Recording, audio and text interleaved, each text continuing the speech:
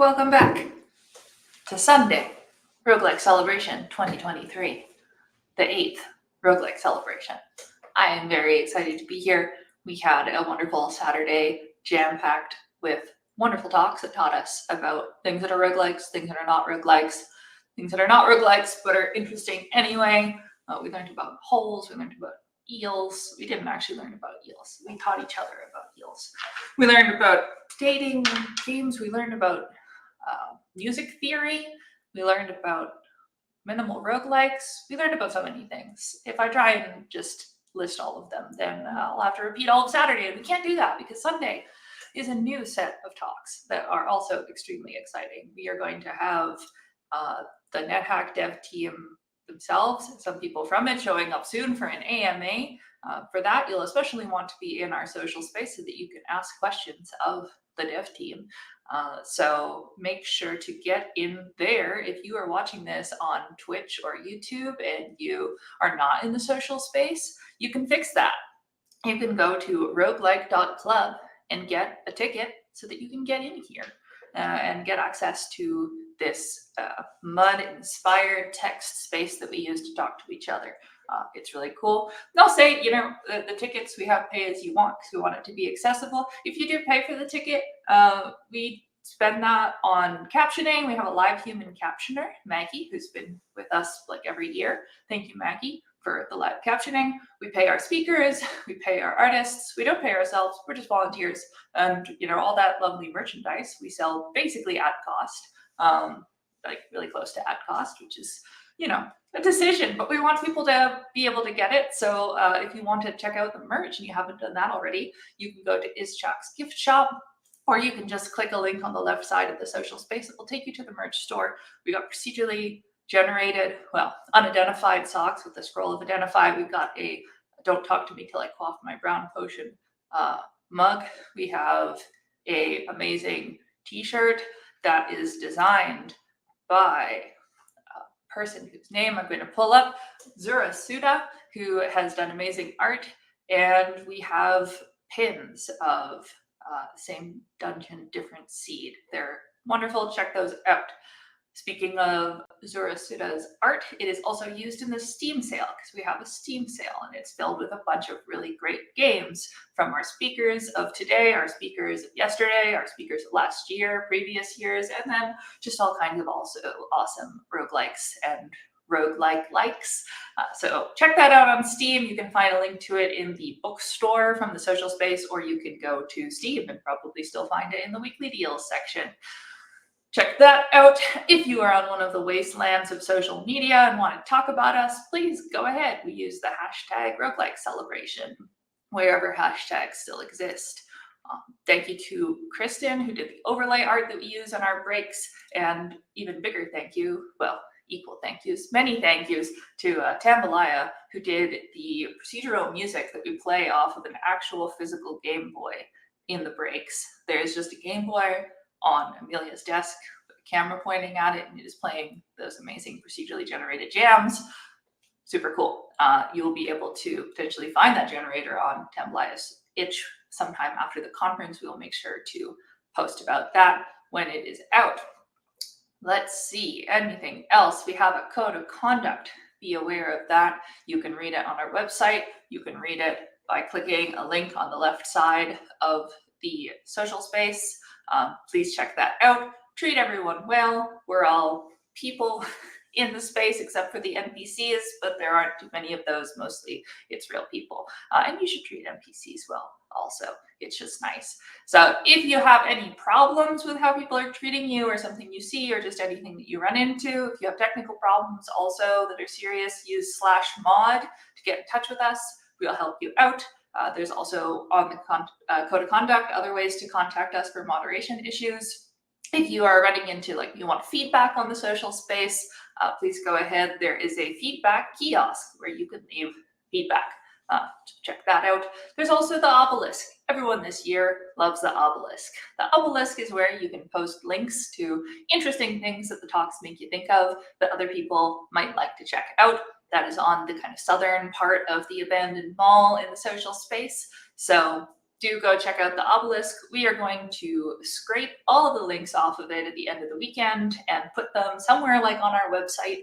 We will put out a note in the newsletter, which you can sign up for at roguelike.club, that tells you where you can get those after the con, because it's just a wealth of fascinating information and follow-up. So add to the obelisk, check out the obelisk, and have a lot of fun. We're going to have talks, we're going to have social breaks.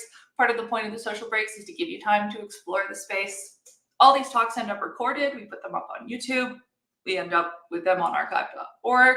So you will be able to check out the talks after. So if you need to take a break, if you need to just explore, if your brain can't comprehend any more wisdom from these speakers, don't feel too bad about needing to just take a break. You will be able to catch up on it later. So let's see, you can keep an eye on the schedule to know what's coming up next. We have breakout rooms, which I will explain whenever we're doing them. It's basically a chance to have follow-up discussions with speakers. We have them at the end of any of our talk blocks. If you are having issues with the social space, we appreciate your patience. This is something we make ourselves as volunteers. So it is not enterprise-grade software. It has its own hiccups. The main one that we're aware of, that we're always trying to fix and has gotten better, but still not perfect, is that sometimes you get desynced from the chat. And so if the theater seems like totally quiet, which it rarely is, first thing to try is just like leave the theater, go to a different room, come back. Most of the time that'll fix it. You can also do a refresh, and hopefully the combination of those two things will fix it. Also, don't try and have it in multiple tabs. That doesn't work very well. Try and stick to just one tab. That's the main kind of things to keep in mind.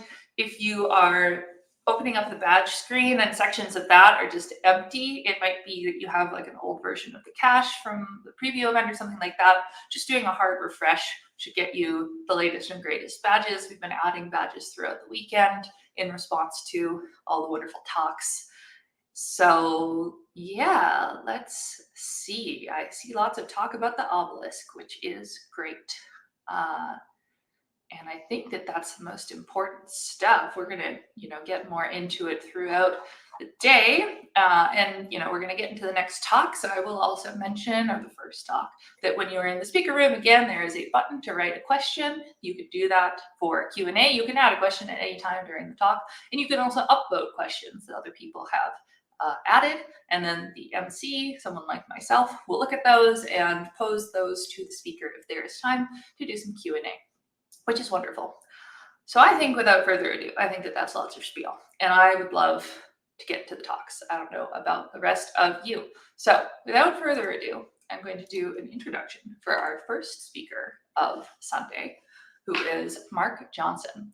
Mark is a developer of Ultra Ratio Regime, a 12-year, so far, project focused on the procedural generation of challenging puzzles, cryptic riddles, and obscure mysteries within an extensive and intricate, visually and culturally detailed world. Think Dwarf Fortress Adventure Mode meets the Outer Wilds, or La Milana. Version 0.11, in which the world becomes finally detailed enough to now actually begin adding in these procedurally generated riddles, is due out in 2024. Alongside his roguelike work, he completed a PhD many years ago, and after various postdocs is now an assistant professor of games research at the University of Sydney.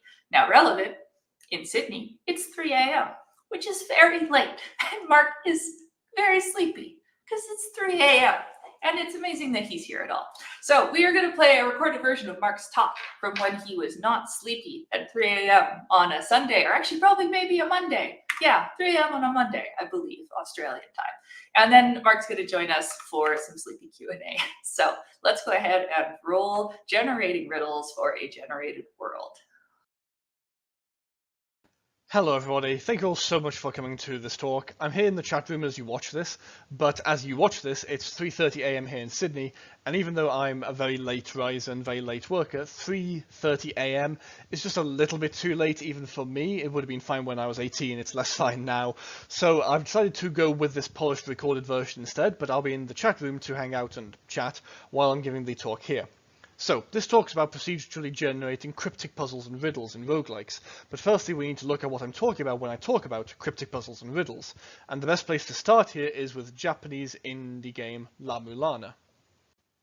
In La Mulana, the player explores a vast world filled with puzzles that begin as merely cryptic or obscure, but later on, as the game's difficulty ramps up, require the use of extensive note-taking, map drawing, deduction, and astonishingly precise and meticulous observation of the in-game world.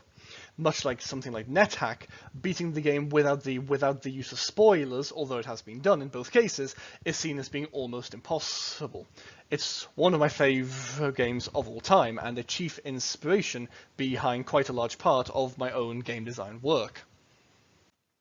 So to start off with, I think an example of this genre of cryptic puzzle riddle mystery is quite useful here. So quite late in La Mulana, the player encounters this room with these giant scales, and finds that by pressing the buttons on each side, gemstones can be dropped down onto each side of the scales.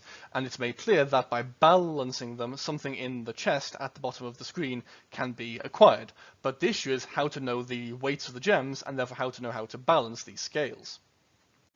Well, clues in this game are scattered quite widely across a massive world and are in general found on these things called tablets. So this tablet, for instance, in a completely different zone from the scales, tells us that each gem is known as a heart, in air quotes, and has a colour, and some kind of thematic link. Although, of course, the player here has to make the link between this tablet and the scales puzzle they've just seen. We also note that two of the gems are both described as being white, so how might we distinguish them, and two of the colours are unknown. But even so, this clue is the kind of first step towards making sense of this puzzle. Elsewhere in the game, and I stress this is a game which can take hundreds of hours if you're playing spoiler-free, so all these clues might be seen across hours or even tens of hours apart, is another clue for the player to realise is part of the same puzzle. And this clue tells us what each heart, what each gem weighs. Combining these two clues tells the player a great deal, but we still don't know some of the colours for some of the gems, nor how to distinguish between the two white gems. And so what at first looks like quite a kind of simple puzzle, once you have these two clues, which talk about colour and weight, in fact unravels to feature far more pieces than it at first seems, and requiring far more disambiguation in terms of colour and weight in order to make sense of which gems should go where. Then, in yet another completely unrelated part of the game world, is yet another clue, which mentions a sapphire gem. Sapphires are blue, of course, and so we then know once we found this clue that the blue gem, one of the two we didn't know the specifics of, is a sapphire, and so the last gem must be whatever's left over. With this third clue, some of the ambiguity in those first two clues, especially the first one, which was missing some words, has thus now been resolved. Then, in yet another location, another clue turns up, and this one explains the white gem representing purity, so think back to the first clue, where each gem had some kind of thematic association or link, is the diamond gem, and so the other one must be the other white gem. Again, through this clue, combined with the prior three, we gain more clarity over how these gems work, and how each of these gemstones is being defined by the game. So with all of this data, we can now add up the weights of the gems divided by 2 and feel confident we know exactly which gem is which colour and which shape, and thereby be able to split them onto both sides of the scales and finish this puzzle. But when we do that, they come to an odd number, which is pretty frustrating. But the player seems to be able to jump on the scales themselves, so maybe the player's weight will be the deciding factor here. But how can we find that out? With this question, the puzzle once more expands. In yet another location is a hard to reach and very, very, very easy to miss pair of scales, although the game does not in fact tell you they are scales. When you stand on them, it tells you the player's weight, as we see here, but it does so in the game's fictional language. And so another step of this puzzle now presents itself. We need to figure out what these numbers mean if we are to then work out the player's weight and thereby work out which gems go on which side and which side the player should jump on to balance these scales. We can tell the player doesn't weigh 11 or 22 or 33 and so on, as we see 2 symbols here rather than 1, but beyond that we can't know anything more. So we need to work out how to read this language. To solve this part of the puzzle, there are a number of options, but the easiest one is to find this tablet. The written content is unimportant for this puzzle, but the important thing here is that the tablet has the numbers 1 through 9 and 0. The player at this point then has to remember that they can turn off the functioning game, which automatically translates the runes text into English, and then by comparing the English text to the ruins text can compare which characters are which numbers, as the language is just a simple substitution cipher in essence, and work out what the player weighs. And it turns out the player weighs 61 something. And so with all this info, we can finally solve the puzzle. The sum total weight of the gems and the player adds to 488, which does divide by 2. And with a little bit of manipulation of the numbers, the only way to get those numbers up to 244 on both sides is in the way I've put down here. So on one side there's 4 gems, on the other side are the other 3 gems, and then right at the end, the player also must jump on the side with 3 gems, and then both sides will weigh the same. And the puzzle, after all these sequence of clues across huge portions of the game world, will finally be solved. And so with that, we can finally bring together all these different components to complete this tricky puzzle. One of the things that makes puzzles in these games, and La Mulana is a great example of this, so compelling I think, is that every puzzle requires something a bit different. Maybe some do require you to do maths, but maybe others need you to understand the game's language. Some need you to pay attention to the layout of the map, or the layout of specific areas, or the names of areas, or the names of rooms, or what NPCs will say to you, or even obscure things in the background of a room one would normally never even pay attention to. And this ability to consistently provide new sorts of puzzles which always demand new kinds of attention and new kinds of thinking outside the box and new ways to kind of address oneself to the in-game content and to rethink what's important here, what matters here, what aspects of the game's world and what the game is showing me, what aspects of these matter, is very compelling. And this is quite different, I think, from having a kind of single puzzle type and then iterating on that puzzle type over and over and over. I think this is hugely compelling, these kinds of cryptic puzzle, riddle, mystery type puzzles, and are also very, very tough for the player as well. Now, there are, of course, many other games with these sorts of puzzles. The style, I think, really came to its first prominence with Mist and Riven, but can also be found elsewhere. Fez, for instance, presents itself first and foremost as a puzzle platformer for most of the game's length, but then also becomes extremely cryptic towards the end. Another game which pulls a similar kind of trick in some sense is Environmental Station Alpha, which starts as a fairly standard, though extremely good, Metroidvania, before then becoming this large and very cryptic hidden end game when you're close to completing the game. The Outer Wilds, in turn, is probably the most famous recent example, I think, and Tunic also is a game from just the last few years, which features a lot of these similar kinds of cryptic puzzle riddle challenges in it.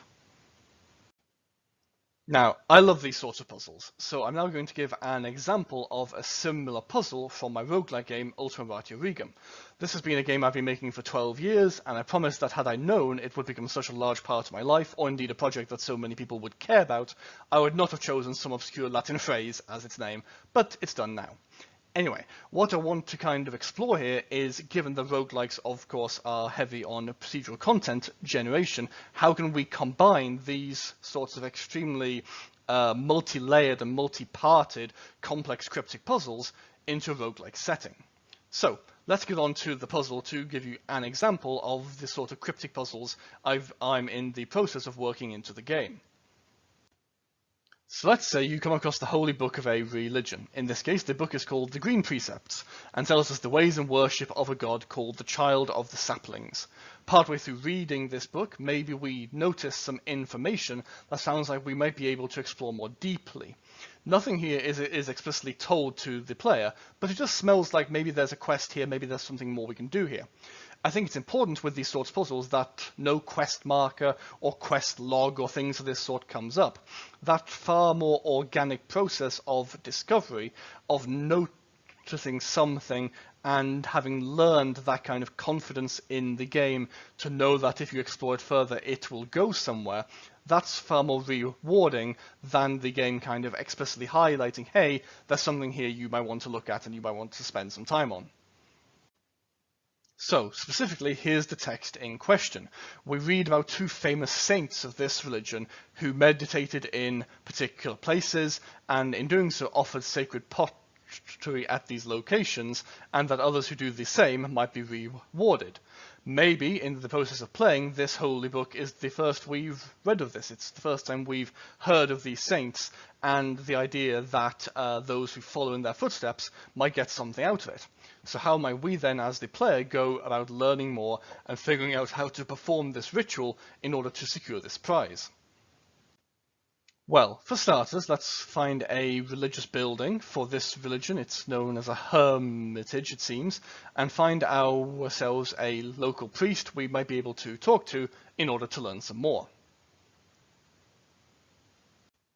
Now we've found him, maybe we have a chat with him and ask him about his religious beliefs, his holy book and the like, and sure enough, after a certain point, he tells us what we need to know about the two saints we've just read about and how to go about trying to reproduce their pilgrimage. Specifically, he says one saint can be learned about from a local merchant who sells mighty blades, which sounds like it might well mean swords, for instance. And for the other, we should look behind the easternmost statue in the vestry of one of this religion's hermitages near a poorhouse in the north of this city. So now we know where to go to get some more data. So first, maybe we take a look at the city and spot there is indeed one almshouse in one of the two northernmost districts of the city. We go to this zone and we enter the religious building and we take a look at some of the walls there. Most of them don't contain anything special, but sure enough, and there's a statue of the god as well, most don't contain anything, but the wall directly to the east of that statue, as was told us, has an inscription on it we hadn't spotted before, and this inscription mentions a place of nourishment and where air flows through the mines. So these are the things we might need to decipher if we are to work out where to go to complete the first half of this pilgrimage. So to do that, we can have a look around some of the towns in this civilization, for instance, which all use a similar sort of naming style. And although the first few don't seem right, this southernmost town here, called Skull of the Skies, seems to hit the second part of the clue well. And sure enough, it has a granary. So maybe that's the solution. With this new data, we now have the two key parts of this first clue translated: which town to visit and where to place this first pot in order to mirror what the saints in this religion once did long ago. So we do indeed travel there, we find our way to the granary in this town and we place a piece of pottery down. That, assuming we've understood this first clue correctly, should be the first part of this quest complete. So now we can go back and take a look at the second part and see what we might need to do there as well. Let's therefore look back again at what the priest had to say. We've done the second part, but now the first part. We want to find a local merchant, and supposedly they have some info on what the second saint got up to and where they went to meditate. So we leave that housing district and travel to the local market district and find our way to the appropriate merchant, who in this case is indeed a swordsmith. We can have a quick chat with them and indeed confirm that they worship the right religion, so it looks like this is indeed the merchant we need to be engaging with. Later, we find their home, and alongside the normal chairs and tables and bed and so forth, we do indeed find that they have a note, although it's quite a cryptic one. Let's take a closer look at it. A cold hand holds a gem and the bane of Iroquois VIII, below which the sacred pot was placed, facing the dread slum beyond. Well, we've seen that there is a slum on the edge of the city, so we're probably in the right place, and the mention of the sacred pot tells us this is referring to the same religion whose ritual we are trying to decipher. This clue, however, seems to have many more pieces than the previous one, so let's see whether we can make sense of it. Well, taking a first look again at the city we are in confirms it's called Fist of the Snow, which is very close indeed to a cold hand. So I think it looks like we are staying within this city for this one, rather than going to one of the outlying towns. We also then maybe have a look over the districts in this city, and note we have a lot of different taverns here, such as the Brave Witch, the Quill and Cat, which sounds like a great place to drink, many others, and one here called the Sapphire and Gambler. A sapphire is, of course, a gem, so maybe this is a clue. But does this match with the other part of the clue describing the bane of a past king of this nation? To find out the answer to this, let's consult another book, The Life and Times of Iroquois VIII. On a page, a fair bit into the book, we do indeed find some very useful data here. I quote, Iroquois VIII this time also began to frequent the houses of gambling to be found within Fist of the Snow. One of these, the Hall of Wagers, spread a number of different games, and his grace was soon found to be spending much of the royal treasury here.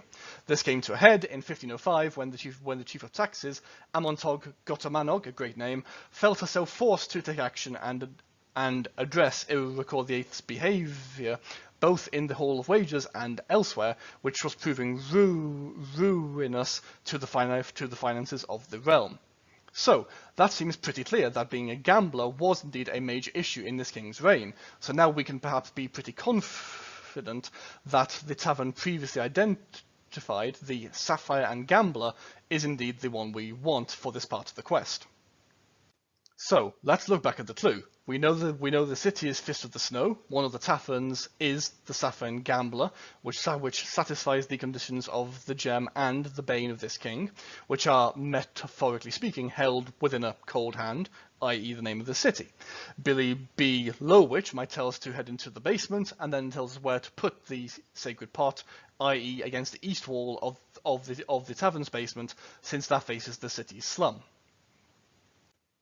Now, again, let's put this into action. We travel to the right district and fast travel to the tavern. We head inside, hop down into the basement. I hope the innkeep doesn't mind this. Head to the rightmost wall and place the pot down. That should now be both clues fully deciphered. So, time to check back with the priest. We return to the priest who first gave us information about this quest, and as we chat to him, he quickly confirms we have indeed successfully followed in the steps of the two saints of the Child of the Sapling, and has given us a gift. This rather handsome religious relic, a nice golden goblet. Now, let's take stock of this puzzles, and this is the really key part of this talk, I think, now. The puzzle in La Mulana was, of course, completely handmade. Every aspect of it was created specifically by the designers to yield this one exact puzzle, including what the clues were, where they were, how the player was meant to make connections between the clues, the unique room in which the puzzle is in fact solved, the specific values of each piece, the relationships to other puzzles, such as translating the language, and so on and so forth. And now we come to the big reveal, which I know people who do follow my work will have already guessed, is that the puzzle I showed off in Ultima Ratio Regum, although being of roughly equal complexity and crypticness, was entirely and wholly procedurally created. To be clear what I mean by that, I mean that every single component of this quest, in air quotes, was completely unique to a given playthrough and will never be created again for any other player. The religious building we explored to find the priest in was generated, as was the priest himself. The note we found with those 5 aspects that needed deciphering was also procedurally generated. Both of the books were wholly generated, their names, their covers, and the contents inside them. The inscription we found on the wall in the religious building in the Hermitage was also entirely generated by the game, along with the 2 components that made up that clue, and indeed the lovely religious relic the priest gave us as a reward for figuring it all out was also entirely generated from a system that can create tens of thousands of unique goblets. So every single part of this quest was procedurally created, rather than being handmade by me as the designer. So, in the second half of this talk, I'm going to say a little bit about how I go about creating these puzzles and making sure that they work correctly. Firstly, how are these puzzles and their clues created? Well, firstly, in URR, one thing I do is I track all features that are going to be created within a certain zone or in a certain building, even if they haven't been created yet, and I do so in pretty meticulous detail. So let's say I know, for instance, that when the player arrives within a certain district in a certain city, the game will create a great cathedral, which might look something like this.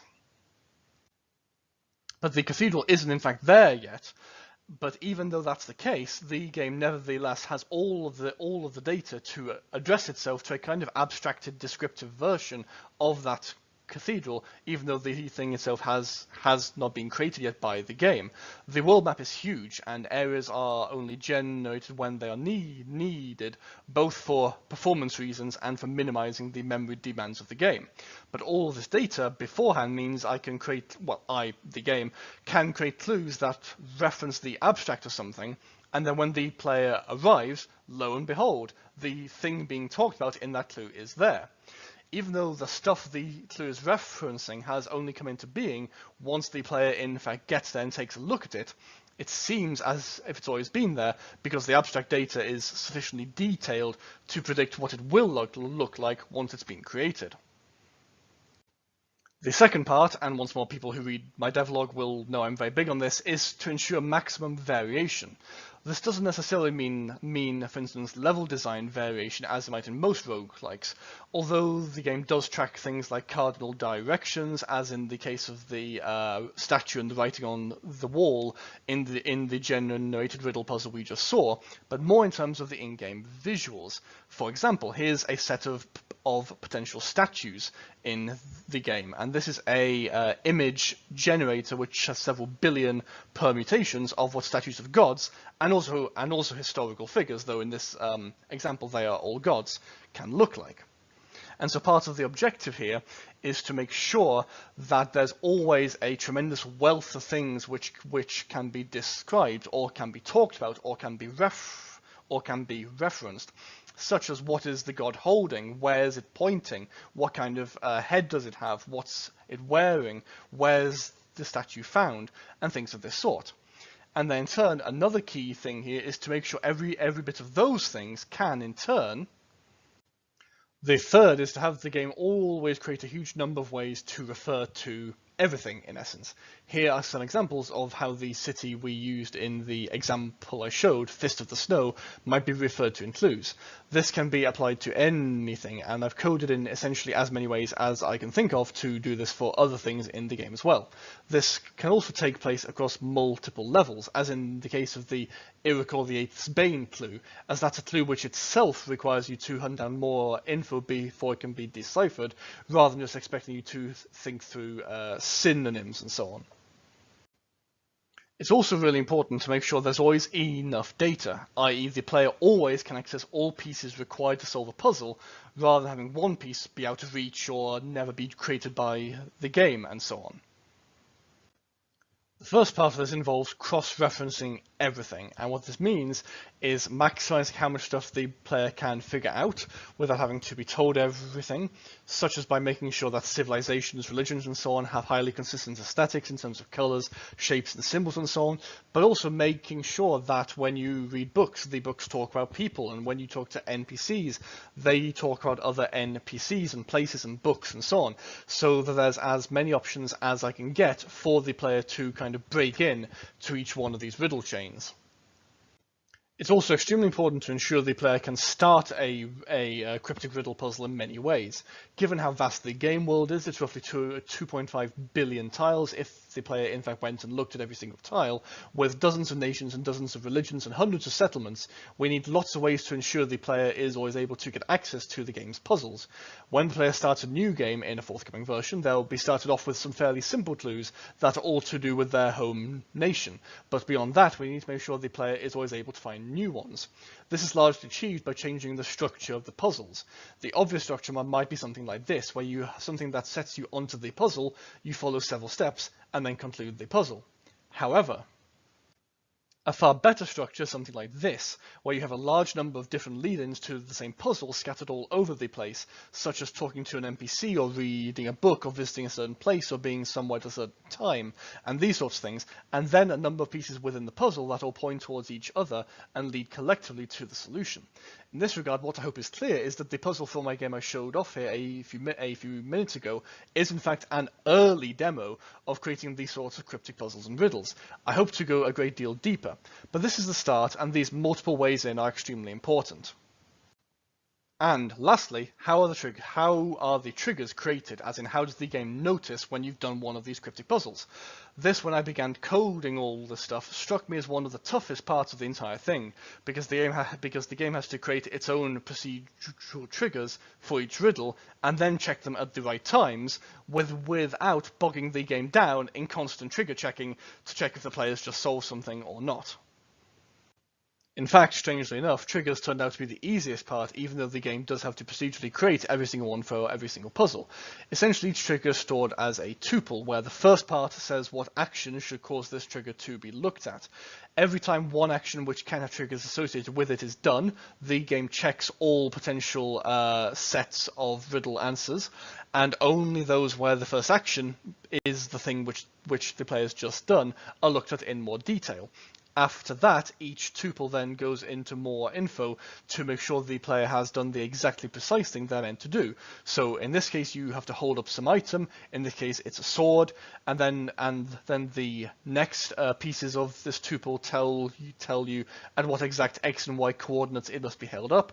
And then the final set, which can be nothing or can be quite long, is a list of modifiers. So for instance, in this case, it doesn't just have to be a sword at that location. It must also be a full moon at night, and the sword must be long tracive different from the one whose lands this puzzle is being solved within. In turn, each location on the world map then has a list of triggers to apply to that zone. When some action is taken, it looks only for tuples in that area of the world map and check what the action type is in each trigger. If it's the wrong type, like I say, then the rest is ignored, and if it's the right action type, then the game spends a millisecond longer checking all of the details to make sure whether or not it's correct. And so in this way, these generated keys, as it were, are extremely computationally easy for the game to both create and to check on quite a regular basis. So, where does this leave us?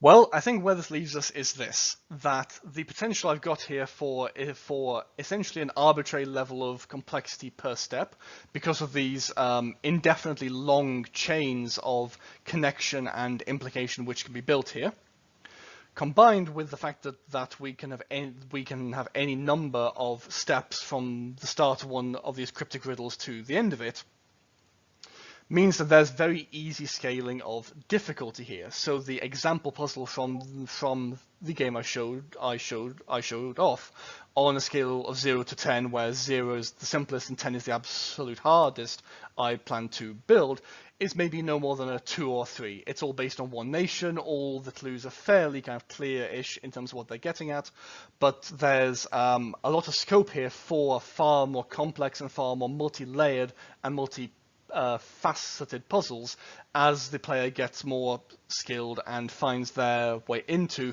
increasingly complex and challenging riddles. And also, of course, there's still many more pieces to add as just a little kind of teaser here. And, of course, if you will forgive me for doing a little teaser here, text-based clues, or rather word-based riddles and clues, are not the only types of clues we can have. So, for instance, the game can also create these sorts of letter-based clues, and I don't really want to kind of explain more on how these are solved right now, as that's part of the mystery.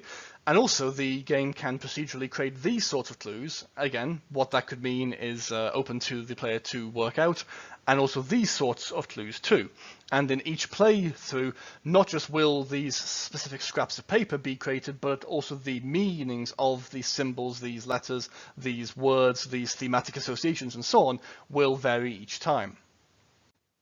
And I think that's pretty much everything. Thank you so much for listening, everybody. Please do give me a shout on Twitter or by email or my website if you have any thoughts or comments or questions. And I'm also in the chat room right now to talk for a little while, although I think once it's 4 AM my time, I will have to call it a day. Please also note everything I've shown here is still in dev and might therefore change a little bit between now and release. Anyway, thanks again so much, and hope you all have a fantastic rest of conference. Thanks all. Take care. Bye for now. Wonderful. Hi, Mark. Hello everybody. Hi there. Thank you for listening to the pre-recorded version. Yeah, no, thank you for doing that.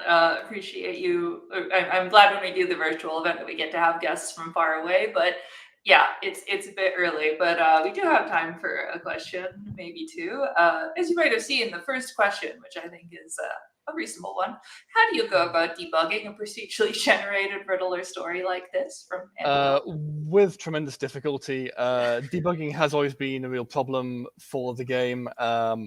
Essentially, I have a bunch of ways of only looking at the riddles in the game while looking at absolutely nothing else, and then allowing them to just create themselves over and over and over, 1,000 times, and then checking a kind of illustrative subset of those riddles. And I'm sure it's not perfect. Like I said in chat, I've just put out a release with 200 plus bug fixes, which I think speaks to some of the issue here. But hopefully it'll work. Yeah. Yeah, no, excellent. I mean, that's interesting. That reminds me even of yesterday, like Elliot talking about the name generator of, like spit out some demonstrative examples, look at them, go from that. So yeah, that makes sense. Here's a question from Yanez. When tracking down a treasure, is there something preventing key people to ask for info from dying or from one of those important objects holding clues to be destroyed? That's a really good question. The answer is right now, no. Right now, it could definitely happen, yeah, that you throw a grenade at a wall and the wall's destroyed, but that wall had the crucial bit of data on it. So in terms of the lead in to the puzzles, because like I mentioned, I'm trying to make sure all the puzzles have many, many ways to gain access. I don't think that's so much of an issue there, but there's definitely still scenarios where even if there's 10 lead-ins, if all those lead-ins are books, people's places, and so on, all the books are destroyed, all the people die, all the places are blown up in some way, and so on. So I don't yet have a really good solution to that. I think I'll probably need to have some kind of like higher level system which keeps track of how many clues still exist, and when one of them is destroyed or rendered in such a way it can't be accessed and so on, that it will create a new one and kind of fake the new clue so that it looks like it was always there, even though it wasn't in fact always there until the old ones got destroyed. So that doesn't happen yet, but it's a pretty niche edge case. It's one I do need to deal with, but right now it's not dealt with. Yeah, well, I like that. And, like you got into, part of the answer is that you don't rely on only one way in. And so you have that, like, a lot of things need to go wrong before it truly, like, every input has been destroyed now, which is a nice way to prevent that. One, I think, possibly last question from Snow is, so clarifying in a technical sense, is it kind of like a cascade of random selection within kind of further cascades of like, okay, you start with 6 secret important items, you choose which will lead to the items, and then you choose how to represent it, you choose if it's a book and how to represent the book. Yeah, so in essence, in game, I think I call them checkpoints. So I'm thinking of that as like, what are the points within the puzzle chain when you have enough data to move on to the next set of things, which will give you the next bunch of hints. And so it creates a chain of those, and then once it's created those, it thinks about how can I distribute the clues for each part of this chain. So are there books, people, places, and so on. And then for each of those, it creates the, is this an inscription upon a wall? Is this a book? Is this something someone will say? Is this how a statue looks? Is this how an altar looks? Is this a secret room inside someone's house? Whatever. Right now, someone in the chat, in fact, said it's funny how the priest is kind of putting his religion out to the merchant here. Right now, it doesn't check for logical links. It just makes links right now.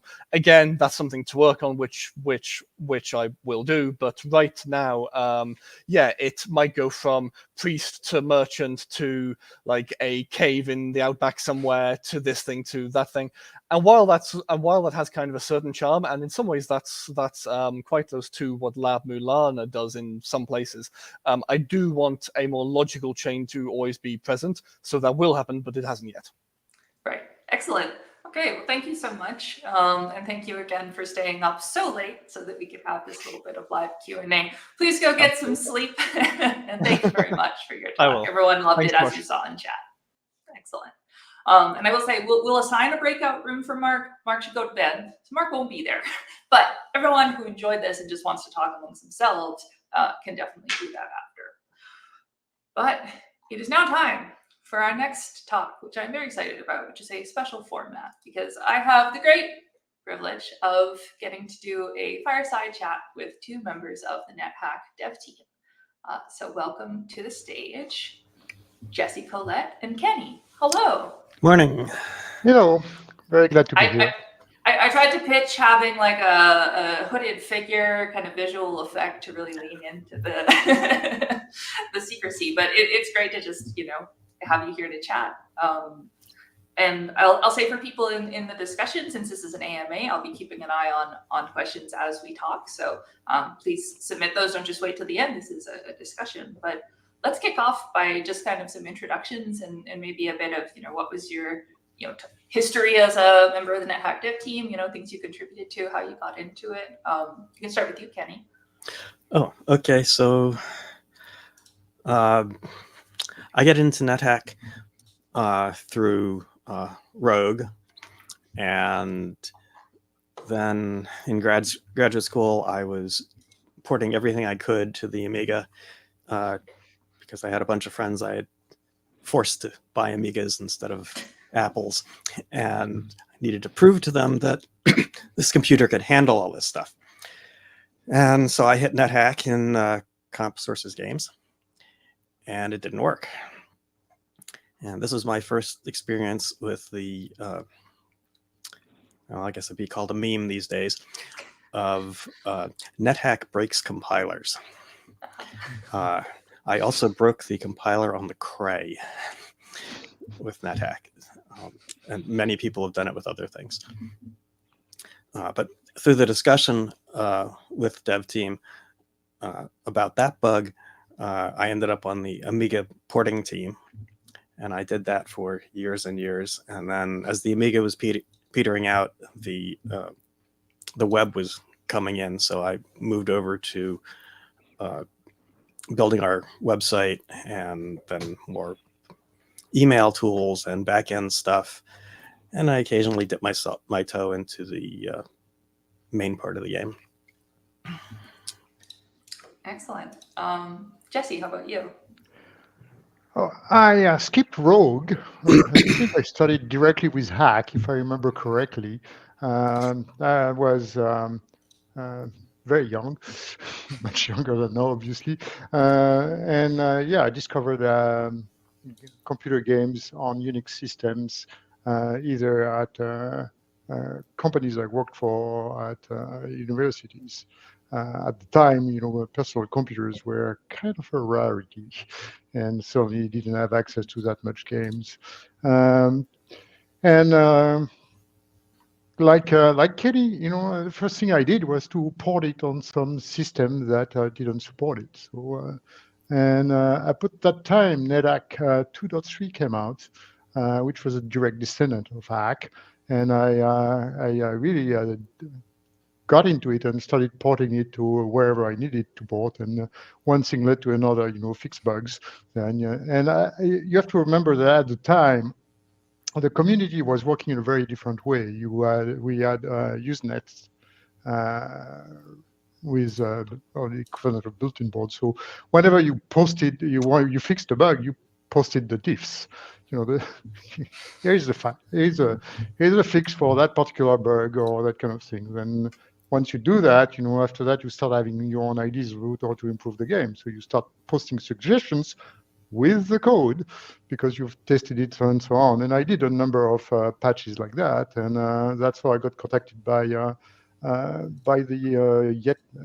at that time nascent dev team. That was 1988, so within the first year of the creation of NetHack, and I joined the team to start working on NetHack 3.0, which was the first version with a really full dev team at the time. And I stayed active for quite a long time, let's say about 12, 13 years, and around the turn of the century, say to ourselves, I kind of drift off, but I still stayed connected to the team. So I'm still technically part of the dev team. I still get the emails, whenever anybody sends suggestions or that kind of things, but I haven't contributed anything in 20 years, basically, except maybe some discussions and stuff like that. Yeah, no, that's wonderful. And I think that, the format of the dev team is both kind of familiar to, like, some people still are doing kind of open source and have their Git repos, but also is kind of unique. And I'm curious, how did that work in terms of deciding to take, what directions to take NetHack in? Is it a lot of discussions within the dev team? Are there certain people who kind of own that? And over time, is it a lot of people coming and going, or were they kind of passing the torch of like, okay, now you are going to start taking charge of this element? That's a great question. Yeah. It's also one that is very hard to actually answer, because I suppose it depends a lot on at what time period you're looking at.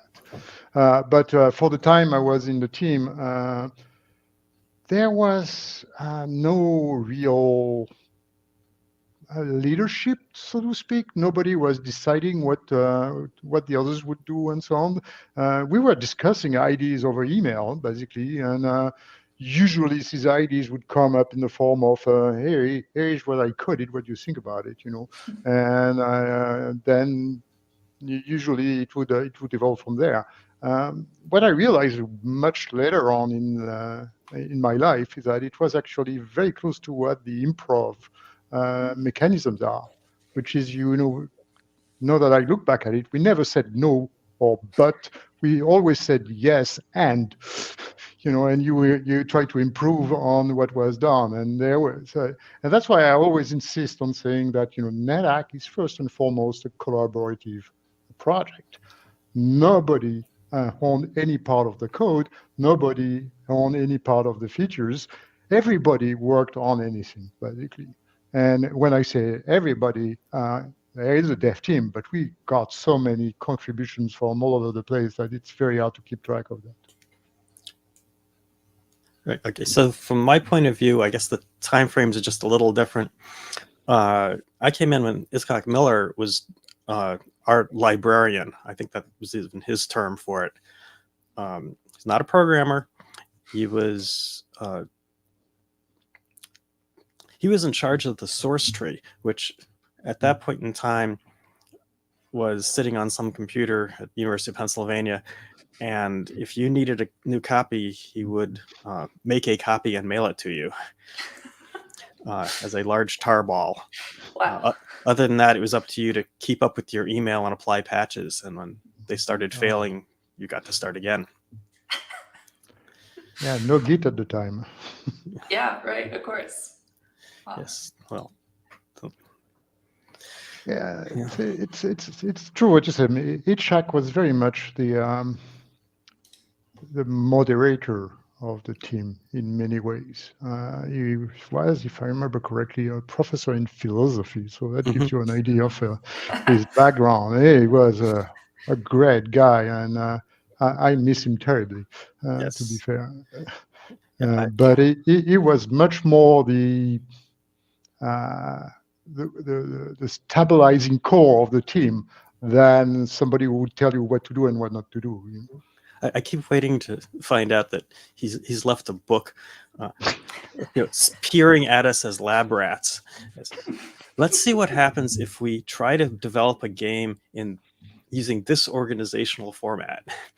Yeah, it's beautiful. I think librarian is a beautiful term for that. And I think it is amazing that, a lot of projects have failed due to kind of lack of structure and things like that. So for it to stay so collaborative, and I think that's very beautiful too, and when I first got in touch with you, Jesse, you told me about how, I think that sometimes the roguelike community kind of jokes about the NetHack dev team being kind of secretive and things. And you were like, no, it's more about like embracing the fact that it's not just a select set of people who built NetHack and that it's this community effort. And I think that that's a really, a lovely way to think of it. Yeah, I can tell you that, when you send that mail initially asking if you wanted to speak anonymously, it got a good laugh in the team,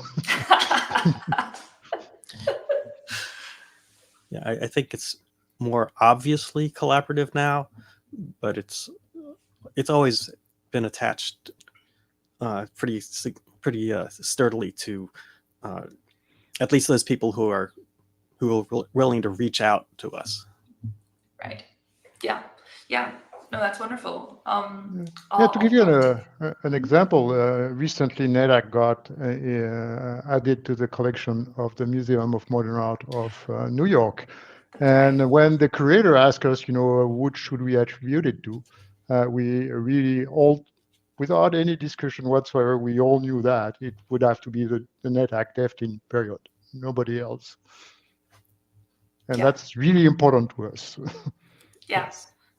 Yeah, I think that is wonderful, and that's why I am glad to get to do this. Is because then so many people have been inspired by NetHack and want to know more about kind of the history and the development, and that's where I think there's some interest in being able to hear some of the stories and get that. I mean, a lot of people in this community have done scraping of Usenet. I know people who would kill to read those emails of the yes and development of NetHack over time, because I wish I had kept them. Yes, I can tell you yes. that. It was a lot harder to keep that stuff at the time. So.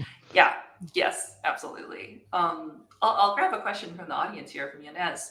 So it's about just the fact that there are so many community projects that build off of NetHack, and obviously in the past there were really forks and everything, but even currently, I don't know if you've heard of Facebook is created this environment to train AI agents on playing NetHack, because their argument was that NetHack is this super rich game that's not very resource intensive. So it's something that they can work with, but just has so much complexity. How does it feel? Have you heard things of that? How do you feel about the idea that these even huge companies are using NetHack as this just perfect example of this really unique game? Go ahead, Kenny, because I'm at the loss there. I hadn't heard that. People shouldn't feel afraid to contact us, and if you have some piece of news like that, we'll add it to the webpage. It's. I actually went to the MoMA opening with my wife, and we've been married 25 years, but I think getting into MoMA and being there and seeing other developers of much more visually exciting games, like NetHack, oh wow, that's so important in my life. It just gave her a better perspective on. I'm not just wasting my time completely. And honestly, it was good for me too, because I don't think we get the feedback that we could, because we spend all our time writing it and not so much sitting around in chat rooms listening to people talk about it. Yeah, it's actually I realized something leading up to that talk, that I was reminiscing all that, and what struck me that NetHack didn't become kind of famous until very late in its lifetime. Until I'd say the late 90s, we only heard from the community directly through rec.games.hack and that kind of things. But then around the mid 90s, the late 90s, we started getting queries from journalists who wanted to write articles, people who were authors who wanted to write books and so on. And that was, kind of, wow, how did that happen, Are you sure they're talking about, NetHack? It's not, they're not confusing with something else. And I think that to me, the day it really dawned on me is when we received a mail from Blizzard, Blizzard North at the time, who sent us an email saying that, when they pitched Diablo to their management, they said, we want to do NetHack with graphics and sounds. And that they had been inspired by that. And I looked at it, and I had played Diablo like crazy at the time. So I looked at that mail, and my mind was just blown. So really, and it's another one of these emails I wish I had kept. God, sometimes you're stupid, Well, I'm glad to have this event, because it is. I mean, NetHack is so beloved and a huge influence. And, yeah, it still like comes up constantly. I mean, and actually, I'll turn this into a question because we had yesterday a talk from Cass about the Sphinx and the provenance of the encyclopedia entries of NetHack and spending time tracing back the particular entry for the Sphinx, which, people spend all this time to try and, dig into that due to this love for it, which I'm curious, actually, did either of you ever contribute anything to stuff like the encyclopedia? Like, was there a chance, did lots of people kind of throw in of like, oh, let's do this monster, oh, let's have like a reference to this, or was it more some people were really into that? Yeah, go ahead. Oh, okay. Well, I actually dug through the commits, and a lot of what I did happened before we got to Git or even Subversion.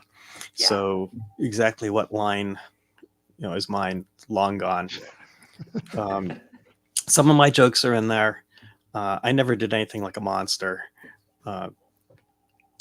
It's just not the way I tend to approach things. I am responsible for the rip screen on the Amiga that has a moving moon. It's really terrible because I am not an artist, but I think that was the first not completely ASCII art rip screen. Wow, amazing. Yeah, just little things that have gotten lost. I think I did fake mail, though I couldn't prove it from the history we've got. Can you explain fake mail briefly? Well, once upon a time, if you run NetHack on a system that you're sharing with 500 of your friends, when you get mail, when you get email in your mailbox, it will show up as a scroll in NetHack. You would have the mail demon actually show up. Yes. Yeah, mail demon, yeah. Yes.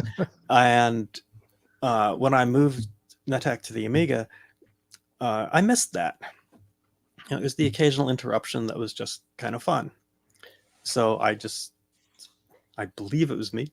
I just added this thing that just triggered the mail demon relatively randomly, and a bunch of pieces of mail that obviously aren't real because you can't extract the mail from a PC real well. That's wonderful. I'm pretty sure, and someone can correct me if I'm wrong, but I think if you play, there's NetHack that you can play in the browser, and I believe there's a way to send messages to people who are playing NetHack in the browser and like look into their game, and then it uses the mail demon system to deliver that message. So that's been repurposed. I love that. I had completely forgotten about the mail demon, which started as a Unix joke, because the mail demon is what on Unix distribute emails. So. If you don't remember that, then nobody's going to remember most of what I do. Some of us remember. People at this conference. Yeah. How many people have dug into the 3.7 code enough to know that I added sandboxing to Lua,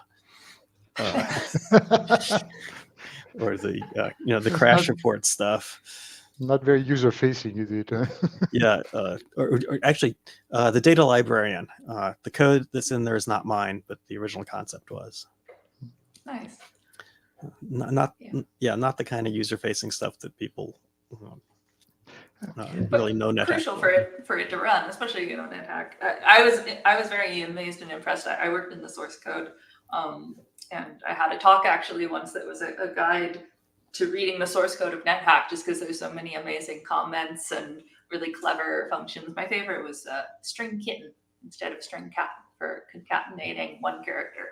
But it was lovely. But I was surprised by just how much code is in there for porting and supporting so many different systems, which makes a lot of sense given just like the community nature of it. But there's so much work in there that people don't see it, other than the fact that they see NetHack runs on their system, whatever their system is.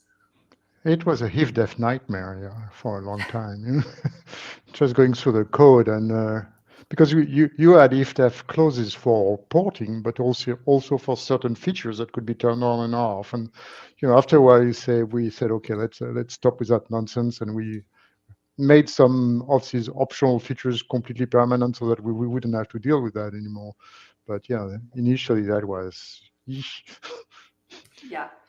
I'll grab another audience question. This is from Yingras, which is just, what character class is your favorite? I guess either to play or conceptually. I honestly play whatever it brings up under random, because Nice. I honestly don't play much these days. Yeah. If I want to do something with NetHack, I want to change it, add something to it. If I'm playing it, it means I'm debugging something specific. So I don't know, if you want stories, how frustrated I get actually playing something like NetHack.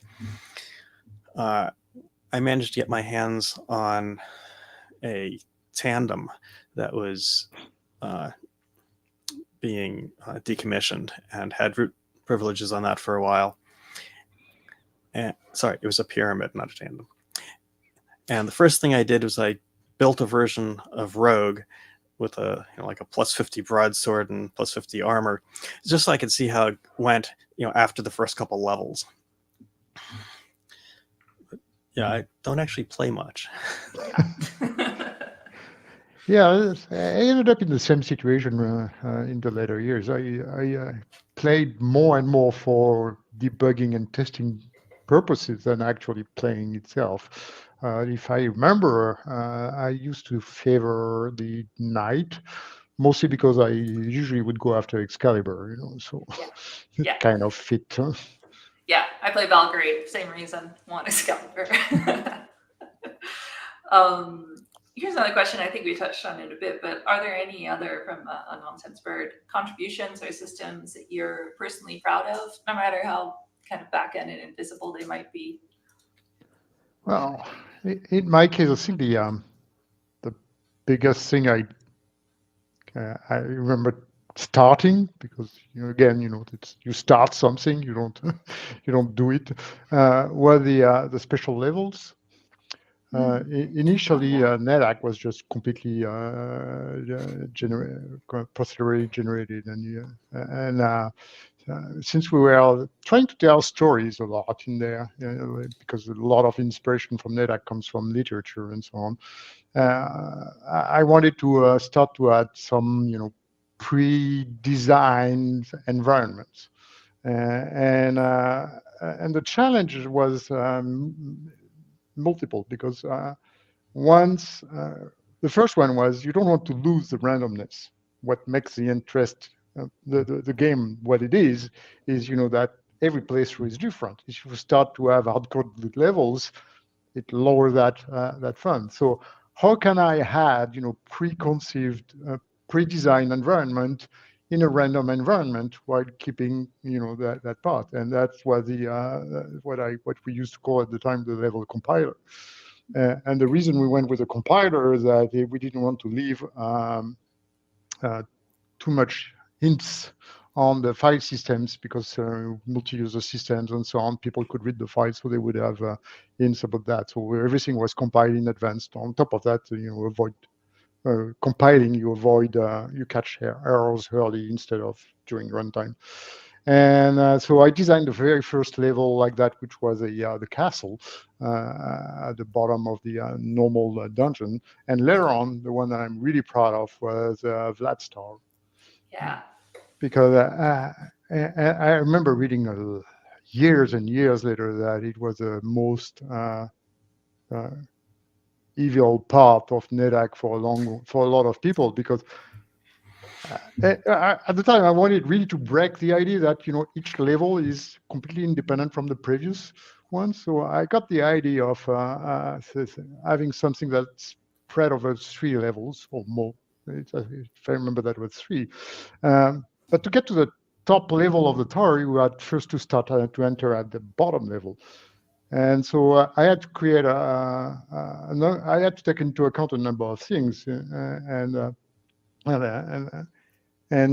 first part was that, okay, how do I stop them from getting to the top level without going through the bottom. So, digging walls, teleporting, all that kind of thing. So I had to add a lot of mechanisms to prevent that kind of stuff. And then we had the stairs problem. At the time, it was very straightforward. You take the stairs down, you generate the next level, you look where the stairs ups are, and you put the player there, down. Well, once you have two stairs, one outside the tower, one inside the tower, you have a problem. So I went with a hack, for lack of a better word. I introduced ladders. So that way I would connect two ladders, and the stairs would connect to the stairs, and that was it. But that triggered a discussion that came up to a new design for the stairs, where we could now connect stairs between levels, and that led later on to a branches system, to the branches in the dungeons. So that's what I mean by the yes and, because I didn't do that part, but that kind of evolved that way. And that's really, I got really fond memories of all that work. Yeah, that's wonderful. What about you, Kenny? Do you have any other particular moments that you're especially proud of? I've mentioned most of what's still there, but one thing maybe I'll mention for history buffs is something that never saw the light of day. The Amiga port was starting to run out of RAM. So the PC port had an overlay system. So I went and wrote an overlay system for the Amiga, but I didn't like how intrusive the PC port, the PC overlay system was. You had every function needed a declaration about where it was going, and it was a frequent cause of breakage. Unfortunately, the way I did this was to run the source code through a modified version of GCC that would figure out where everything had to go and set up the tables and rewrite the code to do that. Then we went to think about distributing this. I asked Jim Stallman, well, is this okay? I need to send this one file from GCC. And he says, no, you have to send the entire GCC distribution. And since at that point, distributing NetHack was already something that required a lot of coordination with the moderators for Comp Sources games, because it was the largest thing that got distributed by, I don't know, factor of 5 or 10, depending on the year. The idea of making it 10 times larger so this one port could have this one file. Just for the Amiga. Yeah. So that never happened, but it did work. Well, there you go. Now everyone knows. I'm glad you got a chance to share. I'll ask one question I think is fun. One of the most famous phrases I think associated with NetHack is the dev team thinks of everything. How does that feel when you're on the dev team? It's a challenge. Yeah. No pressure. Yeah. But yeah, every time I see a patch go by, because internally, while we're using Git, it does get mailed to us. So we have a chance to comment on each individual thing or fork a discussion. Each time I see a patch go by, it's like, okay, but what if you did this in this situation? And, sometimes I'll send email about that, which people will generally reject. And sometimes I'll write a piece of code. Yeah. But yeah, it's I look at it as a challenge. Actually, you'd be surprised that initially, we would be very surprised at what the players would attempt and report on, And so a lot of the dev team thinks of everything is kind of taking credit for other people's suggestions, or even, trying to do something. One of my favorite one was the polypiling method. I don't know if you remember that one. Of course. We didn't see that one coming at all. I can tell you that for sure. That players would start piling up wands on top of each other and zap a wand of polymorph on them to try to get more wands of polymorphs. And we didn't see that one coming. But when we saw it, you say, okay, yeah, that's smart, and we don't want to stop that. It wouldn't be fair. But we have to balance it. So that's when we added the possibility of disintegrating the objects when zapping a wand, because a wand of polymorph, because then you have a risk that comes with that, plus the limited amount of charges on wands of polymorphs. But that's very much what I was saying about the yes and. We would take all that stuff coming in and we'd say first question is, does it make sense? If it makes sense, then how can we make it work? Yeah, no, I think that's beautiful, and I love that that's still a lesson people can take today, and that I think explains a lot of how NetHack got to where it is, and it's very neat to see how it is like an evolving process. Like it got to the point it is because of so many people working together, the community and the developers. So thank you. We are at time, and I will say to end off, I want to just say thank you in terms of I got started at Roguelike Celebration talking about NetHack. I got into roguelikes playing NetHack. And my mother wanted to say thank you sincerely because she plays NetHack. That's how I got into it. And actually, she told me I probably wouldn't exist without NetHack because she started dating my father because he had a computer that if she started dating him, she'd be able to play NetHack on his computer. So I wouldn't be here without NetHack in many ways. It's not my story to tell, but that is not the only marriage associated with NetHack. My fiance and I went to the NetHack MoMA together, so I may also end up with a marriage if I do the NetHack. But thank you so much for being here. This is really special. And just thanks so much for taking the time. And I'm glad to get the chance to be kind of a voice for the community that just is so thankful for all the work that you did on this wonderful game. Thank you. Well, thank you. It was great to be there. I always just love to talk about NetHack. It's been a huge part of my life, and I can't shut up about it when they get me started. So. Me too. All right, well, thank you. It's very hard for me to stop talking about NetHack, but I have a job to do, and luckily, in terms of balancing out, I'm also really excited for our next talk, so I can manage to pull myself away. The next talk is from Leah Alexander. Sorry, fix my pronunciation. Leah Alexander is a writer and narrative designer focused on generative story systems, digital society, and the future. She won the 2019 award for Best Writing in a Video Game from the Writers Guild of Great Britain for Reigns, Her Majesty, and her speculative fiction has been published in Slate and The Verge. She's currently designing games about intimacy and relationships and consults with teams of all sizes on narrative design.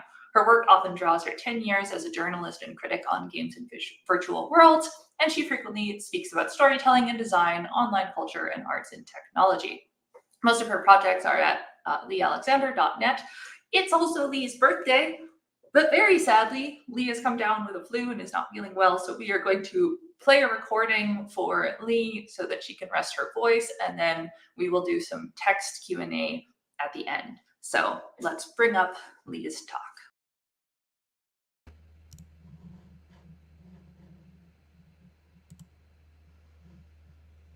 Hi, this is a recording of a talk for Roguelike Celebration 2023. It's called McMansions of Hell. It's about a hobby project that I've made with my colleague, Brian Bucklew. My name is Lee Alexander. I'm a narrative designer. I've been a game developer since about 2016, but I've been in the industry for a lot longer than that. First, I worked as a games journalist. Hopefully none of you remember my lost years. It's a huge honor to be here. I've been interested in roguelikes and generative technology pretty much all my life. I think my favorite growing up was this one, the Scarab of Ra on the Macintosh. And I work on all kinds of things these days, big things, indie things.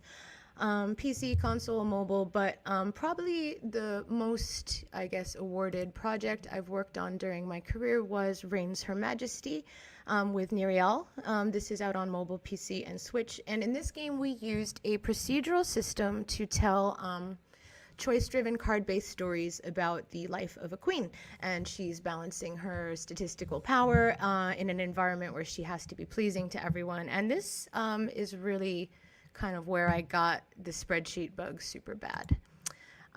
So I'm here today to share currently an experimental project with my colleague Brian Bucklew. Many of you will know Brian from Caves of Quid, as well as for generally his ongoing support for this community, his humane attitude to technology, and I think probably a lot of people in attendance have a lot to thank him for.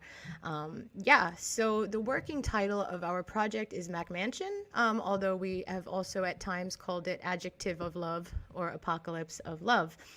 So McMansion is a generative celebrity murder game inspired by reality shows of the Y2Ks, where eccentric celebrities and often aspiring celebrities would be confined to a garish, identikit California McMansion, usually on channels like VH1 and MTV, and their unexpected emotions and the conflicts and drama that would emerge would usually give us, I think, an interesting and humane look into unexpected and bizarre aspects of fame. So McMansion pays tribute to this heyday of reality TV. Shows like Flavor of Love, Rock of Love, Tool Academy, Beauty and the Geek, Charm School. Those were just a few I liked in the terrible 2Ks. The characters are always confined to a mansion or similar space, and they have objectives to pursue, like winning the heart of Bret Michaels, or being chosen to be in a band, or reforming themselves in some way and proving that they've changed. But all the while that they're pursuing these objectives, they are sort of conscientiously displaying the kinds of extreme behaviors that might lead to fame.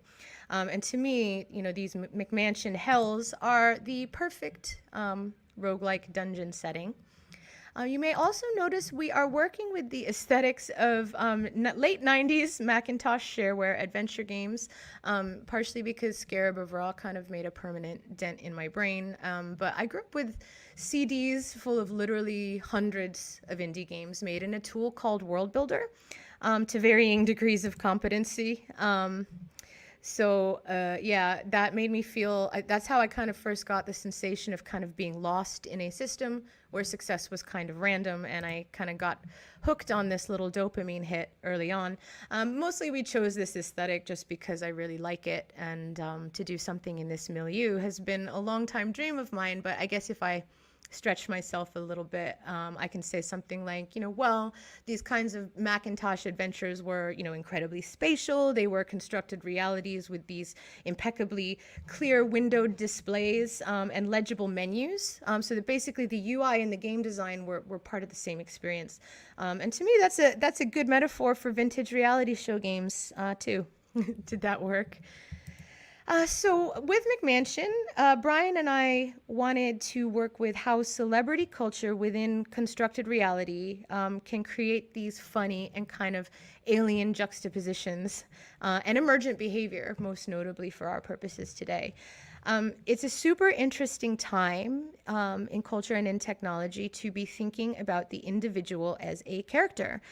These days, we all have the chance to suddenly become a main character, whether we consent or not. We're all creating second versions of ourselves online and performing together in the constructed reality of social media, which causes weird norms to emerge, specifically around the assignation of blame.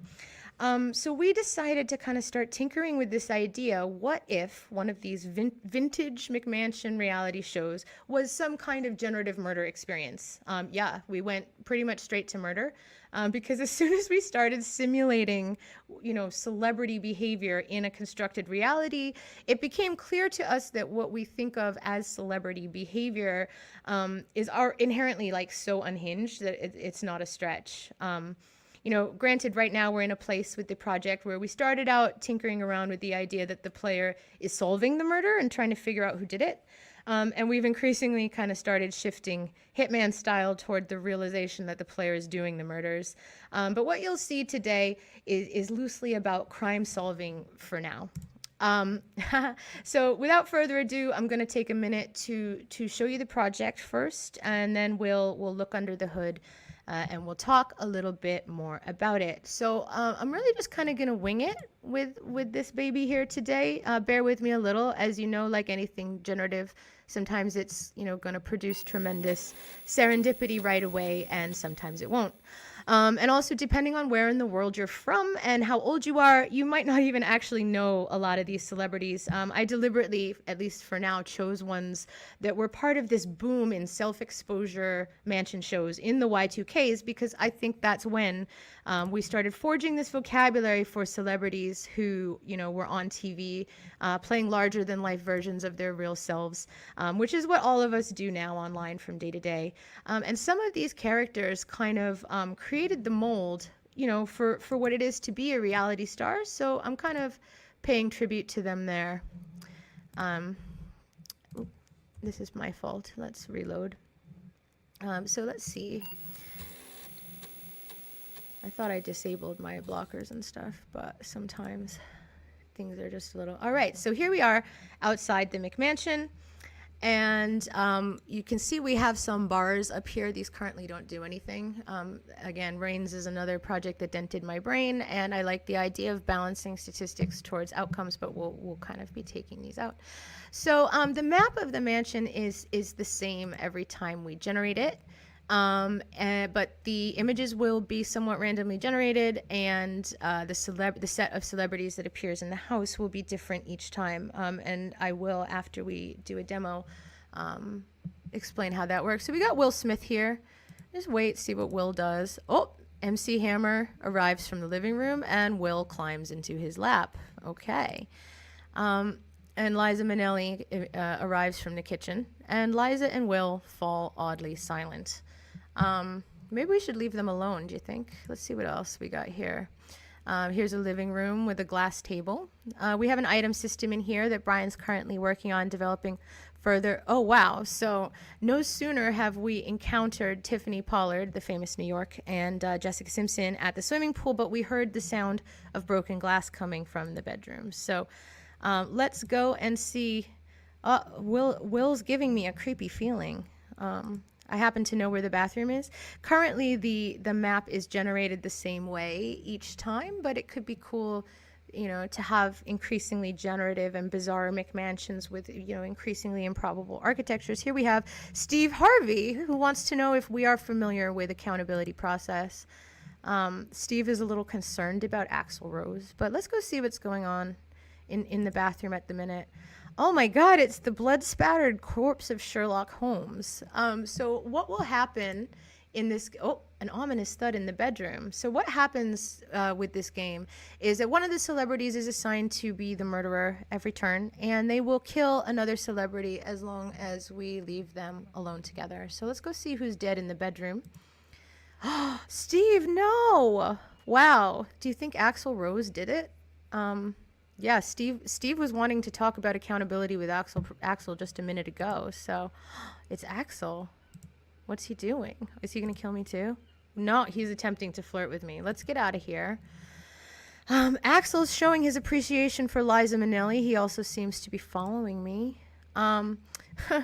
In the kitchen, we see Ellen DeGeneres trying to do product demonstrations, apparently with a cocaine jar, knife, and cutting board. So all of these things are murder weapons or evidentiary items that eventually will be associated with, the method of the murder, because not only, figuring out who had opportunity and motive is important, but also who had a murder weapon. So Axel is following Ellen and Liza around, it sounds like. Axel says wants to play a game. I'm suspecting Axel of being the murderer because he was the only one alone with Steve. I think I saw Travis Barker roaming around in this place too. Michael Phelps, MC Hammer, and Liza. Michael Phelps reports to me that Hammer and Liza were making out. That's probably why Jessica Simpson has gone toward the foyer. So MC Hammer's arrived from the bedroom. Hammer keeps talking over Ellen and Jessica. Jessica doesn't want to be left out. So basically, you see that they have Axel standing way too close to. You know what? Let's get this over with, Axel. So you can accuse someone of murder, which we're gonna do. And we were right. Yeah, at this point, in this particular instance, it was easy to tell who the murderer was because no one else was alone with poor Steve. But let's run another instance and let's see what they do, because the more you pay attention to their little behaviors, there's already this kind of organic harmony in their extreme behaviors and the way that they, interact in the house. So here we are. See, we have a new mansion exterior with the dithering. Here we have Gemma Collins, a famous UK reality star, MC Hammer, Mario Lopez, and Guy Fieri. I wonder what they will get up to. Gemma is being extremely awkward, but Mario points at me and starts clapping. MC Hammer really would like to avoid Mario and Gemma, and now Dave Coulier is here. Kamala Harris arrives from the kitchen, and yeah, we've got a mix of all kinds of celebrities, politicians.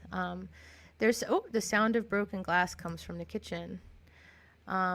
Brigitte Nielsen is here in the living room. She was on The Surreal Life, which was one of the original Celebrity Mansion shows. I wonder if she's the murderer. Where did we hear the breaking glass? Oh no, Guy! Who could have killed Guy Fieri?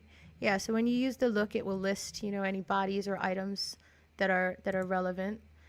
Gwyneth Paltrow, Cisco, and Kim Kardashian are hanging out in the bedroom. Kim is being extremely awkward, and she acts above it all. I met her once at an Activision event, and she was actually one of the most beautiful and gracious people I had ever seen in my life. It was truly astonishing. Now, Gwyneth is trying to pick a fight with her.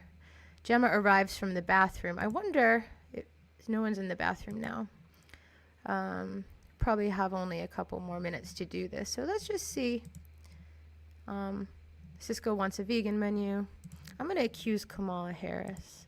Oh, no. So Kamala's not the murderer. We maybe need to just, wait for another person to die. Because then we would know who it is. But, yeah, basically, this is sort of all you do right now. Watch the celebrities interact. Sound like a scuffle in the swimming pool. Now we're going to solve it because Lindsay Lohan's the only one here. Pool noodle with bloody fingerprints. So Lindsay Lohan has killed MC Hammer with a pool noodle. Yes. All right. Sorry, Lindsay.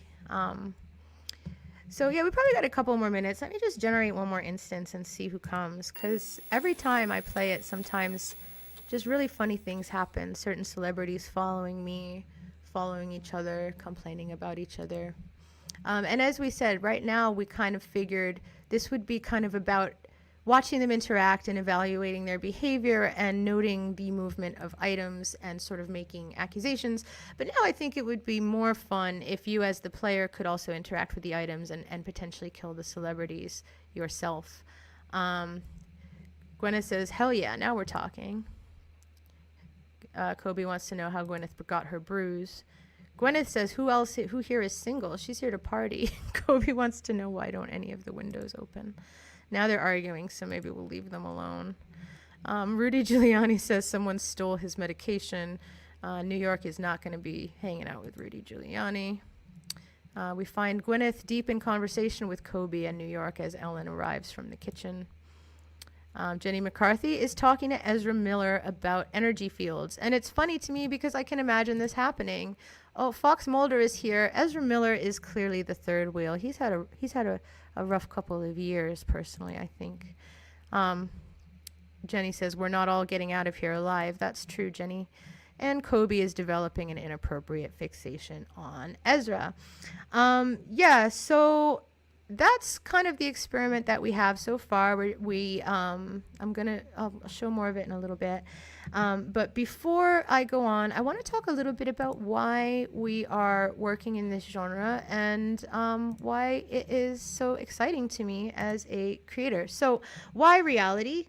and why the Y2K era McMansions. I mean, we all have our little things, and one of mine as a narrative-focused game designer is something that I call constructed reality. And to me, constructed reality means contained simulationist spaces with systems of rules. And sometimes these rules are explicitly games and game mechanics, and sometimes not, but they're rules of some kind implemented to encourage social narrative to emerge. And I think this idea of constructed reality is more relevant now than ever when, thanks to pandemic and social media and algorithms, we're living increasingly as projections in a digital simulation. We're isolated and abstracted from the one-to-one. And as I've said, we're all kind of playing characters in this space online, whether everything is systems and game-driven now or not, and whether we have agreed to participate or not. And I think that's a lot of why murder mysteries and thrillers are enjoying such a huge renaissance right now on streaming platforms. Thrillers and mysteries are also rule-driven, constructed realities about how well you can trust how someone presents themselves and who you think is responsible for a crime and why. And I think that kind of thing is just very valuable for us all to practice right now, studying credibility and studying intention in these exaggerated, unreal worlds where we are all performing. And in particular, this is also for me, reality shows as well as social media are about modeling conflict in simulated environments, like we do on Twitter and like we do on reality shows. I know we have also had Florence Smith Nichols' lightning talk this weekend about how the British dating competition Love Island is a roguelike, and I completely agree. I couldn't be more excited to see this talk, which at the time of recording I haven't seen yet, otherwise I'm sure I would be citing from it quite a lot. So we have these contestants that are trapped in like a paradise limbo circumstance. They're not allowed to have devices, they're not allowed to have pen and paper, or anything that might intervene on the core mechanic of talking to one another in an attempt to match with someone that they can, go all the way to the end of the simulation with. And every, week or whatever, they do challenges that are designed to be disruptive to the social bonds they already have. And the producers will, they sometimes introduce fluffy, swimsuit whipped cream competitions when they want to turn up the heat. And then, when couples are starting to get along, that's when they reveal, fan tweets about their relationships and they make them guess what's being said, or they reveal things from people's past to intentionally kind of mess with their perception and mess with the social dynamics. And this is a system that sometimes generates some truly hilarious results. Caveat, of course, human beings are not simply content generation engines. People often say that reality TV is exploitive, and obviously there are ethical issues. This is just really recently. I could probably find 100 more headlines like this. But I do want to point out that there is exploitation all over entertainment. For example, like the video game industry is an inhumane capitalist machine that often acts as a de facto advertiser of the military-industrial complex. So when people are like, "Oh, reality's trashy and it's so exploitive, and how can you watch that? It's so stupid." I'm like, you're like role playing as an elf and having sex with bears. So I don't know, like, if it helps again, not denying that there can be problems when we're creating these kinds of simulations and putting people into high stress situation for the sake of games. But, we do that all over the industry and we ratify it a lot more easily a lot of the time. And I think, unfortunately, a lot of the prejudices against reality TV have to do with it being stuff that girls like. And also, I don't think we need to assume, particularly in the era of reality shows that Brian and I are citing in this project, that we have to take the participants' agency away to this extent and assume they're just so stupid that they don't know what they're doing and they don't know how they're, being used. People always say it's, problematic for people to be famous for being famous, but I think it takes a lot of a type of courage and generosity to reveal some of your worst aspects in public and to caricaturize yourself and basically be a character for other people in this way. I think it gets a lot more interesting to me when you think of celebrity culture and reality show culture and micro-celebrity culture as a form of game protagonism that occurs in a constructed reality. So now I bet you kind of want to see some spreadsheets because there's some interesting stuff that Brian did that enables us to, make this simulation. So the game itself is a simple JavaScript engine. It's partially used as a practical experiment in Svelte. There's an API in our design sheet that enables real-time querying, and we use this both for the content as well as like styling and presentation things, like the procedural input, like the boot screen sequence that you may have seen. So this is what Brian sent me on Discord when I asked about it. This is not the language that I speak, but some of you will probably know what it means. So in addition, all of the images of our rooms are generated somewhat randomly each instance via a procedurally built query, which we run against the Bing image search API, which is hosted on Azure. The raw images are then post-processed on the client side in plain JavaScript using simple monochrome Floyd-Steinberg dithering, which is how we get that harmonious vintage Macintosh effect that we both like so much. One important thing to note is that at scale, API costs for this would become pretty high, and we're also just pulling images off a search engine with no consideration of provenance, which can cause problems, and those are things we would have to do differently if we wanted to do something like this at scale. So now who wants to see a spreadsheet? Let's do that. So let me see. For the spreadsheet itself, I know all my narrative people in the audience will be happy to see this. We're still experimenting a lot with this, so not every tab is going to be relevant. But starting here, looking at the Rooms tab, and let's blow this up so you can see it. Yeah, so Rooms tab. Yeah, we list every room in the house, and these are the search strings that we use to, query. So all of our bathrooms are like expensive toilet, dark 1990s toilet, mansion bathroom. You notice I'm using the term cocaine decor here. I think that's like a known architectural term, but it's also a curation by a particular person, cocaine decor on Twitter. And the cocaine decor public account does tributes to all kinds of like lavish, excessive, glassy, chrome intensive architecture, which I thought was just really good for the McMansion vibe and for celebrity culture in general. So basically the directional orientation, as you can see, of the rooms to each other doesn't currently change. So we were able to set how each room is adjacent to each other. And then you can see what type of objects are may potentially be generated in that room, and then how they change after the murder occurs. So that is how we generate the mansion. Now let's look at what celebrities are in here. So my one weird trick, you may notice something familiar about these columns. One of my weird tricks for labor saving when you have to create a large volume of content is to create some kind of category for yourself, even if those are totally arbitrary. And in this case, I used the Pokemon elemental table to inform how each celebrity would act. It really helped me to think about, what is a steel behavior? What is a fire behavior? Ozzy Osbourne is dark rock. Et cetera, et cetera. Nicole Polizzi, that's our famous Snooki. She seems like a fighting fairy to me. So, and then I just kind of arbitrarily assigned combinations of elements to each celebrity based on pretty much what type of Pokemon I thought they would be. So we have like Bret Michaels is poison and rock, and we have Steve Harvey, who we met in the house. He's poison grass, because I find that I only watch him when I'm stoned. And I've given Leo DiCaprio ice and water because of my favorite film of his. And Elon Musk is here. He's a normal bug. Some are random. It's pretty much entirely arbitrary. But the point is that it helped me to create some kind of matrix to inform my ideas, which to me is just a lot easier than generating hundreds of unique lines. And we've got a lot in here, I think. We've done a fair bit of work on this, and it made it easier to, there's a bunch of celebrities here, maybe not as many as I thought, but it's easier than starting from a complete blank. The elements importantly inform the behaviors as well. Like here's a normal behavior, here's a fire behavior, here's a water behavior, especially if you're like me and you're into tarot and woo-woo stuff and you already associate elements with feelings or behaviors.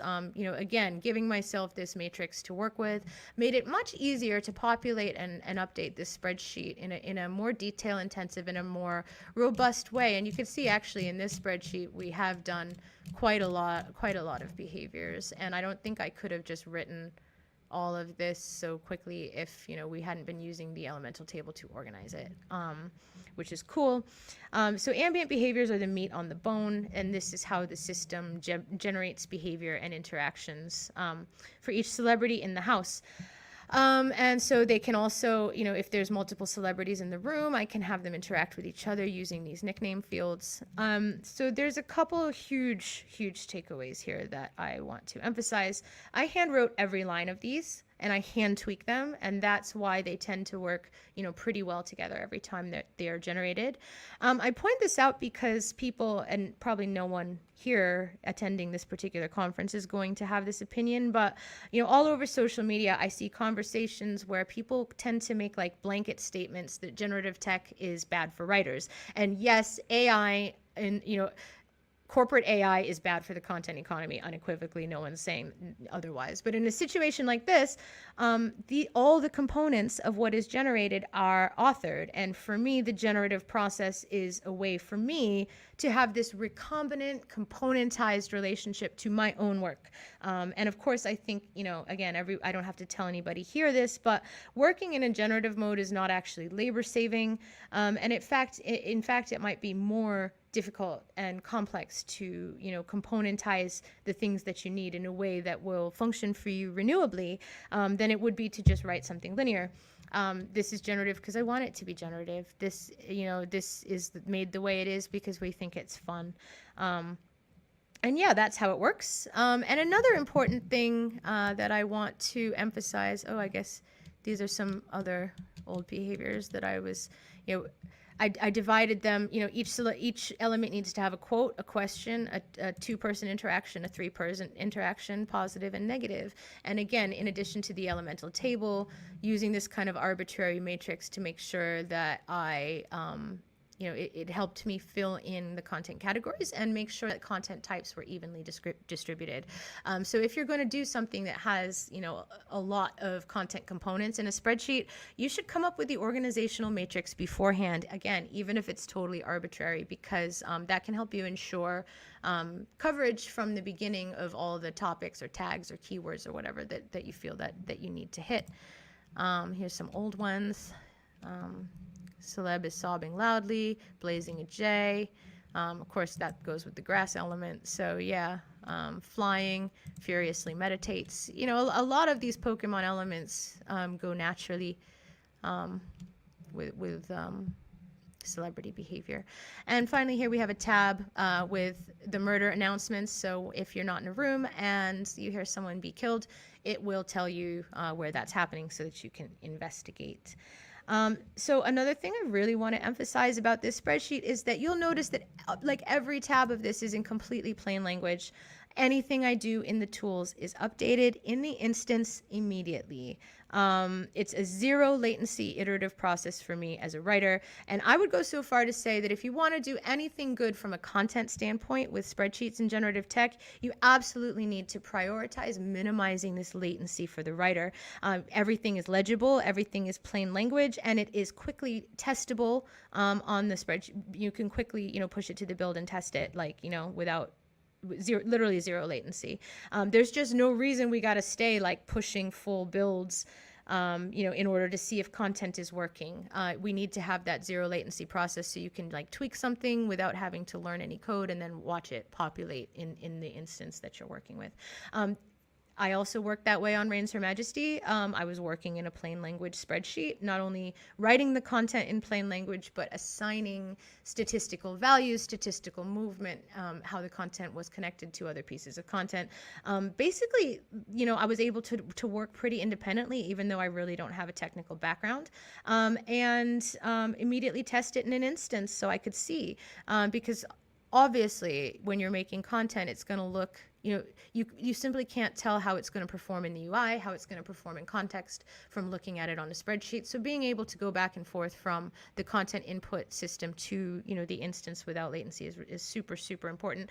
I think that's why Reigns Her Majesty is the only game I've gotten writing awards for, because I had a tool set that enabled me to kind of do my best work, basically.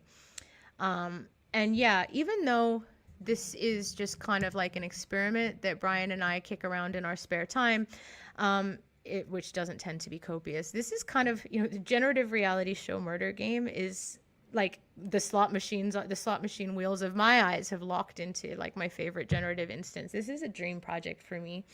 And I have to, you know, take some time to really thank Brian for his generosity and support and mentorship of me with this project and around, you know, a lot of different things that he helps me with.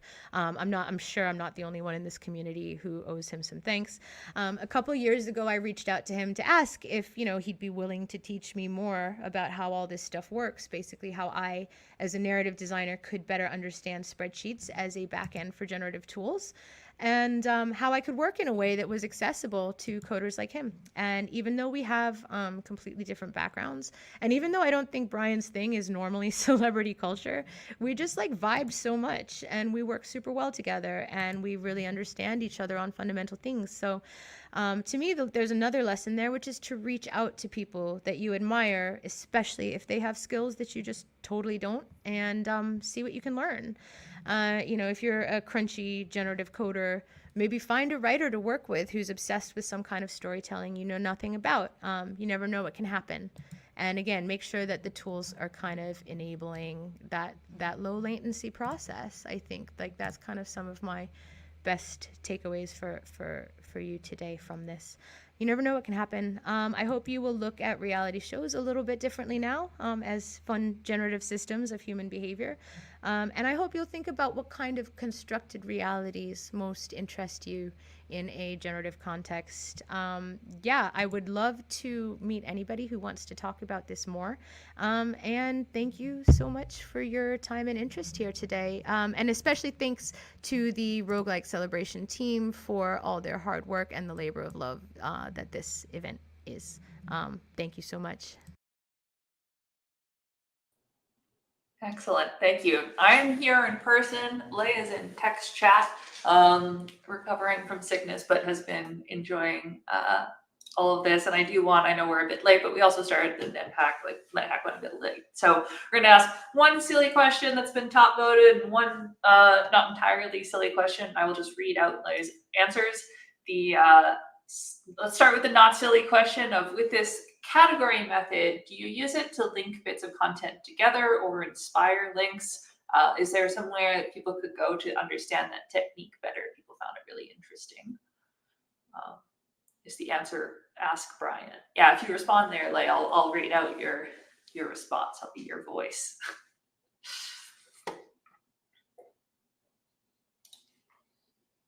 Okay, I can repeat. Yes, don't worry.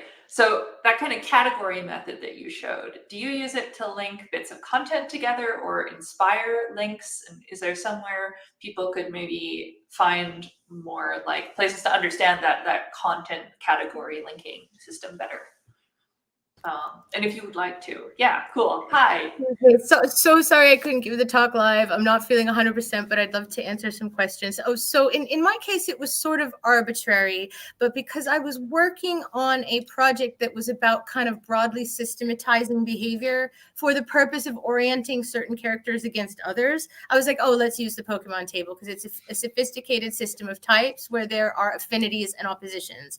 And that was something I thought was kind of going to be relevant for a game about celebrity relationships. So, and then from there, it was really nice. Like, you know, you could make certain associations with grass. I can make certain associations with rock or darkness. And then that kind of made it easier. Like there was something there that was broad, but piqued my imagination that sort of helped me organize the content categories. So I guess, like, you know, think of other games you play and how they organize information and find a way to translate your content body into that context, I guess would be my advice. Yeah, it reminded me some of Emily Short's Annals of the Creates, like the venom and associations like that. So excellent. The one silly question we'll ask you before letting you rest is, Relsby asked, what Pokemon types are you? Oh my gosh. Like I want to say like psychic fairy, but I think I would probably be like a one of the I would probably just be a grass Pokemon, probably. Yeah.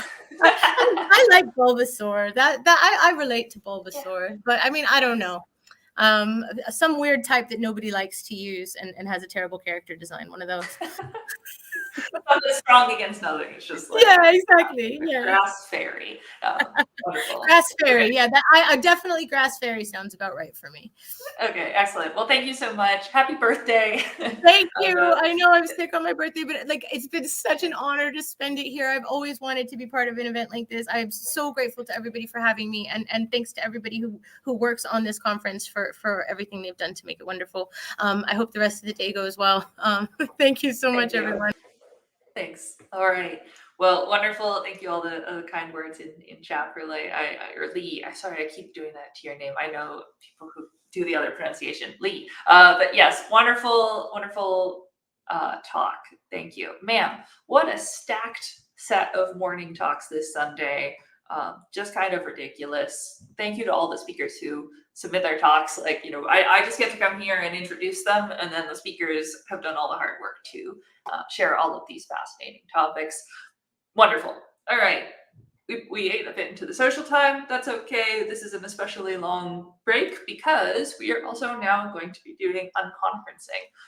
If you were here yesterday evening, then you maybe know how this works, in which case you can kind of zone out. Though I will, first of all, actually just do the breakout room assignments. Let me do that first, and then I'm going to keep talking for a while, but just in case that's your top priority. If you want to talk about generating riddles for a generated world, Mark has gone to bed, I hope, because it's like 5 a.m. or something there. But if you want to talk about the talk, go to I Was a Teenage Gelatinous Cube. If you want to talk about NetHack, I'm not sure, Jesse and Kenny may or may not be there, but talk about the NetHack AMA. That is an attack of the 50-foot goblin. And if you want to talk about McMansions of Hell, as we just learned about from Lee, that is in Jabberwock Park. So again, generating riddles, Ultima Ratio Regum, I Was a Teenage Gelatinous Cube, NetHack, 50-foot goblin, and McMansions of Hell in Jabberwock Park. I'll also now explain the unconferencing. So basically we're going to have, until the half hour. So what is that? 19 minutes now until we begin unconferencing. You can look at the schedule. The way that works is that if you go to the arcade in the social space, there is a place where you can submit unconferencing topics in the same way that you could submit speaker questions. What this is going to be is that we have unconferencing rooms that are off the arcade, and they have links in them to Zoom meetings so that you can use audio and video. And at that 30-minute mark, about 20 minutes from now, we're going to pick the top rated topics that have been suggested and upvoted and assign each of them one of those rooms. So maybe we have one about tarot, maybe we have one about, I think, pacifist roguelikes. I think we had the bowl of confetti problem as a topic last night. So those will get assigned to different rooms. We'll do a shout of which ones are where. And then if you'd like to talk about that topic with other people, go into that room, join the Zoom chat, and you get some kind of FaceTime or audio talking time if that's what you'd like. Don't have to stay entirely on topic, but that's like a good starting point. So if you have something that you'd like to talk to other attendees about, not just in text chat, but in a more kind of video-y form, go ahead and submit that at the arcade. And also please go ahead and upvote topics that you would just like to be a part of those discussions. So you can do that in the next 18 minutes. And then at the end, we will pick the top topics and assign them. We'll do a shout. And we will then have, it looks like, an hour and a half, basically, of time for that, which is also, this is kind of our big midday break to make sure to stretch your legs, hydrate, have a snack, have a nap, go outside, play some NetHack. No, that wouldn't be helpful. You should get away from the computer probably for a little bit. So go ahead and do that. Explore the space. There's lots of secrets. There's lots of ways to kind of customize your color and emojis and things like that. So have conversations, explore the space, check out the Steam sale, check out the merch, all that jazz. But I want to let people go. So I will be back. I believe it's still me. Yes, I will be back at the end of all of the unconferencing and socialing for more amazing talks. And now let's go enjoy socializing and breakouts and unconferencing. I will see you there.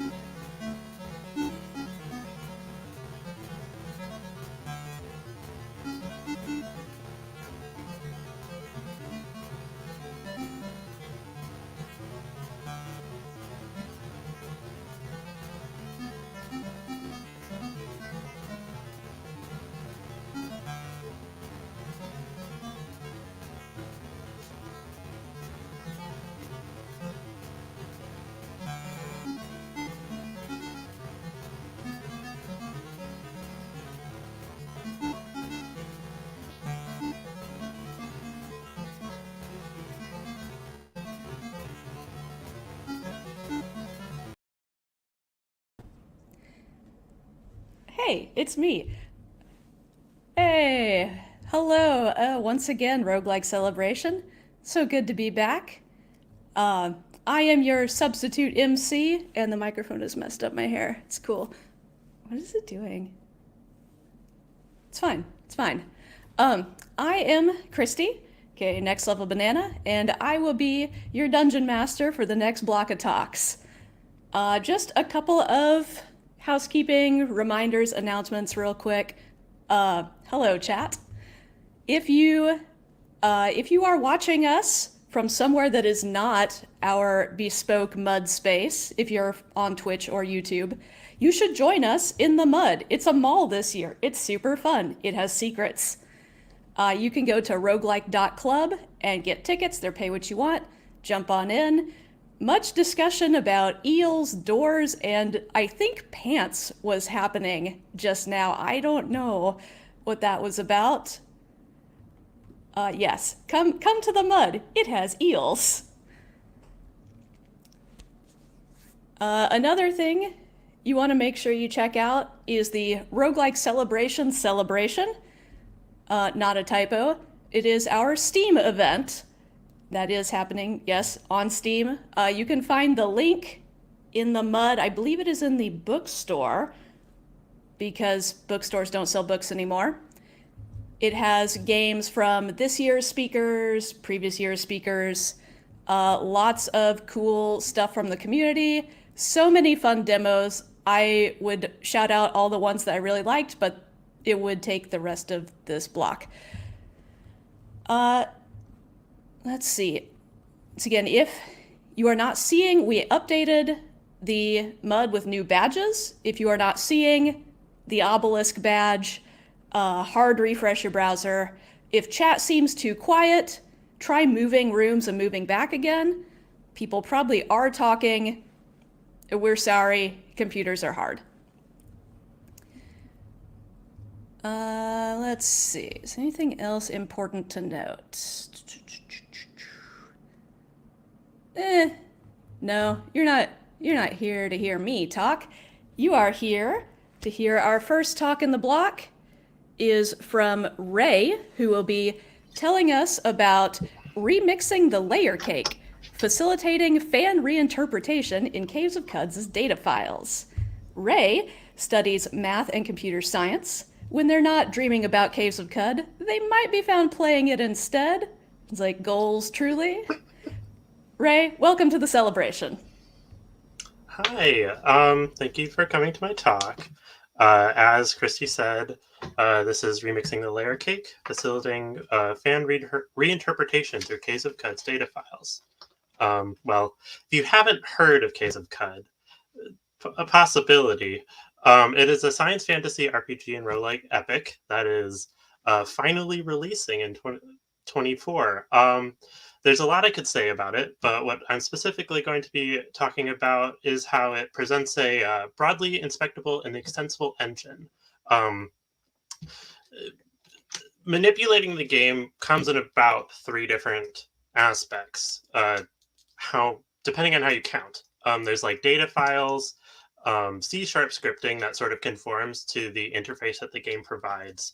And then for the very precise things that you need to do, the game allows you to sort of directly patch over. But I'm focusing on the data files specifically. The data files in Caves of Cud are primarily XML. So I would provide an example, but if you saw Mike Cook's talk yesterday, it had an example of what you might see here. There's a little bit of JSON, but that doesn't come with the same functionality. But the data files are generally end up being like lists of like defining specific items such as like objects, etc. And the important part is that items sort of can inherit. There's an inheritance tree of sort of properties and like aspects. You can also mix in things for objects I'm not going to touch on that. But the really important part for modding is that you can um, merge your part that you define over. You can sort of like overlay it and sort of specifically rewrite precise parts of the data tree. Um, and another important aspect of this system is that um, there are escape hatches to scripting for functionality. It's mostly considered parts, but you can attach these sort of uh, you can attach these parts to specific objects, and then they provide that action or whatever the part does. Um, there's a lot that's defined in data files in Caves of Cud, including game objects, so items and creatures, and conversations, quests, population tables, which are like uh, what the game uses to pick randomly for like picking random items and such, or even like factions, books, uh, and then even more precise things such as player presets. There's even options to define your own custom genders and pronouns, which I find pretty fun. So what does this get us? Specifically, as a modder and somebody who works on the wiki, I argue that the system provides a strong capacity for reinterpretation, which I'm defining here as like the ability for players to parse, reuse, and transform a game's data. As that like for the wiki, that works. It's basically like taking a game's like the game's data files and moving that data to the wiki. So the specific pipeline is that we take the data files, it goes through a program called Hagedius, not quite sure how to pronounce it, but to sort of parse out specifically the game objects. And then we upload them to the wiki through another program called the Quad Blueprint Explorer. Typo. This makes keeping the game the game content on the wiki updated much more. It makes it much more easy to keep it updated because all you like the program will like find where like objects need to be updated, and you can just upload them from there. Also, because we we transform it through this process. On the wiki, we use MediaWiki, which is the wiki software, a feature called cargo tables, which basically lets us use the data on the wiki in sort of like a database style, which allows searching and filtering and relating items together in ways that are not static. A little like a complication for this process is that like what is convenient for a game ontology, so like what a game considers each individual item, is not necessarily how it works for for a wiki. So like there are 3 different doors that need different keys to unlock in the progression of the game. Does it make sense for us to make each of these a separate page? There's also like there's like an entire sheet of like, here are like the overrides that we do, which it's very convenient, and it ameliorates a lot of the work, but it's still like all of this still requires work. Like having an effective wiki still requires work on the behalf of the wiki team, which in the CUD community are called the trash monks. So writing user presented prose, making sure that all the things that we can't upload through this process are updated, and so on. Like it still requires work. So it's very convenient, still like it's not a, it doesn't completely remove the user's, like the game player's involvement with the system. But for modding, I would argue that this framework is very useful for modding because it is significantly more robust towards interface and game changes than strictly scripting. It also allows for small changes to be only a couple lines of code. For instance, like my favorite example of a short mod is one that there's an item in the game called transkinetic cuffs that makes transkinetic the trans flag colors. That's like more like 4 lines of code or XML to override that specific property. It also allows for modders to repurpose like the parts that I mentioned earlier. So you can sort of take little bits and reuse them in your own way. Which, like, if you recall Mike Cook's talk earlier yesterday, he sort of talked about that too. However, like for modding, that's not always the easiest because, like, sometimes the way that parts are conceptualized doesn't work for the mod, like for the changes that you're trying to do.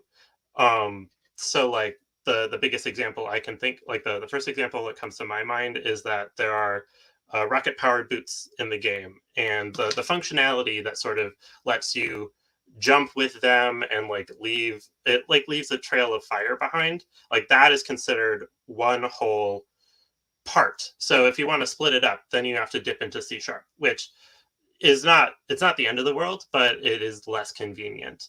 And I think ultimately there's sort of a tension between power and comprehensibility for the system. So like, how much do you want to make it like a programming language before like it is like basically a programming language? I'd argue that it is a programming language, but it is much simpler than C#.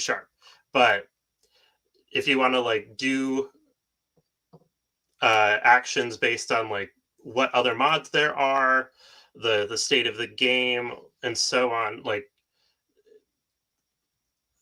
those can be more complicated to do than I think is like hypothetically possible.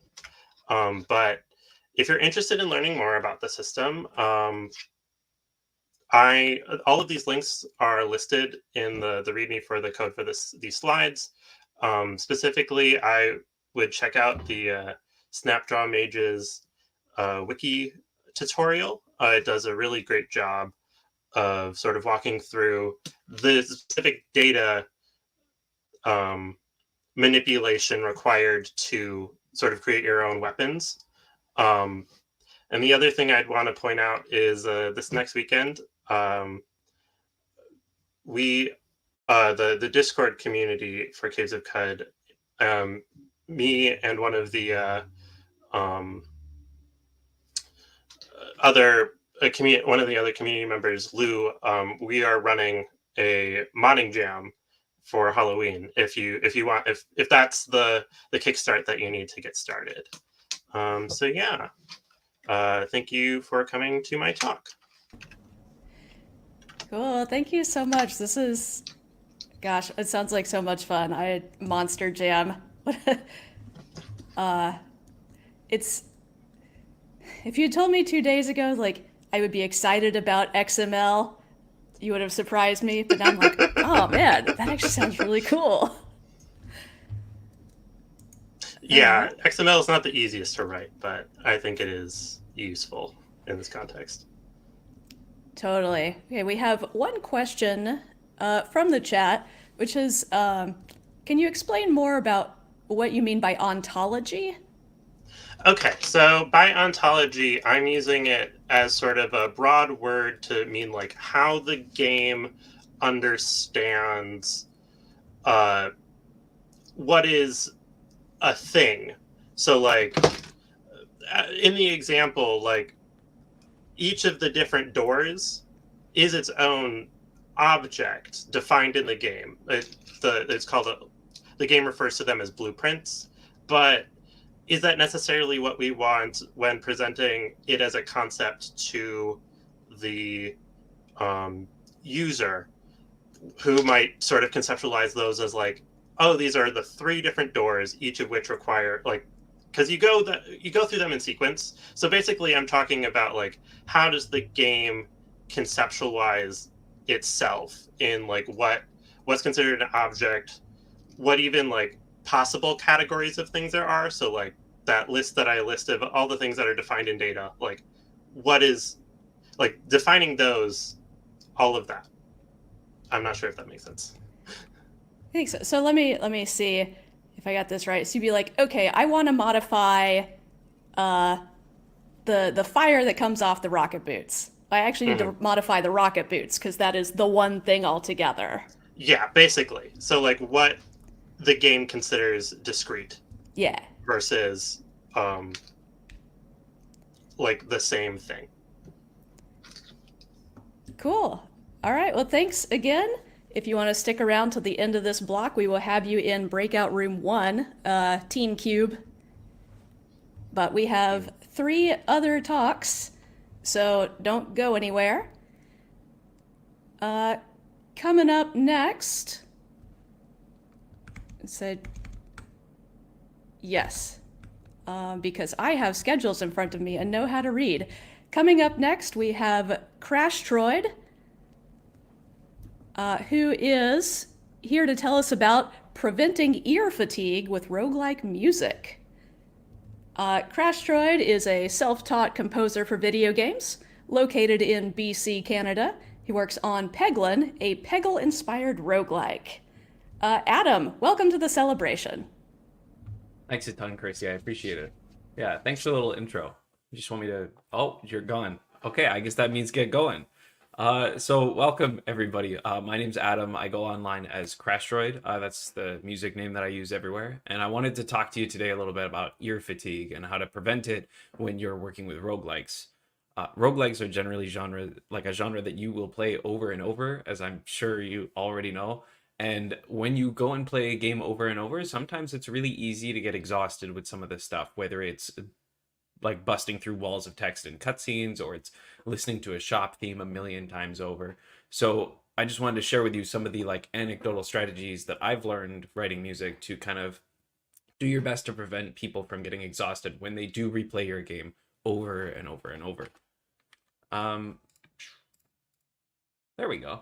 So yeah, I've been working on Peglin for the last little while. That's been like my big thing. I have done plenty of game jams, so I've worked on a lot of smaller projects. I've done a handful of other commercial releases.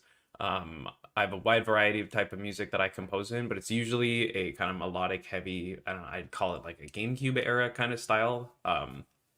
Very inspired by like David Wise, Josh Mansell, Danny Baranowski. Those are some of my favorites. Yeah, and because I'm self-taught, a lot of this stuff that I'm going to talk to you about right now is completely anecdotal and it's opinions. If you have any insight that works better for you, follow your gut. This is all me telling you how I would do things, and if you would do things differently, you know, please do, right? Part of the reason that this industry is so varied and interesting is because everybody puts their own ideas into the ring. So there is going to be very little theory talk here, just as a forewarning. So what is ear fatigue? Basically, it's when someone has heard something so often or so much, or even at such a volume that different frequencies start to kind of blur into each other, and it makes it hard to distinguish different things. If you've ever written music and you've been trying to play a section over and over to hear what it sounds like and try to mix things properly or figure out what one specific sound is, you might end up getting ear fatigue because you've listened to that same portion over and over. Now all of a sudden you can't distinguish this snare from that snare, and all these other drums sound like they're melding together, and it's a little bit tiring. And because a roguelike is a game that somebody will play over and over, ear fatigue is liable to occur to them. And you don't really want that to happen, right? You'd like to keep your player engaged in your art as much as you can. So some of the strategies that I employed include things like unique segmentation, right? And a lot of these might feel obvious when you talk about them out loud, but then putting them into practice, I think, really makes a difference. When I say unique segmentation, I'm talking about having different chunks of the song so that there's an identifiable progress in that loop of music that you've created, right? Some people might look at that as like the intro, verse, refrain, verse, chorus, whatever those other music theory words are. Some people might just look at that as like actually swapping songs halfway through to keep things varied, depending on if you got like a radio system in your game. But in essence, the reason that you're changing things up is to make sure that the player, upon hearing this loop, is feeling like there's progress being made rather than having it just meld into the background, right? So I have a little sample of some music here for you that I'm just going to allow to play. I chose the song Repentant from the original Binding of Isaac OST. And I think it has a very, very strong demonstration of the unique segmentation that I'm talking about, where there's going to be 4 different sections. I'll hold up my fingers as I play these sections, and you'll kind of identify where the song, where the song starts to shift in order to show you that progress, right? So the beginning will introduce all the instruments, then the second section will start to pull in some chords and start to get a little bit more spooky and more full of despair. Vocals are introduced eventually, and then my favorite part, the ending, is actually a section where piano is focused on and the song gets pulled into a major chord where it kind of feels more hopeful, like there is a chance for you to survive this game that you're playing. I'll stop talking, I'll just play it for you, and I'll hold up my fingers. Section 1.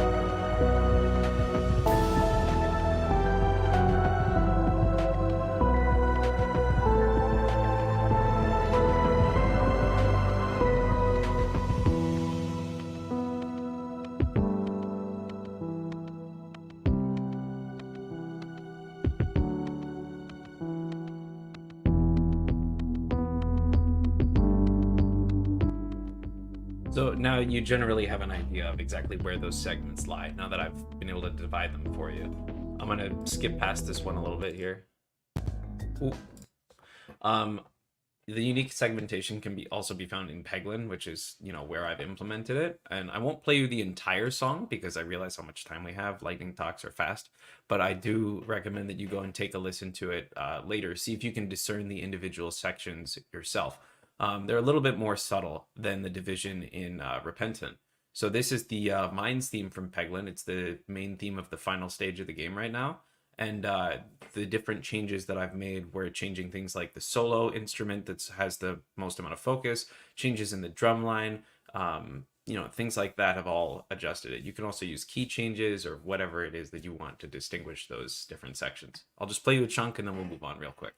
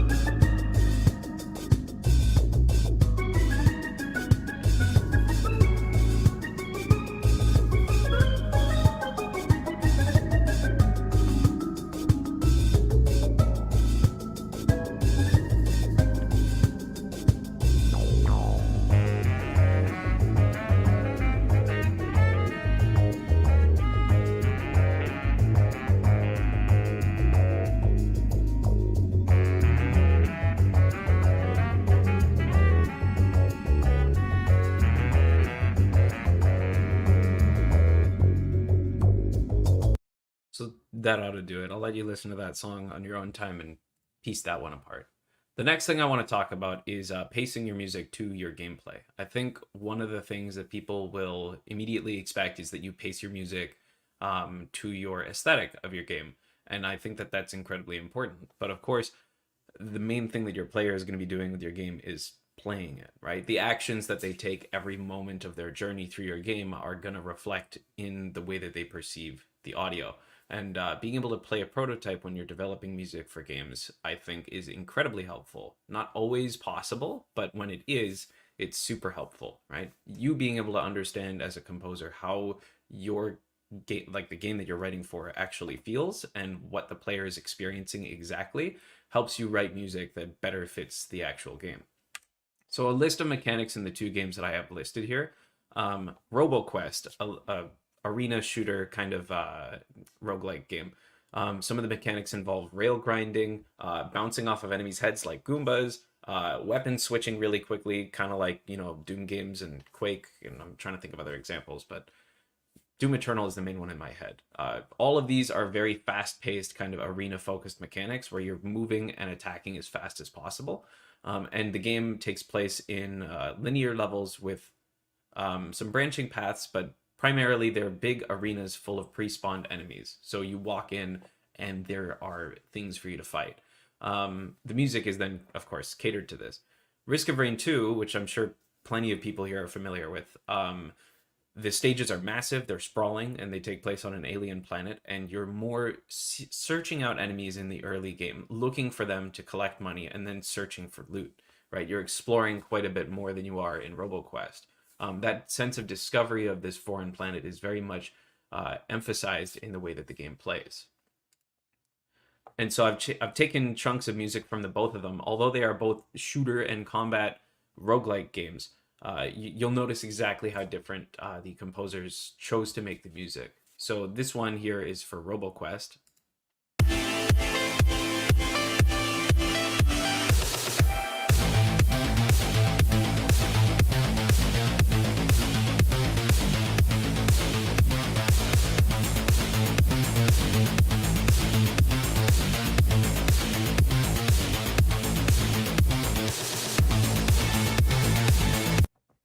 So I don't know if it was a coincidence or not, but playing that song and then actually playing the game, a lot of the actions you take, like the movement of bunny hopping, where you slide and then jump constantly to maintain your momentum, as well as a lot of the gun's fire rates, actually line up really well with the beats per minute of a lot of the songs in the game. So it kind of feels like you're almost playing in time with the music. I'll play the section from Risk of Rain 2 now.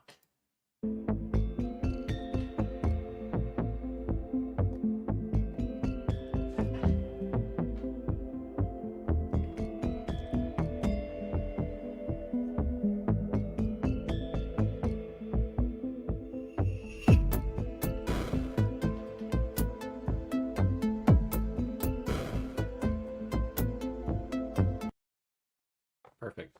I'm going to leave that one to you. Pacing your music to your gameplay is something you can think about.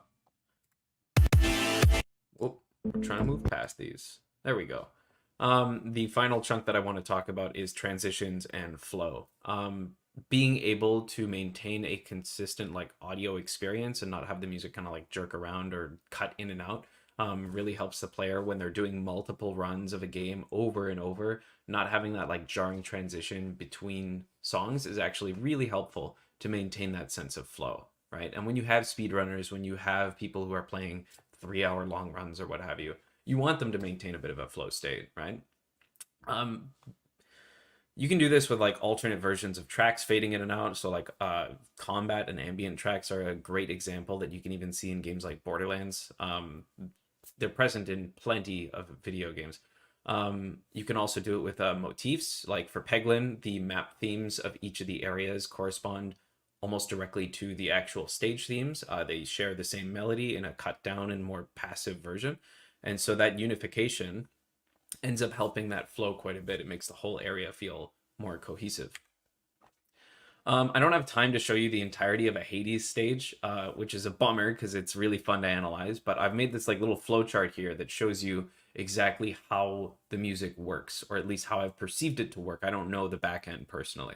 So You start a stage with your ambient theme. You walk in, you start fighting enemies, and it phases into the combat version of that song where it's just more excitable. And then when you defeat all the enemies in a room, it goes back to ambient, and then everything, remains ambient until you move to the next room.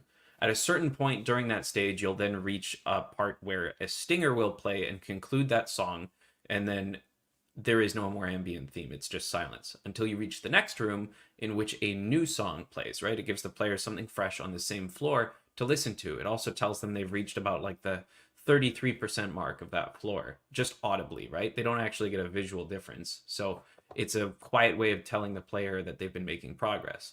You still have the ambient and combat themes, and then you eventually get to a mini boss room where you have some unique music. Then the stinger plays again after you defeat the mini boss, and silence until you reach the third stage theme, which does the same thing as the last two. You reach the boss room, which does the same thing as the mini boss, a stinger, and then after that stinger, you are kind of in complete silence until you reach the next stage, right? Until you move on to the next floor. And so using a flowchart like this might help you visualize exactly how it's going to work for your music to all be lined up, and where you might have some gaps that might, take the player out of the experience a little bit. I highly encourage you to take a look at this and then go play Hades and see if you can like line up each of those themes. It's a lot of fun. Yeah, I just wanted to like reaffirm the 3 points here before this thing is over. Try to make your segmentation unique and have some variation. Try to pace the music to the gameplay, and try to use transitions and control the flow. All of these pieces are going to help you keep your players more invested over long periods of time, which is exactly what you want for roguelike, I think. And also listen to the music yourself, just like outside of the game. If you can't listen to the song for more than 15 minutes at a time outside of the game, it probably won't work inside the game either. So just figuring out whether it's like a palatable song on a general basis is really important. That should about do it. So if you've got any questions, if we've got any time after this or in the breakout room, or if you want to reach out on any of the social media platforms, I'm happy to talk about this. I love talking about this. You can reach me through my website, crashdroid.card.co, or on Newgrounds, X, Bandcamp, Spotify, or you can go check out Peglin, or you can do all 5 of those things. I'm not in charge of you, but it'd be really cool if you did. Yeah, hopefully that helped out a little bit, and thanks for listening. Cool, thank you. Yeah, as someone who does not know how to music at all, that was super easy to follow. Made a lot of sense. So thank you for sharing. Unfortunately, we don't have time for questions now, but at the end of this block of talks, you will be in breakout room 2, which I believe is the 50-foot goblin. I'll look those up for sure at the end of the talk. So yeah, thanks again. We're gonna keep trucking. Next up, we have Everest Pipkin here to tell us about the Fortunate Isles, Fragment Worlds, Walled Gardens, and the games that are played there. Everest is a game developer, writer, and artist from Central Texas who lives and works on a sheep farm in southern New Mexico.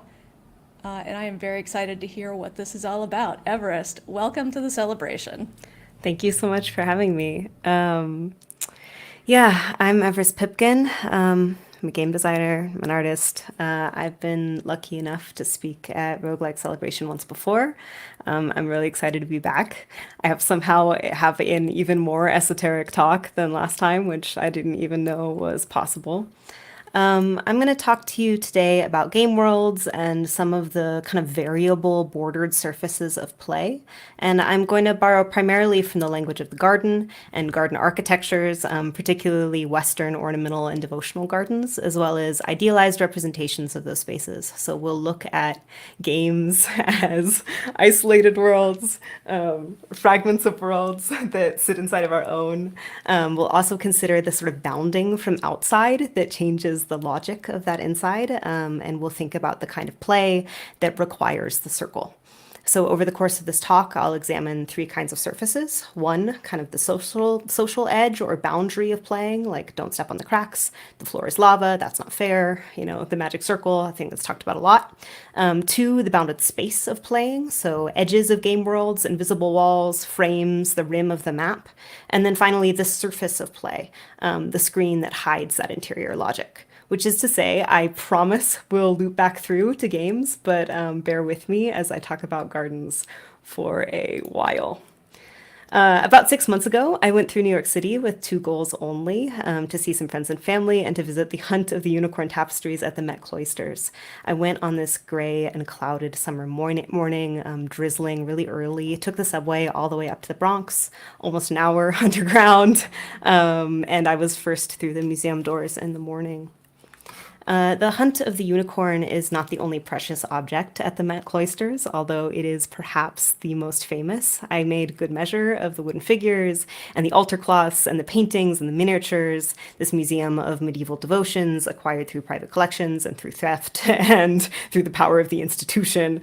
But when I turned the corner into the room that houses those tapestries, they took kind of all the color from the world and clarified it into themselves. The weld and matter and wode of dyed thread, woven, not embroidered, via the instructions drawn up in Paris and then produced later in Brussels, worn, cut, patched, labored by so many centuries of movement and power and want, lost, assembled, repaired poorly. The sheer size of them, these tapestries, the beauty, the cost of them, the cut sections, the severing.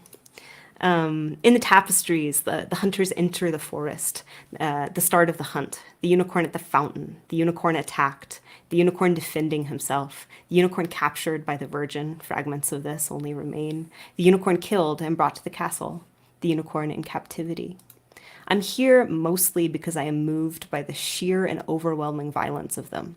Violence steeped in beauty, in richness, in the luscious treasures of the world, but violence all the same, picked out in red thread, the gored dogs, the wounded creature, the wild thing that's draped across the flanks of domestic animals, its blood drunk, its head tilted up roughly by a man who holds it like a trophy.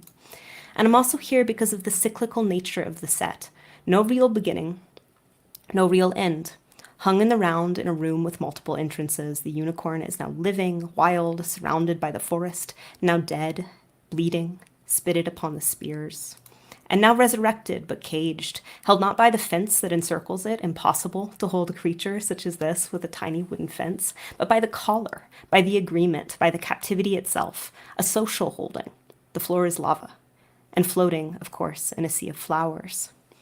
In the center of this room, of the tapestries, are a book of flower studies, also medieval, florals picked out in kind of impossible detail on these yellowing papers.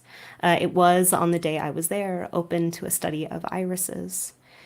These flowers are the stylistic touchstones of this era and place. Mille fleurs, the thousand flowers background style of kind of isolated botanical elements, arranged in this perpetually blooming artificial spring.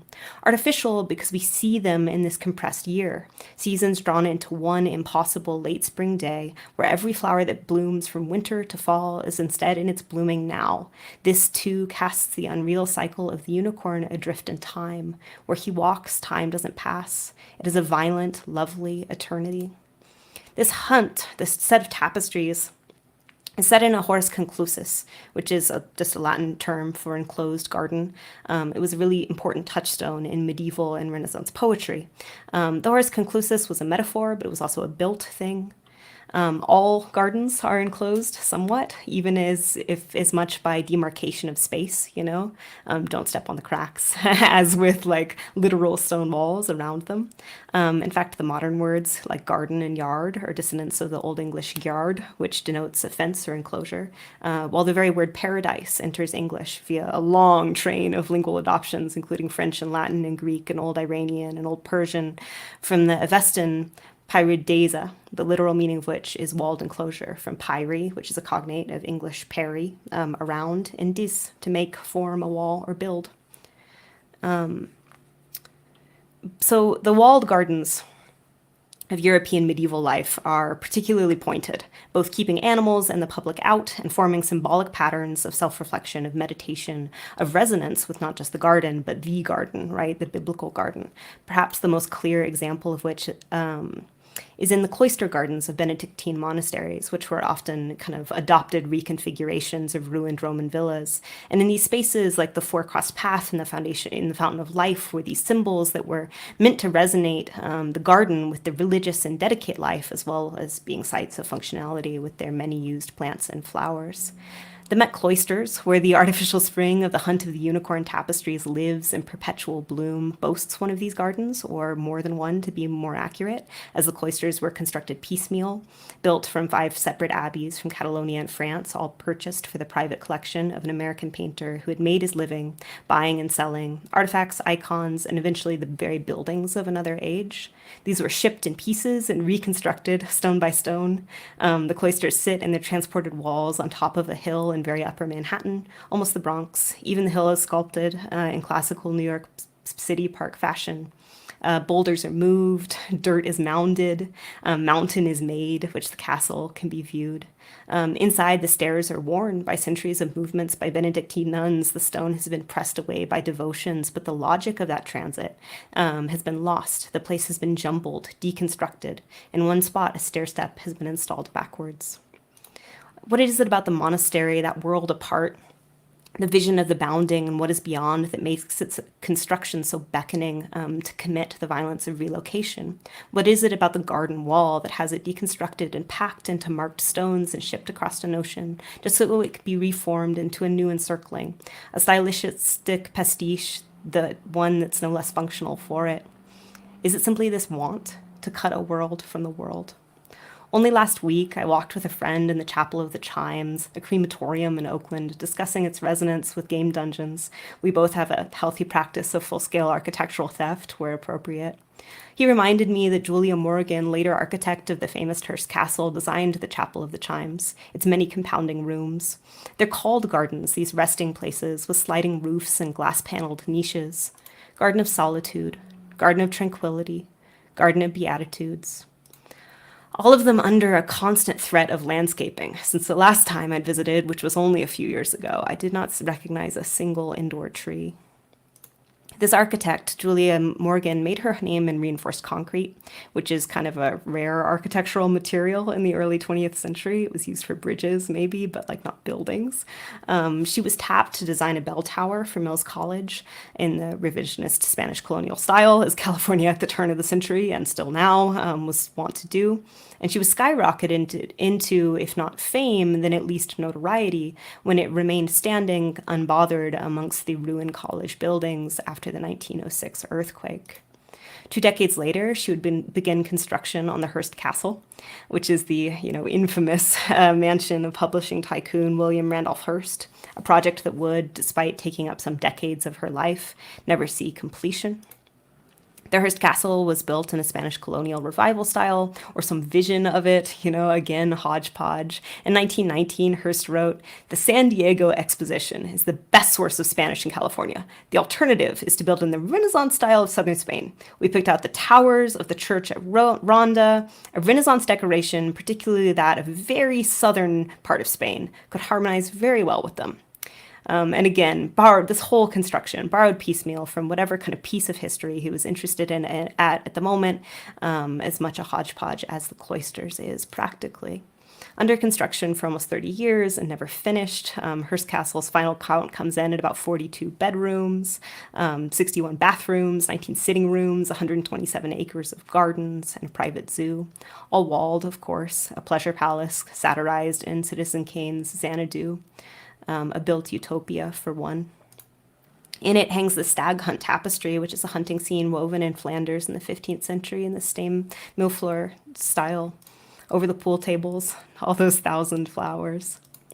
Julia Morgan was not remotely an outsider architect. The Hearst Castle was funded to the tune of some $10 million, and that's in 1920s money. But she was a bit esoteric. Reinforced concrete, hodgepodge architectural revisionism, and castles and all. There's play in her buildings, a clobbering together and full-scale theft of styles that has resonance with later experiments in outsider architecture, which again was very engaged in thievery. Structures and community spaces of, structures and community spaces of kind of the urban experimental laboratory Arcasanti, or Port Marion, the seaside tourist village in Wales that was used so famously for the filming of 1966 The Prisoner. or these car roof domes of Colorado's Drop City, the somewhat terrifying platforms of the Principality of Sealand, or even the proposed floating sphere cities of Buckminster Fuller and Shoji Saudo's Cloud 9.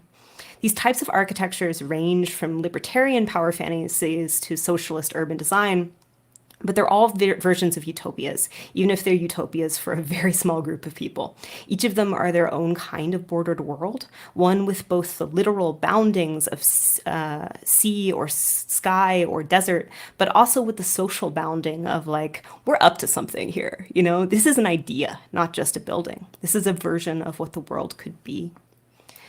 Mythological utopias are often islands, whether the medieval Russian Buyan, the English Avalon, the Polynesian Hawaii, or the Greek Fortunate Isles, from which this talk takes its name, which were semi-legendary islands in the Atlantic Ocean, variously treated as actual geographical places, and also as a site of Elysium, a winterless earthly paradise inhabited by the heroes of Greek mythology. And it's here, perhaps, that we see subject matter finally resonate with game worlds and their fictive edges. So, the number of games that take floating city or island world as their setting is beyond listing. There are many, many reasons for this, of course, and it goes beyond the medium of games. The setting itself is compelling in fiction. It touches all of the kind of historical references this talk has waded through, and 10,000 more besides. They are often ideologically dense spaces, again, bordered in a way that lets the rules of interiority be different there. However, the bordered space is also one of control, and I mean this both ways. It's a controllable space within fiction, which is a real blessing to a game designer, but which is a real blessing to like narrative structures, to story, but it's also a controllable space, which is a kindness to a game designer who's dealing with the question of like, where exactly does game space end? After all, what is a more natural edge than an island, the hull of a ship, or a 1,000-foot drop? Why not build the edge of the world so one can then build a garden inside? This is absolutely shot through all of my own work, both as subject and as restraint. For instance, in last year's the Barnacle Goose experiment, you play as a researcher studying abiogenesis, the creation of new and living things out of raw and non-living matter. And in order to undertake this work without experimental contamination, you're locked inside of this hermetically sealed dome, entirely empty. And as such, the only raw material for experimentation is that of your own body. It's this clicking, ticking, thriving thing that kind of spirals out of itself, that grows out of your body and becomes more than you within the locked dome. So bordered, despite being a 2D game that's played in the browser. It becomes the self that makes the world. It's even fundamental to one of the breakout genres of the last 10 years, the battle royale, dropped onto an island with edges that close in on you, forcing you into ever more constrained spaces as the magic circle of social understanding meets and is pushed by the literal wall of death.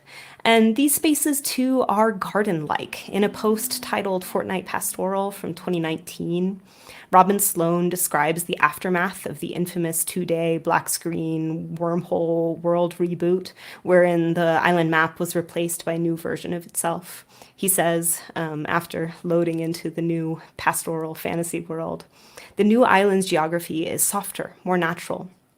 Mountains flow into moraine, hills flatten into meadows, draws empty into creeks. The new environment is plainly pastoral. There's more open space. The farms have become more detailed, with apple orchards and rows of trellised tomatoes. Butterflies dance in the meadows. After the wormhole opened, Fortnite made much of its players' first drop into an unknown island, and it was right to do so because the experience was breathtaking. From the first wash of pixels, it was obvious. This new place was simpler, softer, wide open, unburdened. It's a fantasy, and a good one. Despite the propensity of imagination for floating islands and artificial structures, they are not a common type of architecture outside the realm of fantasy. Still, some have been built, and far more have won design contests. Proposed uses include living spaces and farms and hotels, but of course, the vast majority of these sites in reality are offshore oil wells or military installations, an advantage over more foundational installations being that they, like the clock tower, are immune to seismic shock. But even for the sake of argument, I'm not going to call an oil platform a garden. I simply will not go that far, but it is walled. It is a constructed space, a world that is bordered with different physical rules than the place around it. And in the sake of military installation, as well as in corporate space, this is also true in legal statute and the required behavior of those that inhabit these spaces outside of space. Which is, of course, to say that borders are violent. They are disruptions to the world, even when essentially harmless. No, you're out, I tagged you, that's against the rules. They are still a disruption, but they are most often not harmless. The border of a nation is held up by threat of violence, does violence. The wall of death of the battle royale is not so haha funny in this lens, that is perhaps contains a bit of wry, skewering, miserable humor employed by those living under the rules of a state that can wield violence in this way. For instance, the aesthetic of the garden is weaponized contemporarily in Israeli tree planting projects which cover raised Palestinian villages in young pines, obfuscating the lines and walls of houses that until very recently kept families warm. The wall of the garden is a cutting out, a defining of constructed inside that requires a maintenance that includes ecological disruption and killing. It is a constant war, even in my own garden, with the slugs, the aphids, the rabbits. It's a place of imported plants and approved types of growing, weeding, pruning, harvest in the prime, and a place where power flexes, where colonial powers collect and show their treasures, under the guise of simple growing. Agnes Dene knows this. She titles her 1982 performance in the Battery Park landfill of downtown Manhattan, wherein she grows a 2-acre field of wheat field, a confrontation. So, the world is walled out. The garden's contents are confined, isolated, domesticated, and used. The garden is called beautiful. The garden is put on postage stamps. The garden becomes the excuse to supplant people. The garden is political.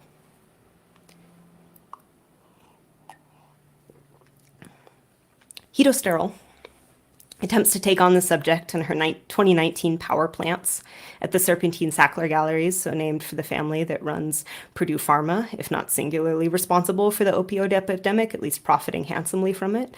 In Power Plants, Sterile generates visions of flowers growing in a ruderal garden, an ensemble of medicinal plants that grow out of waste ground, perhaps in the wake of human disruption or destruction. The show falls flat. The videos are uninteresting and uncritical. In interviews, Sterile says that she was meant to be showing a completely different work about a friend who fought to grow a garden in jail. She says, female prisoners used any means they could to access flower seeds. The guards would always try to destroy the seeds and take them away. It was this constant struggle. And that, due to some red tape, Power Plants was instead a last-minute substitution for the Sackler Gallery. The truly wonderful games critic M. Reed comes to the same conclusion about the show, which is general apathy, but writes this about the rural garden.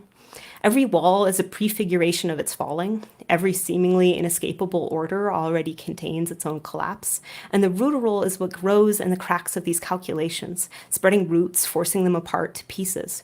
Ruderal anarchy is perhaps inevitable in the long term, and that can be an exciting way of reshaping political imagination and demands. But there are also ways to help it grow.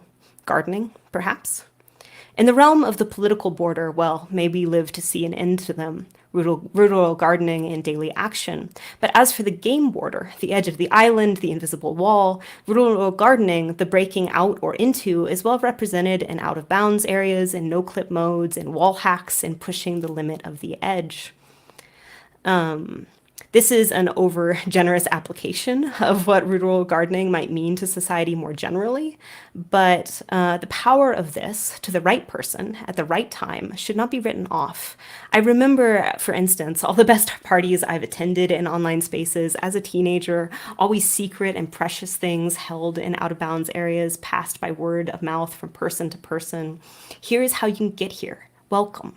Clipped through the floor in World of Warcraft with the inside-out meshes forming an impossible architecture overhead, cathedral-like, all the normal maps inverted, transparent, baroque, nesting. The thrill of inserting your body into a middle space and breaking through onto a plane that was suddenly yours, a home built temporarily out of a world that didn't quite hold me. Here, the rules changed, sometimes due to errors in code, but often due to the social situation that was set on top of them. Magic Circle re-engaged as the invisible wall is passed. Guild Alliance thrown to the wayside. There will not be fighting here. Someone is playing music over their mic from a boombox in their bedroom. The echo is terrible, but we're going to dance. I recently watched The Grannies, the 2019 documentary by Marie Folston, Nick Murray, Luke Neher, and Sam Gill, featuring the out-of-bounds exploits of Marigold Bartlett, Andrew Brophy, Ian McClarty, Kalonika Quigley, and friends as they navigate through the far spaces of Red Dead Redemption Online. The material beauty of the place where it begins to break is minimalist and serene, textures and geometry rising and clashing, almost sculptural, formal.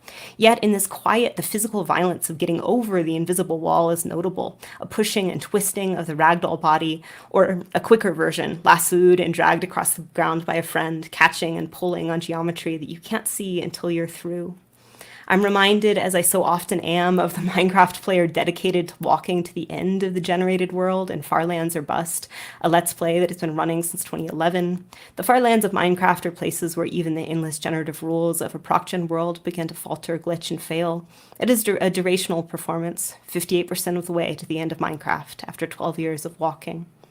The place that these kinds of tricks and techniques for breakage are most readily exhibited, indeed, the place where they're gardened, is in the speedrunning community, of course, clipping through walls and launching over physical geometry, allowing shortcutting of stage and levels. Speedrunners engage with the architecture of game levels, not so much as a series of platforms or walls, but rather as pockets of inside-outside, constantly capable of inverting, of applying rules from the one to the other, of shortcuts and impossibilities turned into these memorized routes.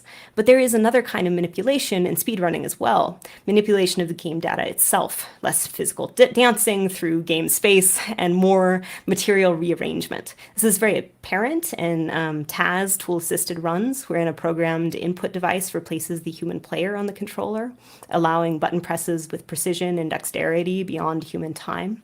But this can be seen in all kinds of play, including casual play. Whether the use of glitches and cheats like the infamous item overflow glitches of early Pokemon, or the wealth of mods in Skyrim, or game sharks and real-time corruptors, pieces of software that edit and break a game intentionally to and for a new kind of play. Which finally brings us to our third boundary, the surface. So if the magic circle defines the social elements of play, or perhaps returning to our original metaphor, to the room the tapestries are in, and the invisible wall borders a game world, or what is outside and inside the composition of the weaving, the borders of the frame, the border of the surface is where logic is obfuscated by appearance. And this is very obvious in the case of a video game, where code derives where code drives the visual user interface, but is just as present in conversational games, in schoolyard games, or in other types of play. In our metaphor of the tapestry, the boundary of the surface is the how they were made, the labor and the wealth of them, the threads threshed, spun, dyed, the designs, the weaving, all of this detail of construction that clarifies into an image when you stand back in the room. And it is also in the tapestry's relationship to time, an outside time, the thousand flowers in their perpetual spring.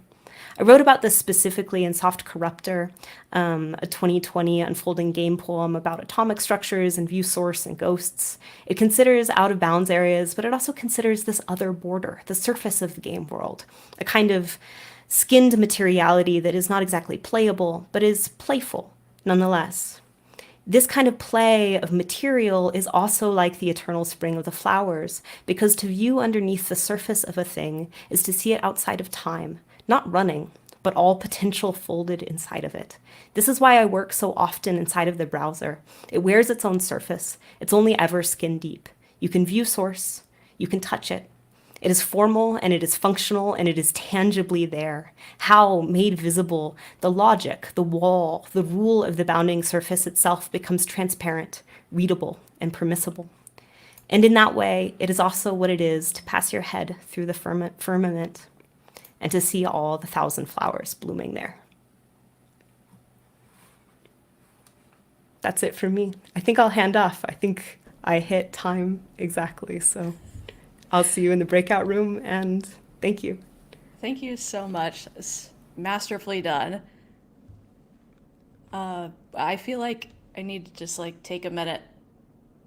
It's I don't want to talk after that. But that's my job, so I'm going to. As a reminder, all of these talks are recorded and will be on YouTube and archive.org as soon as we remember how to do that. So you can go back and watch these again and again on 0.5 speed if you need to. These things are so wonderful and so dense. Sometimes it takes a few times to really absorb. Wow, that was rad. And now it is my job to awkwardly transition to the last talk in our block today. We are going to now hear from Jeff Olson. He's going to be telling us about, all right, wait for it. Oh, I'm hearing myself. Yep, there we go. He's going to be telling us about Alpha Man, developing and releasing a post-apocalyptic roguelike game in the DOS days when computers were slow, memory was scarce, and no one had ever heard of object-oriented code. Well, Jeff, welcome to the celebration. Thanks very much, Christy. And this Roguelike Celebration has been really great, and it's been a fantastic experience so far. I've loved the NetHack fireside this morning. Loved the music talks especially, but it's been really great. So as Christy said, I'm going to talk about my roguelike game Alpha Man. But I want to start off by acknowledging John Harris. A couple years ago, John published a two-part article on Alpha Man, and his article includes a lot more detail on the gameplay than I have time to present today. It was also John that told me about this Roguelike Celebration and encouraged me to submit a proposal. So I'm here because of John. John does have a book for sale on the history of early roguelike games, and you can find a link on the obelisk. I also include all the links in this talk I've already posted on the obelisk as well, so you can find them there. So what is Alpha Man? Well, it's a relatively early roguelike. I released it in 1995, although I started it in the 80s. It's science fiction theme rather than swords and sorcery, and it was based heavily on a couple of paper and pencil role-playing games that Jim Ward developed, Gamma World and Metamorphosis Alpha. In fact, the name Alpha Man came from Metamorphosis Alpha. And as a fun little aside, I had pizza with Jim Ward at the Gen Con Wargamers Convention in Geneva, Wisconsin in 1980. From the start, Alpha Man had an intentionally humorous nature. I didn't originally intend to release it, and that happened years later. And I wanted the game to look beautiful with colored ASCII characters. And this view in the lower right there is the top-down look at this two-dimensional world.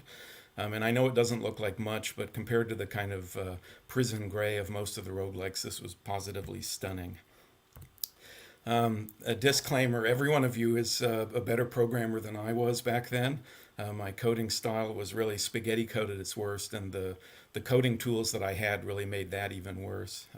There really wasn't object-oriented coding tools at that time. Nothing event-driven as well, as far as, at least in terms of the PC that I used. And so Alpha Man ran on the Microsoft DOS platform only. There was no mouse, there was no sound, no music, but pretty basic stuff. And so these pictures are meant to represent modern roguelike games, so, beautiful, sleek, highly engineered, and this represents Alpha Man. So with none of the style or power of today's games, or even the best games that were available when Alpha Man was released. But I would argue that this has a certain charm to it, and that's really why I'm here today to give this talk. So who was I when I started writing Alpha Man? Well, I was in my mid-20s. I was working on a physics PhD at Cornell University, and truth be told, I included that picture on the last slide in an unsuccessful attempt to try to make this picture look a little bit less dorky. Spam was included in Alpha Man as a food, and as another fun aside, I measured the thermal conductivity of Spam and published it in 1993. As far as I know, that was the only piece of canned meat that was ever cooled to 50 thousandths of a degree above absolute zero.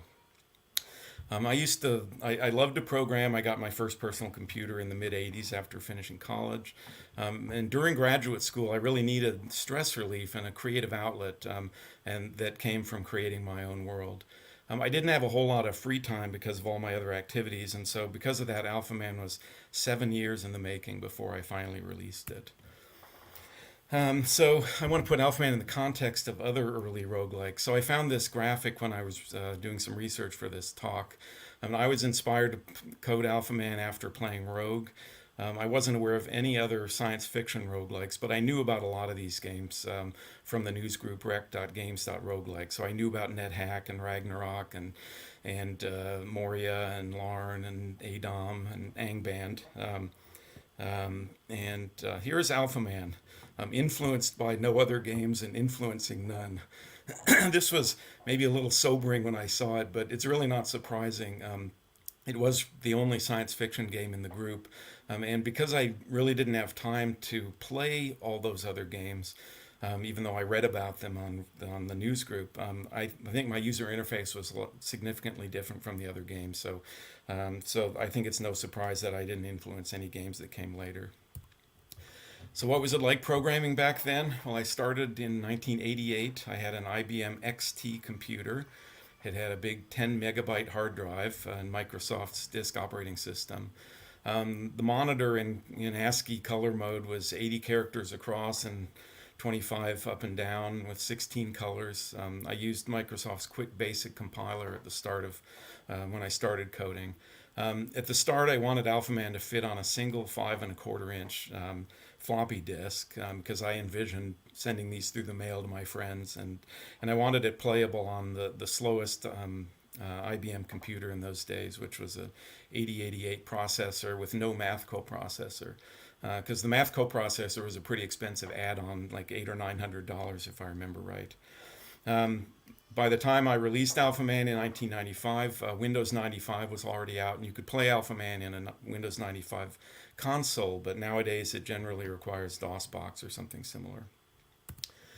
A little bit about the Alpha Man characters. The characters were randomly generated. The player had no options for signing points for stats or for mutations, things like that.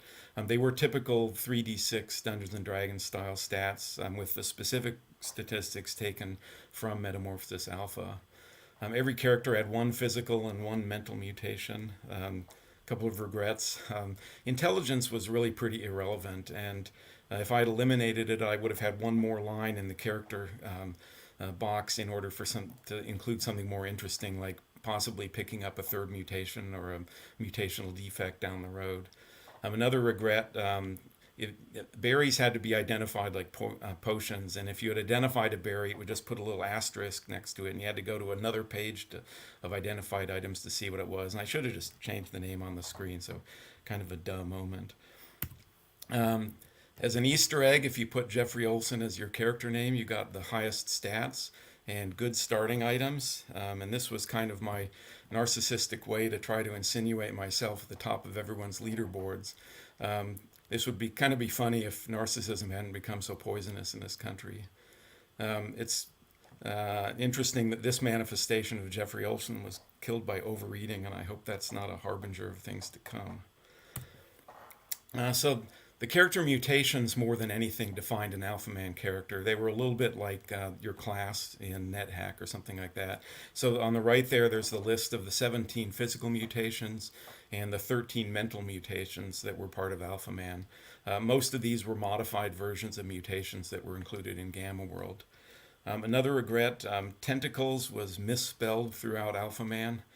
And it's a good thing that there was no autocorrect back then, because this had a 50% chance of going horribly wrong. Some of these mutations you would use, like Sonic Attack or Life Leech. Some of them were always on, like Tough Exoskeleton or Military Genius. And then some were both, like Quills or Heightened Willpower. So for example, your Quills would protect you, and if a creature hit you with a physical attack, they would take some damage. But you could also shoot them periodically as a ranged weapon. In terms of items, there were, weapons and armor, of course. The fun items, there were mutated berries, which really took the place of potions from the swords and sorcery style games. Berries differed from potions. They had varying degrees of ripeness from red up through violet. And more ripe was more powerful. And in some cases, the red and the violet berries would give you a permanent effect, like a berry that changed your dexterity. A violet one would typically raise it, and a red one would typically lower it permanently, whereas the other ones would be temporary. A lot of berries could be eaten or thrown, so if a berry caused blindness, you could eat it and it would blind you, or you could hit a creature with it and it would blind the creature. Berries would ripen over time fairly slowly, but there was a tech device that could ripen them quickly, so there were ways to push your stats up pretty quickly if you found the right berries. The other type of fun items were the tech devices. These really replaced magic items. So naturally, there were tech weapons like laser pistols and missile launchers and things like that. Some of the tech devices were powerful, like force field generator and transmogrifier. Some of them were dubious, like the Tip O'Neill mask. While you wore the Tip O'Neill mask, you were blinded, but creatures around you would run away. I'm not quite sure what I had against the Speaker of the House during the Reagan administration, but apparently I thought he was an unattractive guy. Some of the devices were genuinely harmful, like the Kevorkian machine, which is named after the assisted suicide doctor. And then there were a whole bunch of useless items as well that just didn't do anything. In terms of gameplay, the top figure on the right there sort of shows what I call the main map. This is the map of the world, and then with the character details to the right of that. And so it's in the Finger Lakes of New York, which is where I was in graduate school. So a couple of lakes in the corners and some woods in the middle. And one square on that main map corresponded to a local terrain map that's shown down on the bottom. And because of memory limitations, I wasn't able to store all those local maps. So if you left a local terrain map and came back, I would regenerate the local map based on a specific random number seed based on where you were in the main map. There was a game overview within the game that was provided by tape recorders. I'll talk a little bit more about the game overview in the next slide, but you'd find a couple of tape recorders, tech devices at the start of the game. One would kind of give the overall mission, and the next would give you a suggested main castle to start in. And these tape recorders were kind of an homage to the old Mission Impossible television show, where Peter Graves would start off each episode, finding a tape recorder where he and his team of spies would find their impossible mission for that week's episode. You would generally move around the local terrain map. The monsters were all upper and lowercase letters of varying colors. You'd pick up items. This particular screen was pretty good. There's a yellow small tech device, a blue weapon, and a cyan shield. And usually you'd clear a screen of monsters before you move on. Otherwise, you'd get a cloud of creatures following you from one square to the next, because the game wouldn't forget them as you moved from one local map to the next. Another regret, my monster AI really was embarrassingly simplistic. If there was one thing I could change about Alpha Man, it would be to go back and work on the AI a little more, to have a little bit more variation among different creatures to make them feel a little different. It's the thing I look back on and kind of wish I had done differently. A little bit more on gameplay. Alpha Man included food and fatigue and sleep. I really only included food because I found Spam and Beefaroni to be amusing foods. It was possible to starve to death in 8 hours, so apparently your mutations used a lot of calories. Fatigue was also an issue if you were carrying heavy items. You'd have to rest, because if you were fatigued, your strength and your dexterity were lower. And it was necessary to sleep at night. Partly, if you were outside at night, your field of visibility would decrease slowly over time until in the dead of night you could only see the squares immediately adjacent to you. But I also included the sleep pattern just as a reminder to characters that they had a 1-week time period to complete their mission.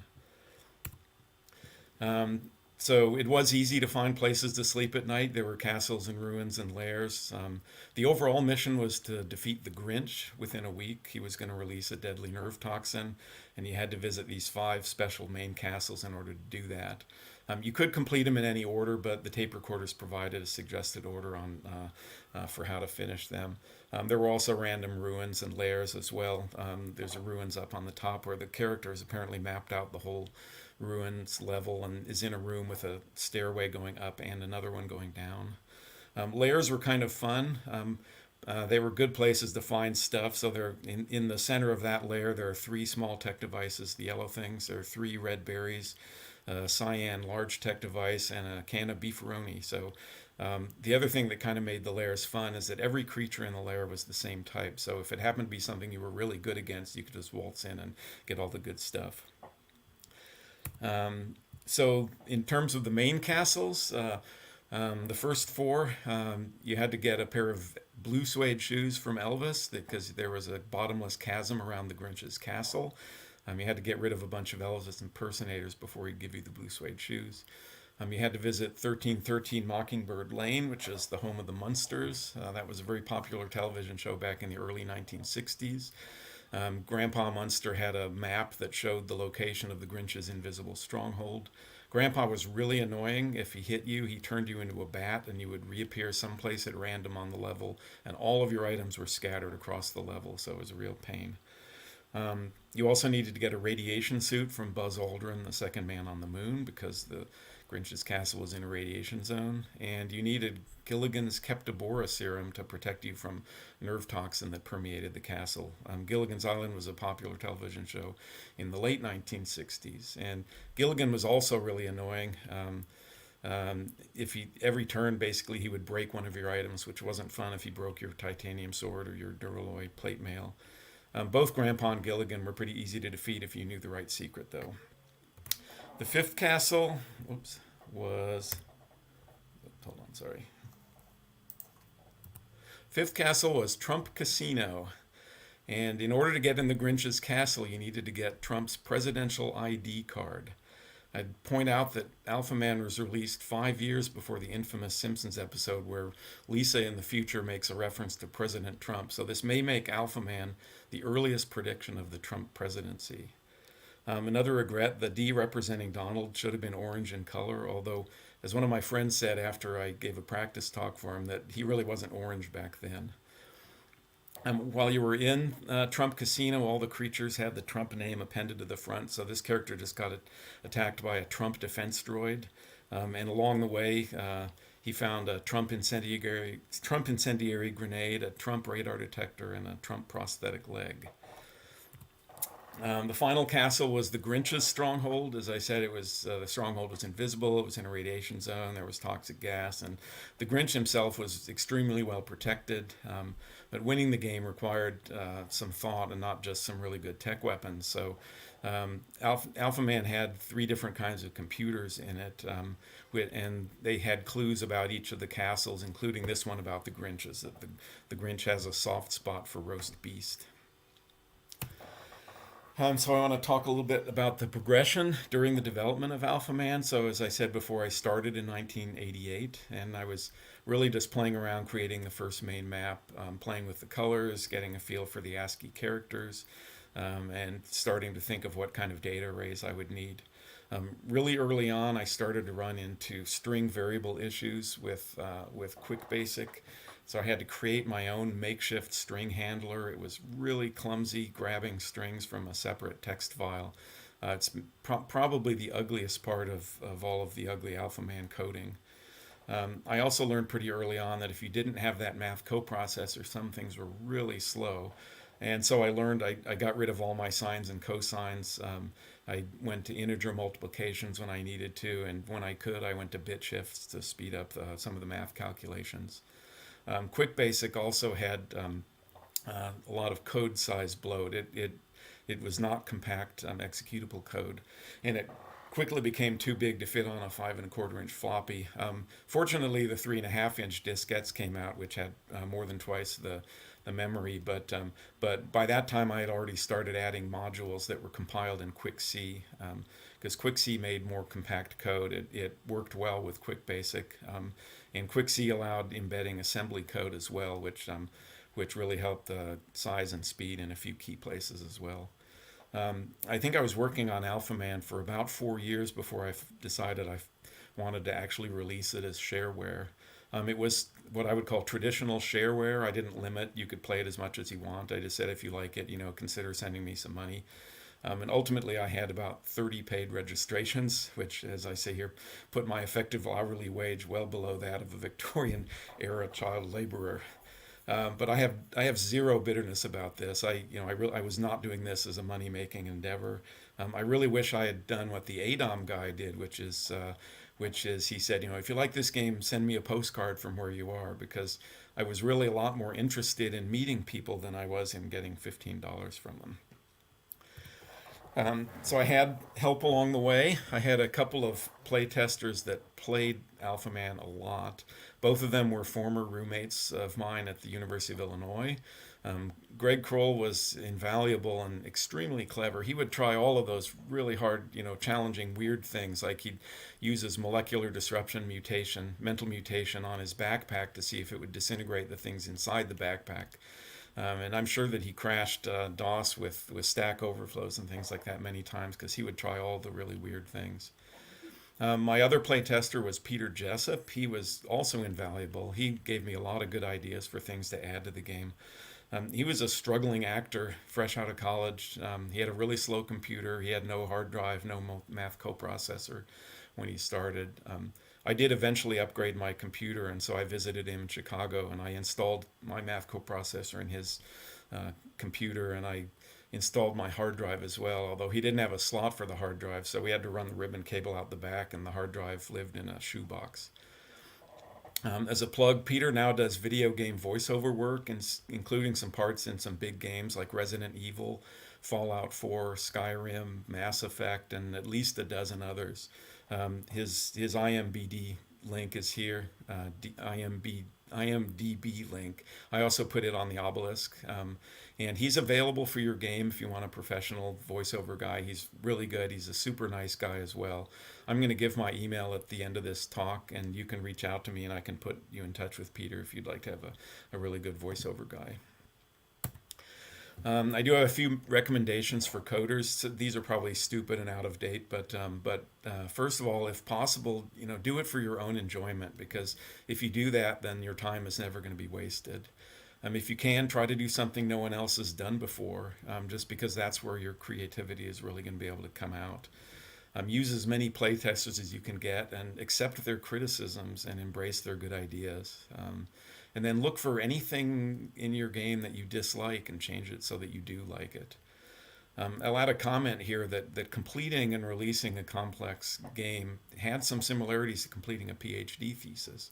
Partly it's all those loose ends and all the little details that the last 10% takes as long as the first 90%.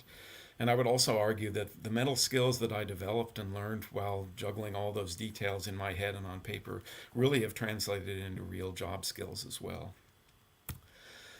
So there's been a sort of a recent Alpha Man mini resurgence, or maybe micro resurgence is more accurate.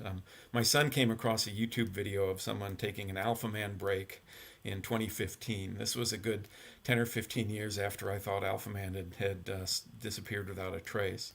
And astonishingly, the guy in the video, he never used his mutations, he never figured out a tech device, he never ate a mutated berry. Basically, he never did any of the things that I thought made Alpha Man fun. More recently, 2 or 3 years ago, Jamie Bainbridge managed to track me down by my current work email. I don't know how he did it, but the CompuServe email that I had embedded within Alpha Man was long gone. And I gave Jamie my source code, and he astonishingly managed to recompile it. And so he released my source code on GitHub with my blessing. So if you want to see my spaghetti Frankenstein code and all its horror, you can find it there on GitHub. That link is on the obelisk as well. I've already acknowledged John Harris and his encouragement to give this talk. There have been some Alpha Man discussions on the Roguelike Dev subreddit.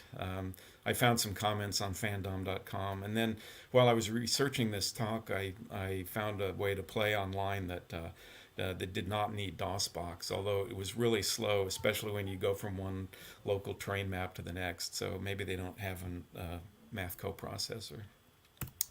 So who am I now that nearly 30 years has passed since Alpha Man? Well, I've been married for 30 years. I have 3 children. I play soccer twice a week for fun and for stress relief, and I play trombone for fun and as a creative outlet. And these 2 activities kind of fill the role that coding Alpha Man did for me during graduate school. And in this picture here, I managed to combine the 2 together, where we're having a barbecue after soccer on Stanford University campus, and I think we're playing Sweet Home Alabama or Hotel California or something like that. I also have a job. I'm a scientist at Lockheed Martin Space in Palo Alto, California. Mainly, I develop devices called cryocoolers that cool science instruments on spacecraft. So, for example, that device in the top middle in my coworker's hands is a cryocooler that's going to fly to Jupiter on NASA's Europa Clipper mission. It's cooling an infrared spectrometer that will determine what chemicals are present on the surfaces of Jupiter's icy moons. There's a similar cryocooler built into that lunar instrument there on the right. You can see the same components on the left side of that instrument. And I'm pleased to say that we just launched one of these on NASA's Psyche mission. It launched on October 13th, and it's going to visit Psyche, which is the largest metallic body in the solar system. I'm also really proud to have helped test NIRCam, which is the primary camera on the James Webb Space Telescope, and it's sending back beautiful photos from the L2 Lagrange point in deep space. So I'd like to end with a variation on Isaac Newton's famous quotation, "If I have not seen as far as others, it's because giants are standing on my shoulders." So one thing that I was gratifying reading some of the Reddit comments and other things online are people that said, "Oh, I remember that wacky game Alpha Man. It got me into roguelikes back years ago." And I hope that maybe some of you that are working on your own games had encountered Alpha Man along the way and were inspired in some way. And in any case, I wish you all the best of luck with your own endeavors. I've included my email address here at the bottom. It's a little hard to tell from the font, but there's only one underscore in the email. I posted that on the obelisk as well. So feel free to reach out to me if you'd like. And I really appreciate your listening to my talk and letting me take this trip down memory lane and bringing a little closure to a game that really brought me a lot of enjoyment back many years ago.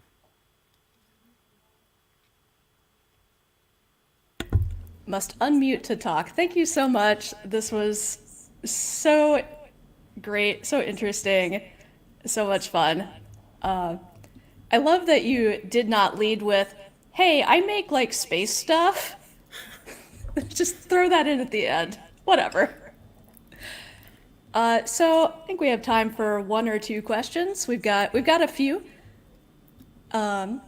If you were to add a current pop culture reference into the game, what would it be? Oh, that's a great question. The Simpsons comes to mind, except The Simpsons isn't current anymore. It's an excellent question. Maybe Seinfeld? That's not current either. I don't know. I'm sorry. I no longer have my finger on the pulse of modern culture. Mood. We should point out, chat all agrees with me that your game dev advice, not dated at all, totally timeless and very important, and things we should go reread that slide a few times. Cool. I have another question. Who else was in the castle of those who came in second?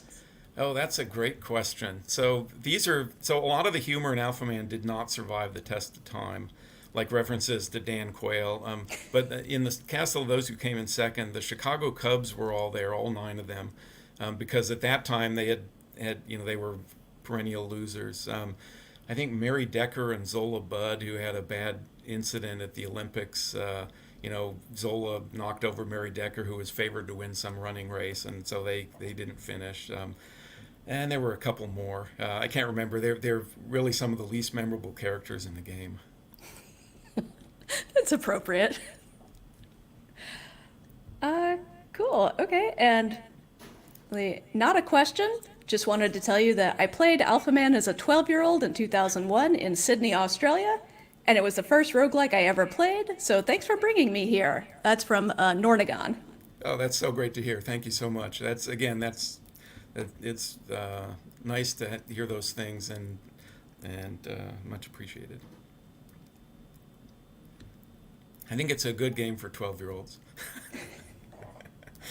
I'm so sorry I missed it. I didn't know that you could play games when I was a kid. I mean, I was the wrong gender for being allowed to play games. That's another talk. So as you kind of sat alone in that tree, we know that you were inspired by Rogue, but do you have other inspirations? Let's see. I had been programming some little games that I could just play on my computer. I was sort of inspired by trying to really just create something that I could control. It's what all coders want to do. You want to, be able to think of an idea and sit down and make it work in your game. Rogue was what made me do the kind of turn-by-turn basis, and those other paper and pencil games, Gamma World and Metamorphosis Alpha, are what made me want to do the science fiction version of it. But beyond that, I didn't play a whole ton of computer games because they were, back in those days, computers were not as readily available as they are now.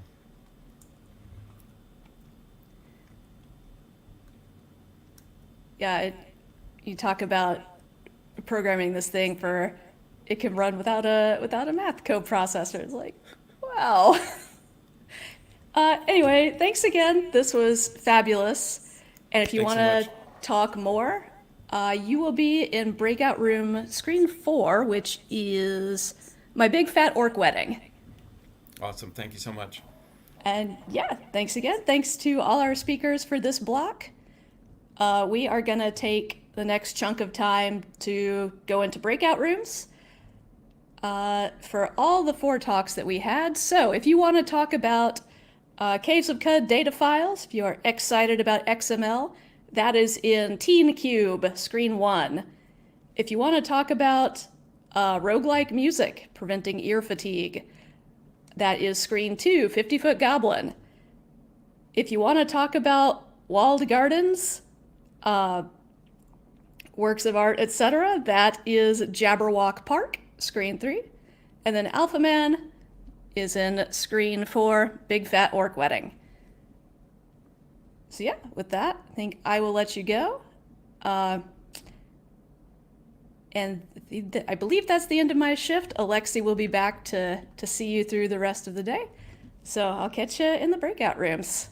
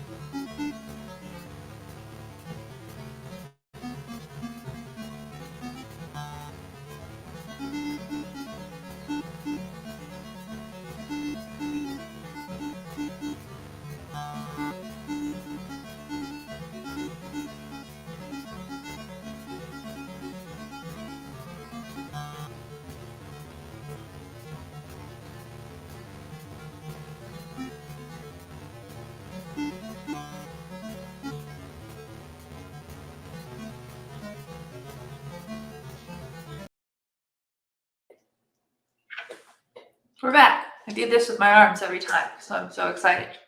I was given my mandatory break from emceeing for my health, and now I'm going to get going. Thank you to Christy for doing a great job emceeing a extremely powerful slot of Roguelike Celebration talks. I hope everyone enjoyed the break.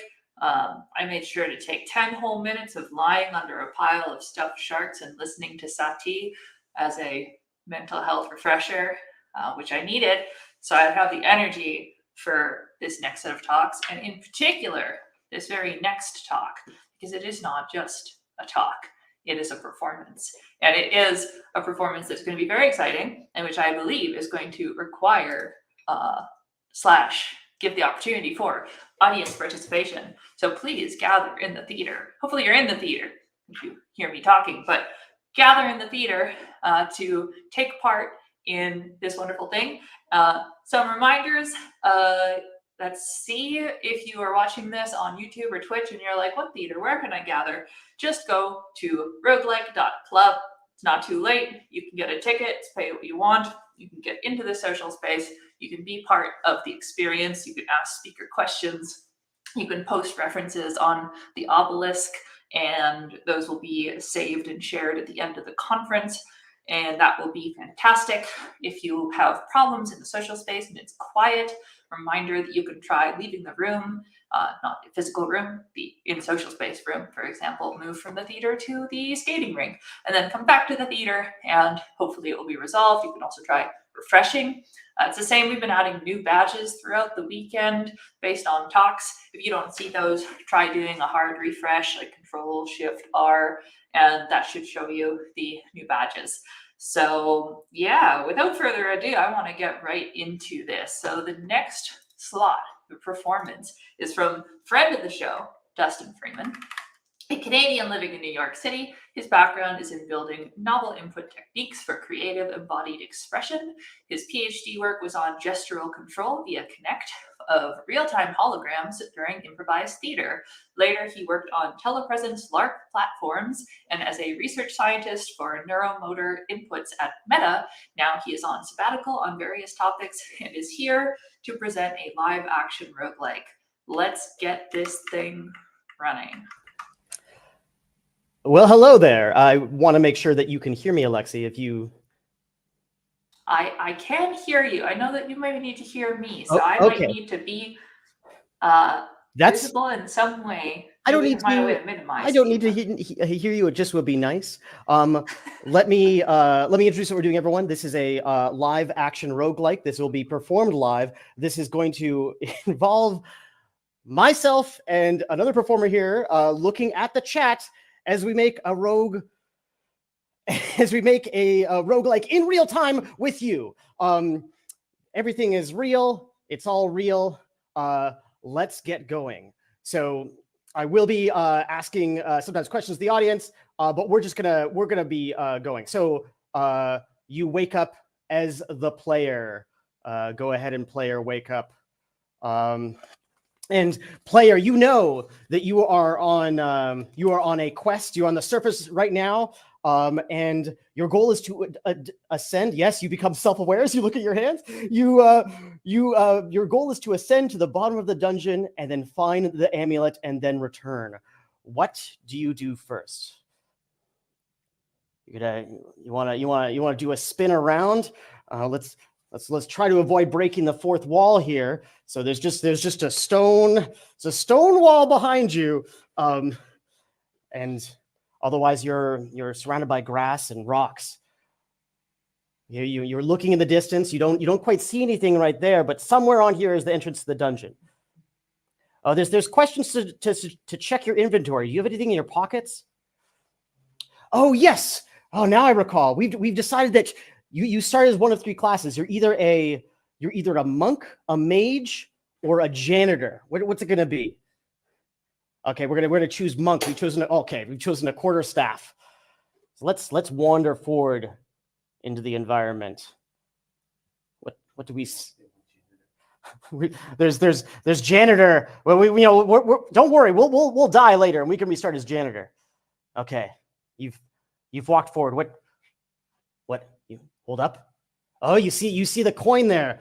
You go towards the coin, but you hear some light quacking noises. And in fact, there is a duck that stands over the coin. What do? You pet the duck. The duck is very relaxed, and in fact falls into a deep sleep, leaving the coins for your taking. And you take them. Ta-da! You are 6 cents richer. There's a lot of suggestions to kiss the duck or pet the duck, but it is in fact sleeping, and we are just going to let it be there. And for graphical resources, we're going to remove the duck. Okay, you see something to your left. What is that? This appears to be the passage going downwards, but you wouldn't go there. You wouldn't go there right away. Like that. There's like other things to do. Surely on this level, we wouldn't just rush ahead. So wait, you're gonna go to the left? Oh, what's this? Some sort of object on the ground. It looks like it's just a pile of stuff. So you want to get closer to it? All right, let's get closer to this stuff. Okay, and you loot the pile and you find a pink potion. A mysterious pink potion that is not identified. People are asking, how do you identify stuff? Not yet. A lot of suggestions to drink the potion. What would that be? You drink the potion, and then immediately you turn into a tree. You feel your consciousness going away as you become one with the earth. You're just a plant man. That's it. That's your life now. And we have to restart again because you've died. So this time around, we ask ourselves, are we a monk, a mage, or a janitor? We get getting a lot of excitement for janitor.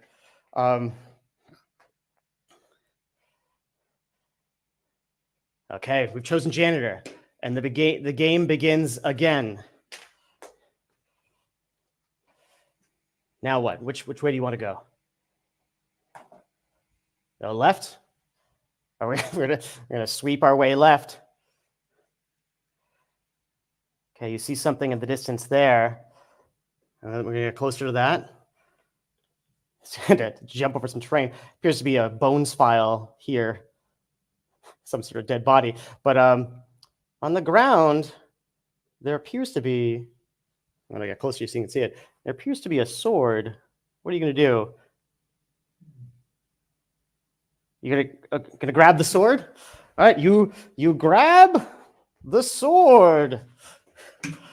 And you've got a broom and a sword simultaneously. Now, dual wielding broom and sword, really unusual class choice.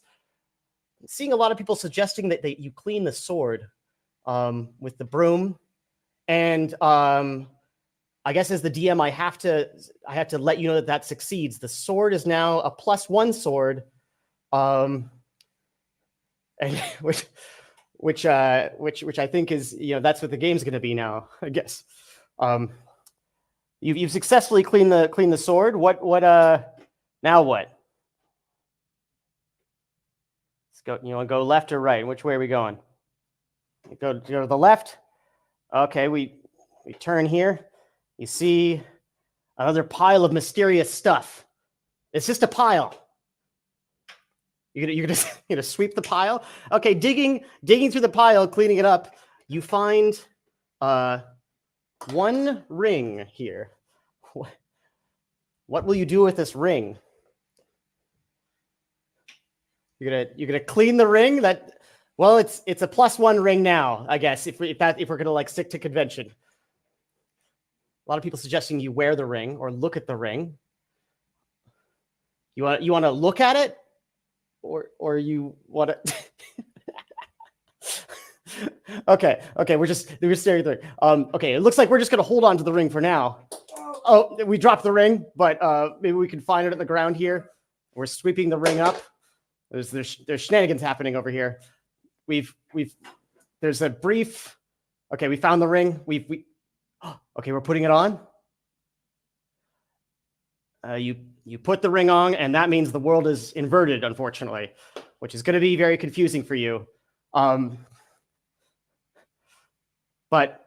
we're still fine. You're walking on your head right now. It's frankly kind of just a minor downside. Now, which way are you going to go now? This way? All right, cool. I'm going to walk over here. And oh, here's the passage going down. Want to check that out? Okay, cool. And you head down a level. Now, while we're heading down the level in the real-time procedural generation runs, maybe you should review your inventory for the audience while the real-time procedural generation happens. Real time.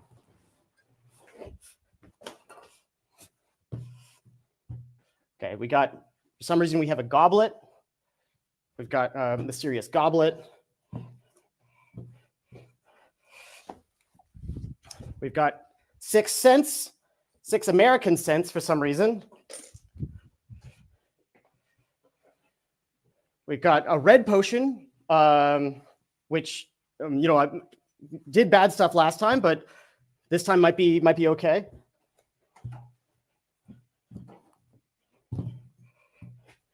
And we have a single dart, which is surely very dangerous. And the elevator ends, and you find yourself one level lower once the breaking the fourth wall elements are removed. It's a level of fluffiness, a charming level, if you may say. What will you do down here? Okay, you're gonna sweep the floor, and in the sound of sweeping, you make an incredibly large noise, and out pops a little lion who hears you. You're choosing you're telling the lion to go away. Okay, you put the ring on, which means we're gonna have to invert you. Okay, are you gonna take the ring off? Or it's stuck. Yeah, sorry, it's stuck.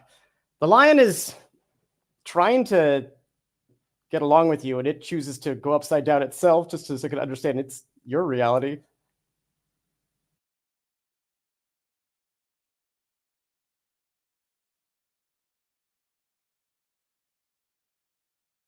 Okay, you have a potion. You're going to drink the potion, or you're going to give it to the lion? Okay. The lion definitely takes the potion and then bursts into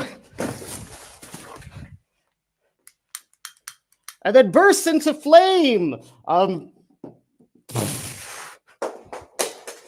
And the level is now lion free. But you're still stuck upside down, so we're going to need to do something about this upside down ring situation.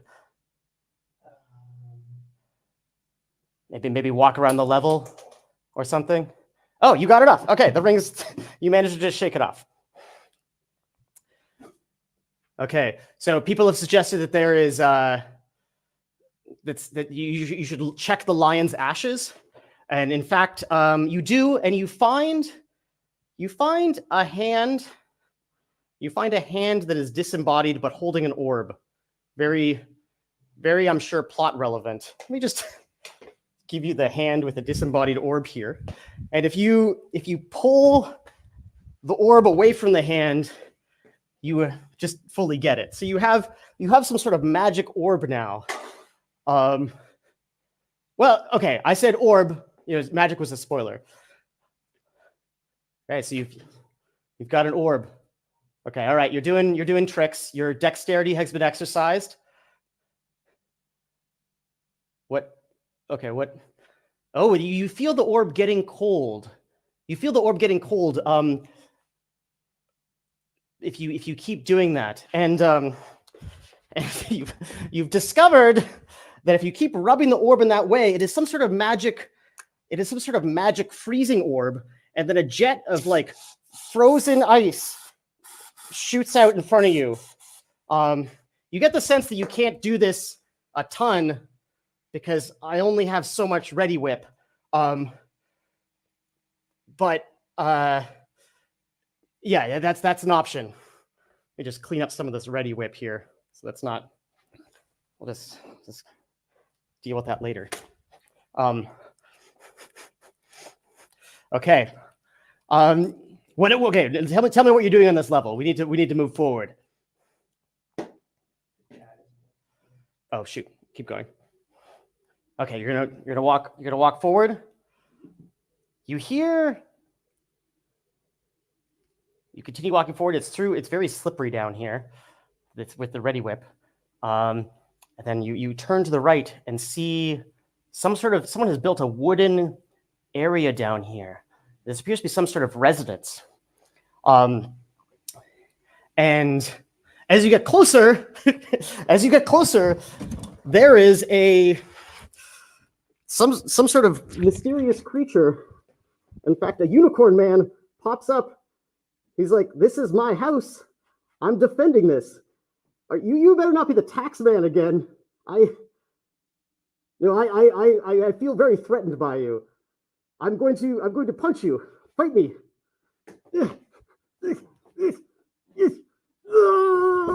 And the unicorn man dies.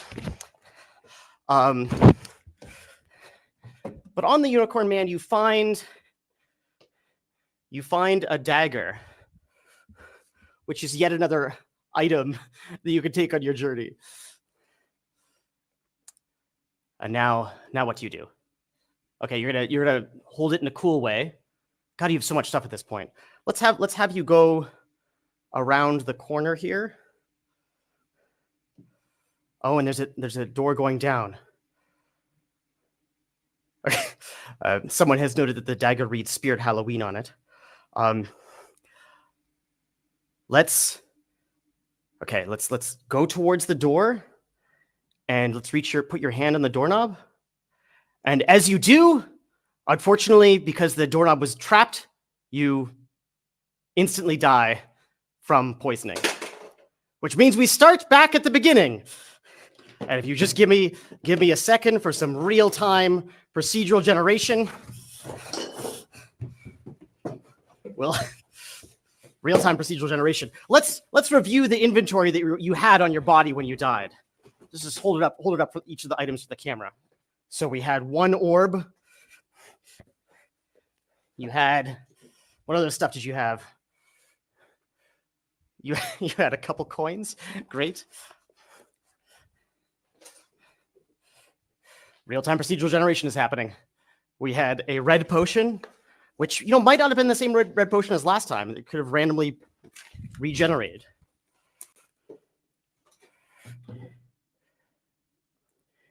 And we're back. We're back at the start of the game.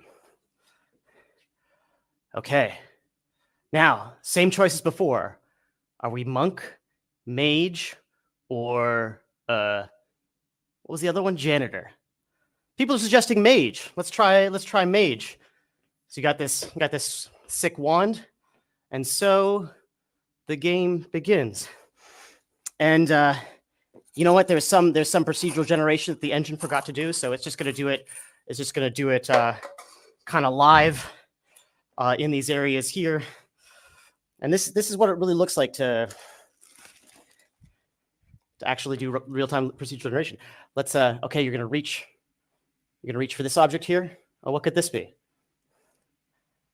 Okay, this is some sort of umbrella thing that you're picking up, and you have it in your hand now.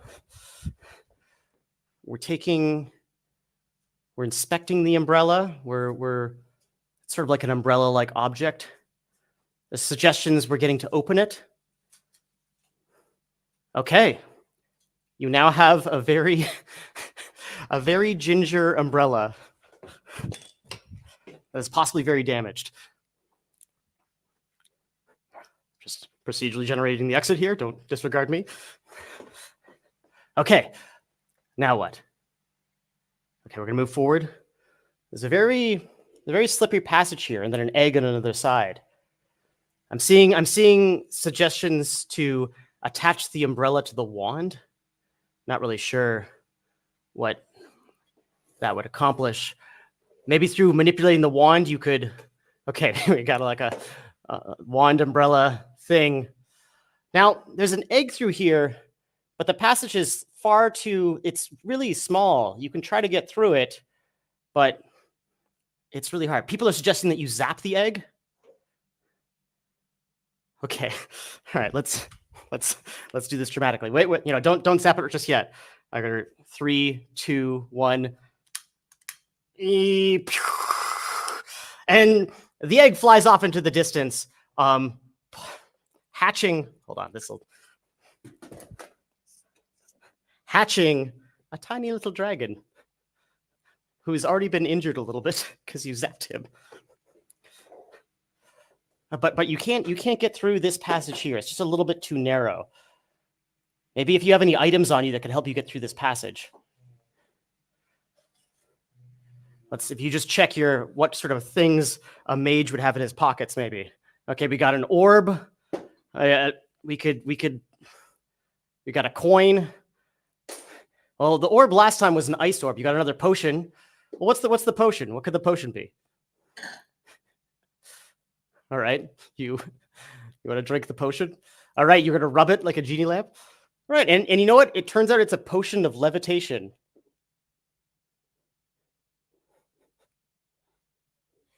So you're able to hover over these walls. A couple bones files right here. You get closer to this like sort of hurt pet dragon. Are you gonna pet it? Ow! It's we don't know how dragon physiology works, so we're gonna say that this dragon retreats. That's horrible. Retreats its head inside, and then you can carry it in your pocket. For future use. People are suggesting we heal the dragon. I don't know if any of your items do that just yet, but maybe that's something we'll pay attention for the future. All right, so here we are on this level. Now what? Okay, out there, that's the fourth wall. We don't go beyond that. To your left is a huge pile of coins left by someone haphazardly generating the level. Let's just say that you can just get those. Put your hands in there. And you can keep going. People are suggesting you feed the dragon the coins. I guess we could find out what happens if you do that. Okay, we got the dragon. We're gonna feed it the coins.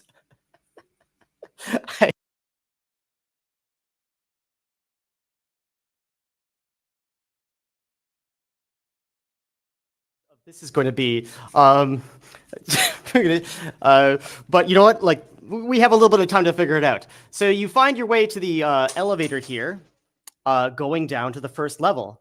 And so let's say that we do. And now the real-time procedural generation will happen. Just a second. The floor is very slippery because it's covered in Ready Whip. Okay, we're moving down to the second level. Let's review what we have in our pockets. You got a dart. Oh, you're smoking it. I see. Okay, real-time procedural generation.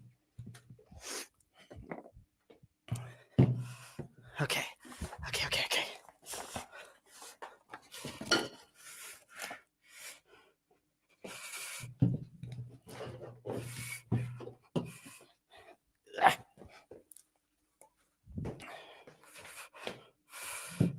Okay. All right, and you find yourself down again at this like weird kind of blobby level. And here we are. You find yourself approaching a mysterious cube. You pet the cube, and as you pet the cube, it summons its familiars, which are puddings. Summons multiple puddings, which obviously need to be battled in a difficult way. The cube sends its pudding minions after you. Okay, you cast your wand. We don't know what the wand does yet, do we? Has the wand done something yet? No, not yet. Okay.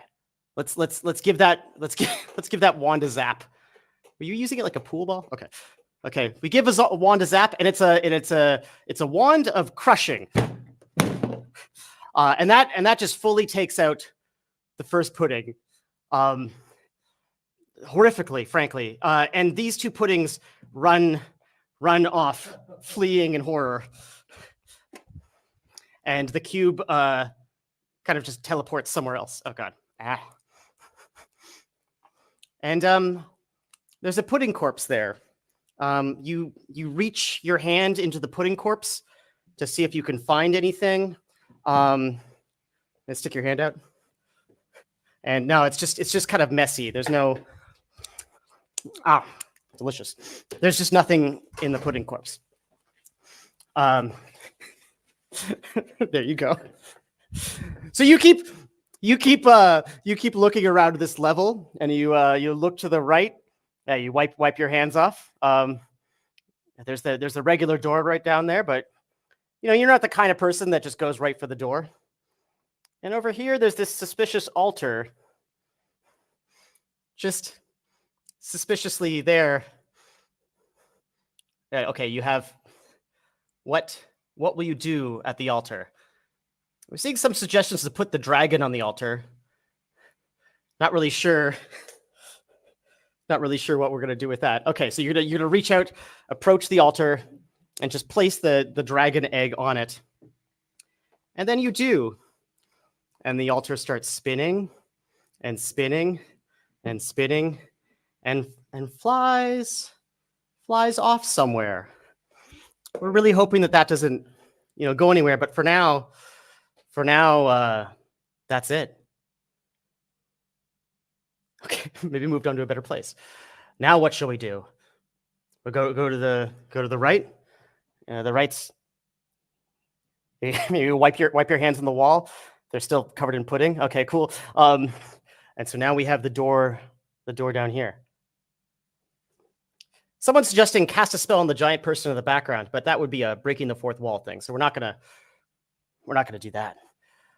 Okay, so we're seeing some suggestions to throw the potion at the door, because this door, when you touched it, it caused a problem last time. So are we gonna splash the potion at the door? Okay, so you go and splash the potion at the door. Okay, I gotta fucking.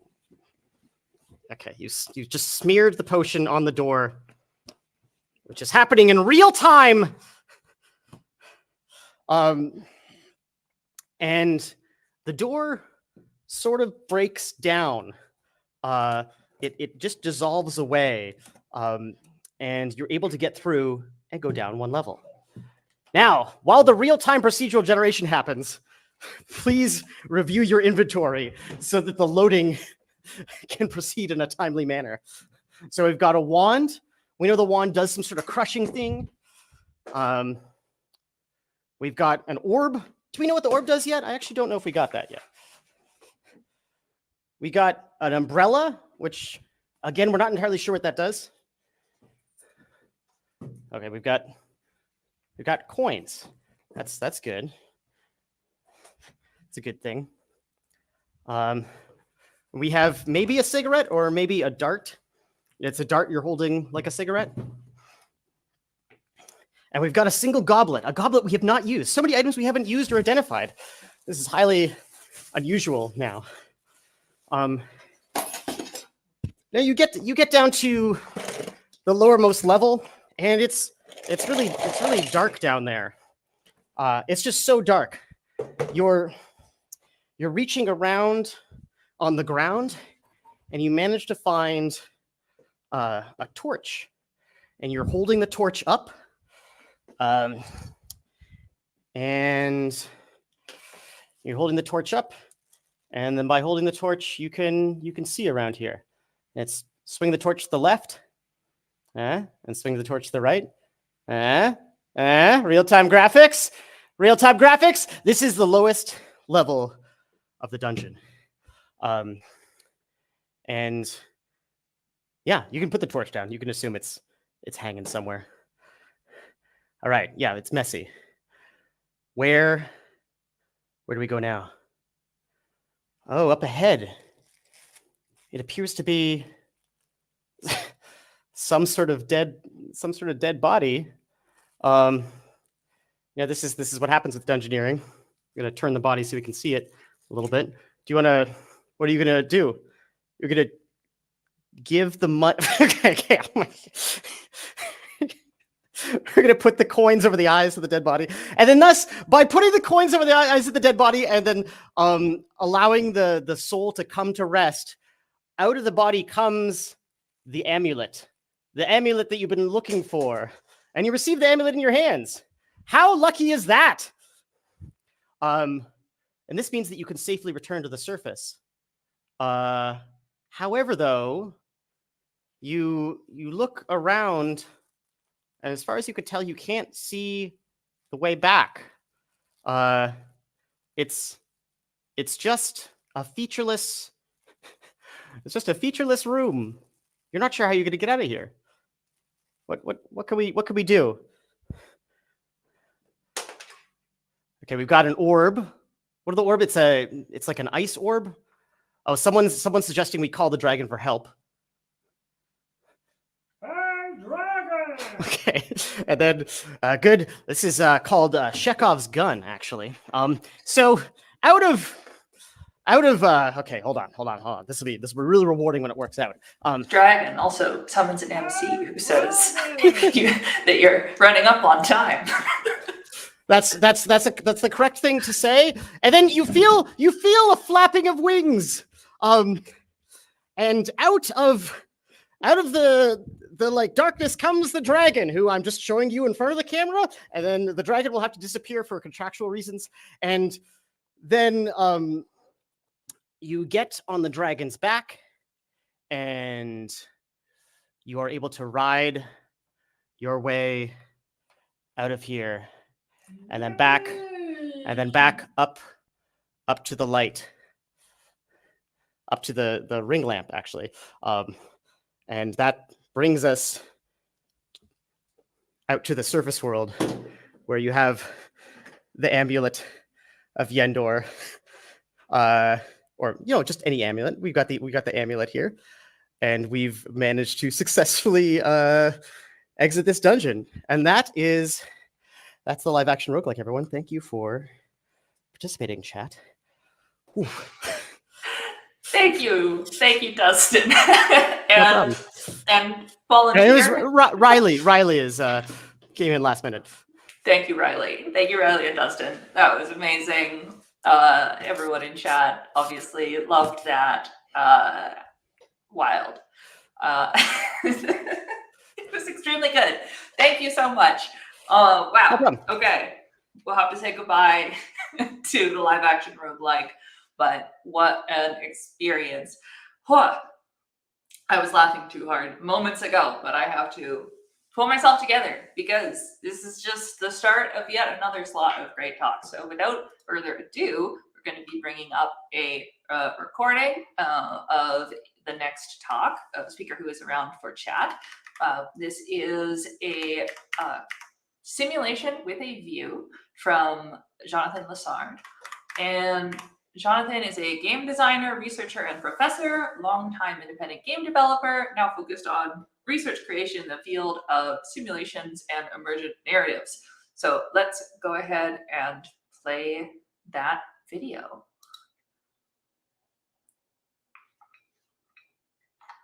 Hi everyone, my name is Jonathan Lessard. I should be here live, but I recorded this to make sure that this would go smoothly and I wouldn't forget everything, so sorry about that. I wanted to talk to you about a project I've been working on for a while. It has many names. The last one is Divine Affair. I'll show you that later. But mostly there are angles to this project that I find are possibly interesting for both roguelike players and roguelike developers. So hopefully that will be true. The title is Simulation with a View. Hopefully it'll make sense soon. So we start from this assumption that many roguelikes have an underlying simulation. not all of them, or to different extent, but definitely some of them have a very intense simulation, thinking of Dwarf Fortress, for example, Crusader Kings, not sure if it's a roguelike, The Sims, things like that. And in my case, when I began on this project, it was building a complex social simulation was one of my starting point. And this was my view a few years ago of trying to figure out what was happening under the hood. So yeah, tons of stuff is happening as simulations do. And in my case, I also had some intentions in terms of what I wanted to model.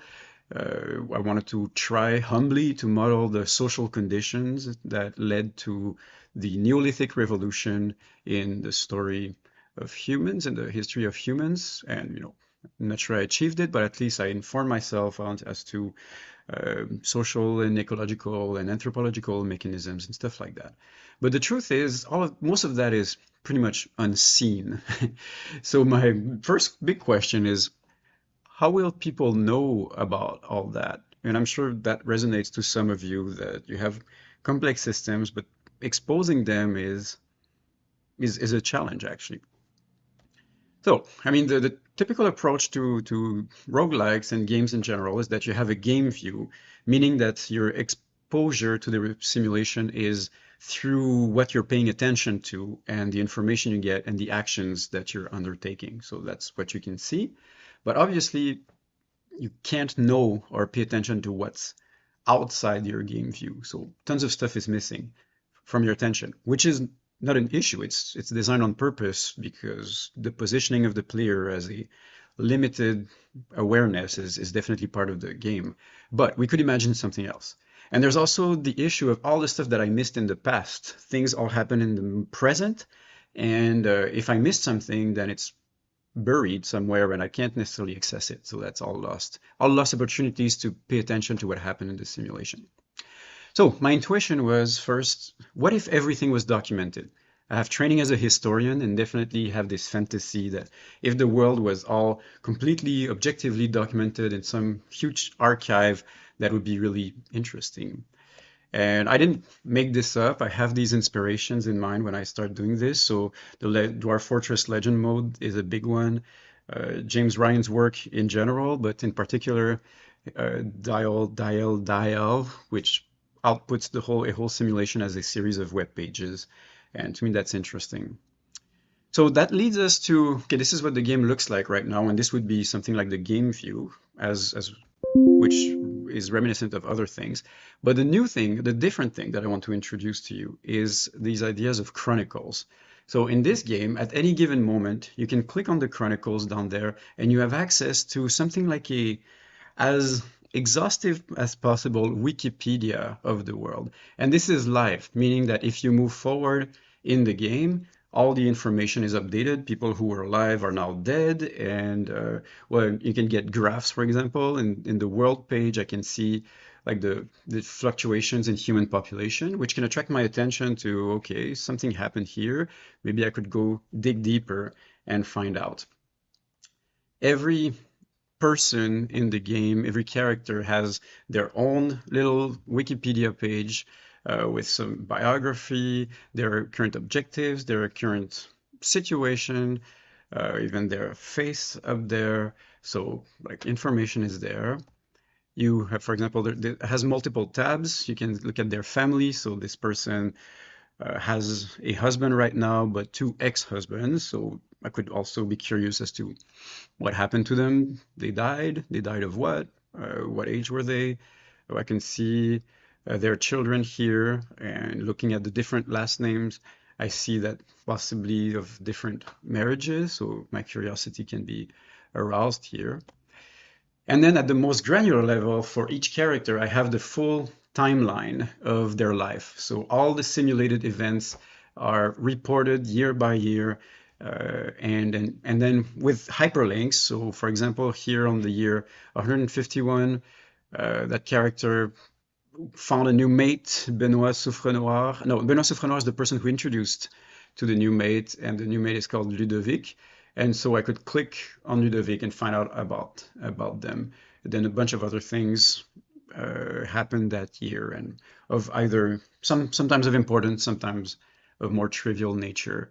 But it's there. I can know, I can see. So this is my view to the simulation, is the Chronicles gives me all this. And most game objects also can generate graphs. For example, this character has had a big uptake in influence, social influence somewhere around the year 116, 117. So once again, maybe a little lead to go figure out the story here. What happened? How did it, and then why did they lose influence? I could also cross-reference values, stuff like that. Which leads me to the other issue. Now, there's a lot of information being generated.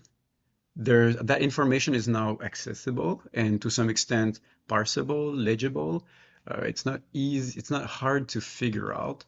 But the big question now is, why would people, players, care about all that information, all these fictional people, living or dead, and all the minute details of their lives?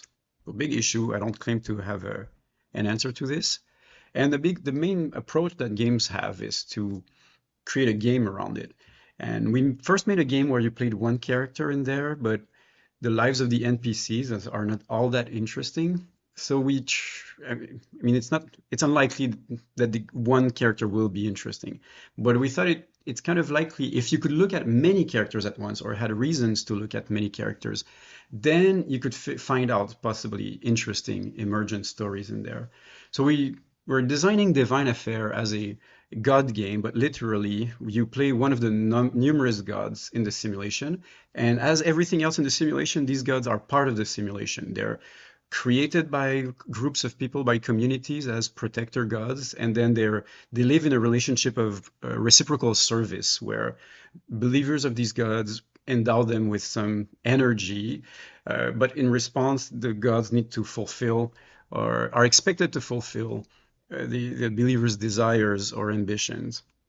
So if I become, and so God, of course, has their own page. Right now, it's not super sexy.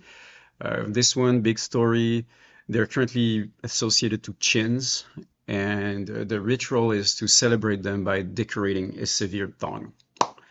Okay. The fun part of the fun thing is people communicate to you through prayers, but they fall like an email. So for example, here, Jessica is in love with Valerie, and she tells you that if you make this happen, she'll sacrifice some food for you.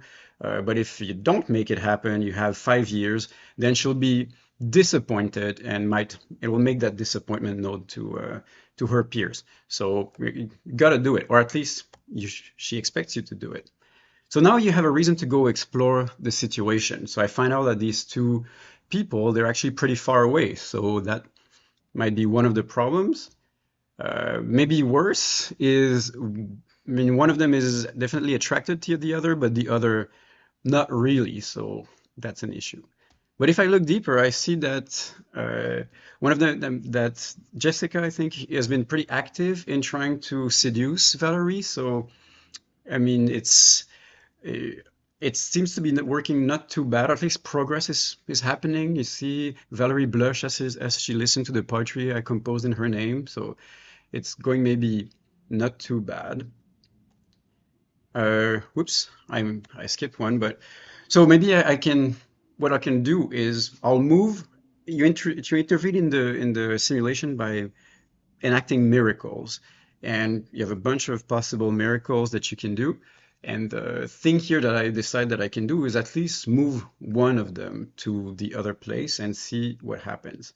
But of course, I'm taking responsibility for this because, I mean, Valerie especially, she didn't ask for anything. So who am I to mess with her life?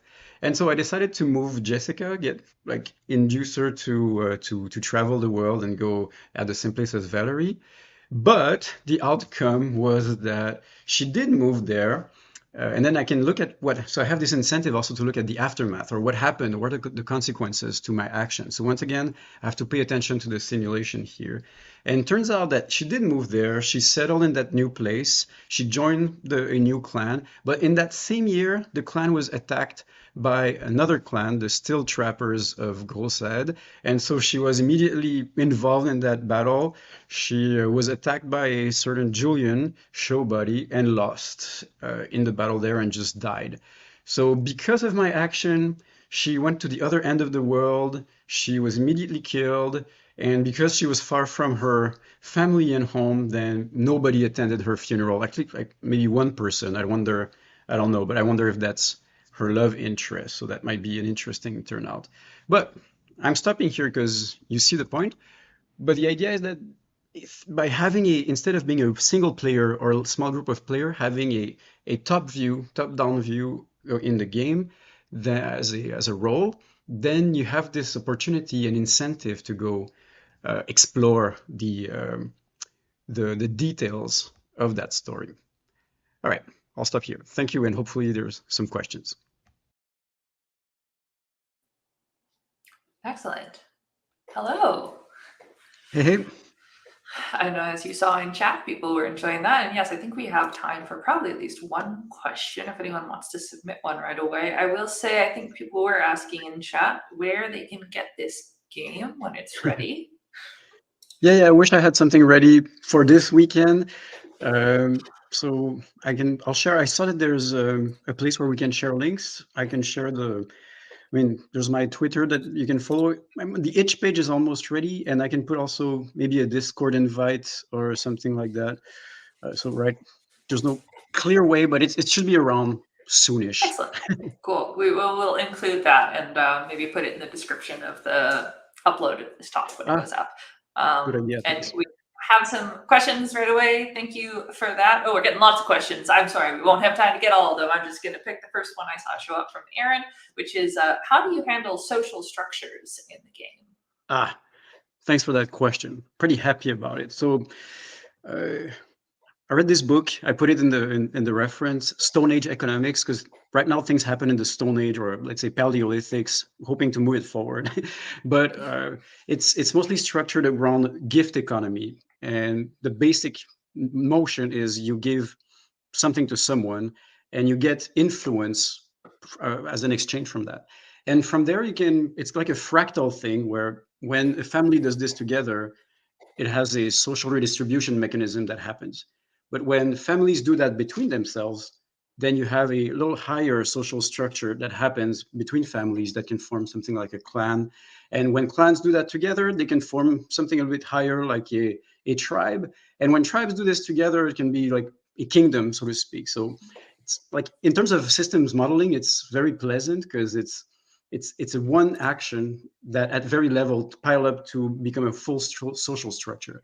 So it doesn't really show when you play the game, but to me it works. Like it makes the world very alive and people have relationships to each other just from this basic act. So there's stuff like that in there.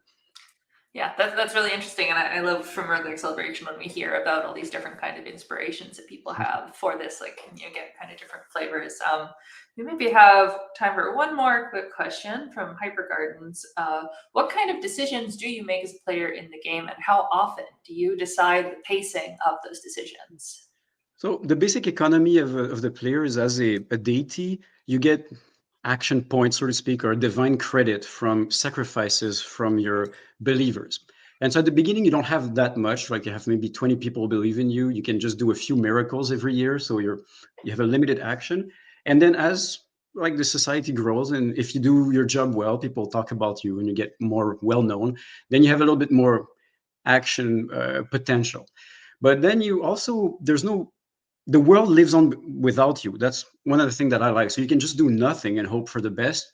Like the simulation will just go ahead and move, and people will still believe in you anyways. But when you act, you're also taking some ethical decision and position yourself like, okay, how much do I want to meddle in these people's lives, and will that pay off for me? But what does that mean for me as a payoff? Like, is someone paying the price for this? So it leaves a lot of room for sandboxy experiments as a deity.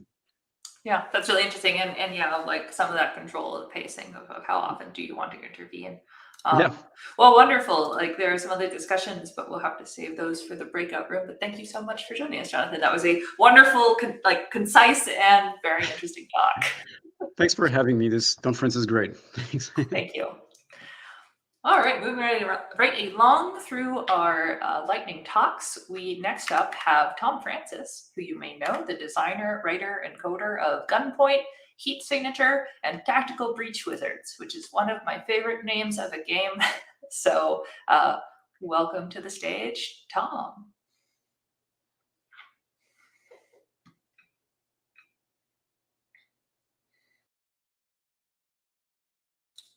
Oh, I'm jumping in. We currently can't hear you, Tom.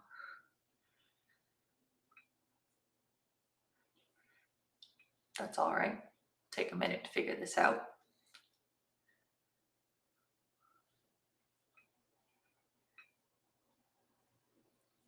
You have to watch this live. Interesting.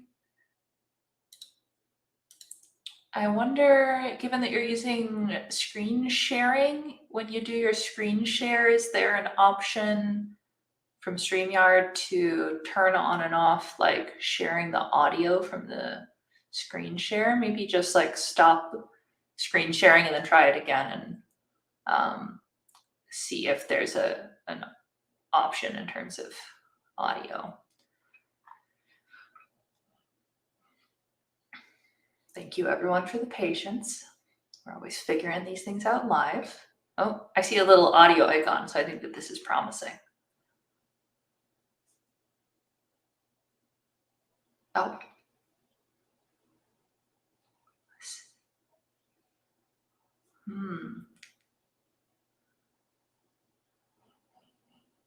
This is interesting because I can hear myself. So we're getting like the system audio, I think, but not your microphone.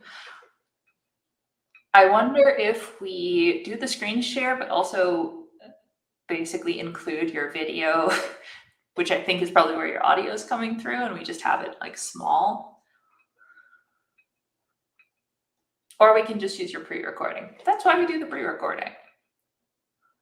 Cool.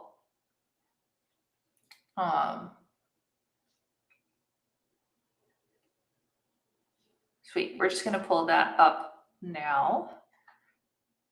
And then the good news is that Tom will be around, and we are actually going to, in the breakout, do a shout and pick one of the Zoom rooms, which is actually great. So if you want to like see Tom on video, we will assign one of the Zoom rooms for the breakout, just because Tom's been having some RSI problems that make the typing of the text chat more onerous. So we will assign Tom a Zoom room in the post-talk section so that we'll be able to tune in there. And in the meantime, we will bring up the pre-recording. I'm sure that Kava is just grabbing that now.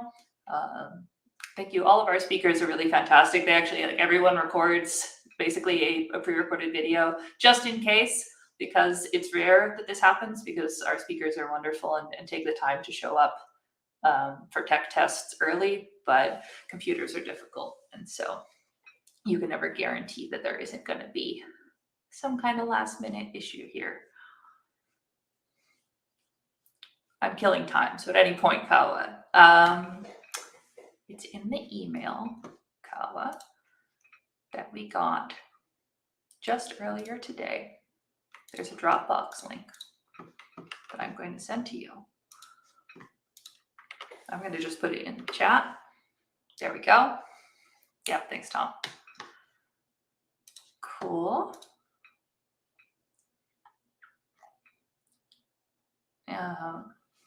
Hope everyone's having a great roguelike celebration. I see lots of appreciation for Heat Signature. People are very excited. A lot of love for Heat Signature, man. A beloved game. Hello, I'm Tom. This is Heat Signature. It's a game we released a few years ago. It's a roguelike in space where you take jobs from clients to break into spaceships as they're flying around the galaxy. You're usually trying to steal something, rescue somebody, kill somebody, that kind of thing. And so one of the first things I needed to think about was how are we going to generate these ships? You know, random generation, I want it to be fresh forever, right? I want it just endlessly new and different experiences for all time. And my ambitions with the level generation sort of started actually a bit lower than that, and then just went lower and lower and lower as this project went on. Because my first thought was that, first of all, I established that they needed to actually feel like levels. They shouldn't just feel like spaceships, because it turns out if you make something that feels like a place and doesn't feel like a level, you don't really have a game. Like, games kind of need levels. And of course, I had to drill down into like, what do I even mean by that? What is a level? What is it that makes a level feel like a game? And what's the essential like backbone of it? So, in the context of like spaceships, I reckoned that the simplest kind of structure I could have was, I'm saying the simplest kind of structure with this slide up, was for gates and keys. You can see how quickly my plans went awry. Basically, that the progression you make towards your objective, that's the thing that makes it feel like a level. You can make progression. It's sort of in chunks. You get closer to your objective without immediately reaching it and without being completely stuck. So my implementation of that for spaceships was that it should be a series of gates and keys. So in the place where you dock, this is this little docking point here, this airlock is where you start. This is a security 1 zone. So somewhere in here there's a level 1 key card, and then all of the doors out of here are level 1 doors. Actually, they're not all level 1 doors. And that's part of why this system sucks. Is like, once you have the level 1 key, you're going to go to the security zone 2, you're going to get the level 2 key. But boy, it's quite complicated, isn't it? And that's why I did it this way. I wanted it to be complicated. I wanted it to be intricate. I thought, like, if zone 1 can, tessellate interestingly with zone 2, then the next ship, they'll tessellate differently. And the ships will be more different, and there'll be more interesting differences between your missions. And that sucked, because, first of all, the interesting differences there are not that interesting. And actually, they're kind of worse than boring. It's just annoying. You dock with a ship, and you just got to sit there, like, puzzling out, where do I even need to go? I want to get to zone 8, but how do I get there? Because zone 4 is not where I'd expect it to be. And, like, that's not interesting gameplay. It's just a chore. So the differences are not just boring. They're actually actively annoying. And then the other problem with it is that the zone I'm in is what I need to be worrying about moment to moment. I need to be thinking about that. I don't need to think about the whole ship. Great. But the zone I'm in, I do need to be thinking about that all the time I'm in it. So I need to see it. I need it all on screen. And to see all of these interestingly shaped zones, whichever zone you're in, if it's a weird shape, you've got to zoom way out to keep it all on screen. So you're viewing the game kind of like this, like at this horrible zoom level where I can't even tell which is the enemies and which is me. You can barely even see that there are people here. It's terrible. So I simplified drastically. Like, each security zone is just going to be pretty self-contained. It's going to be basically a rectangle so that it fits on the screen. All the stuff I need to worry about as a player, I can see at this zoom level, where this isn't the best screenshot to illustrate it, but in theory, if this wasn't a cropped larger screenshot, these people would not be heat signatures and they would be visible. And you can see John Roberts' wonderful art, and the whole thing looks very nice.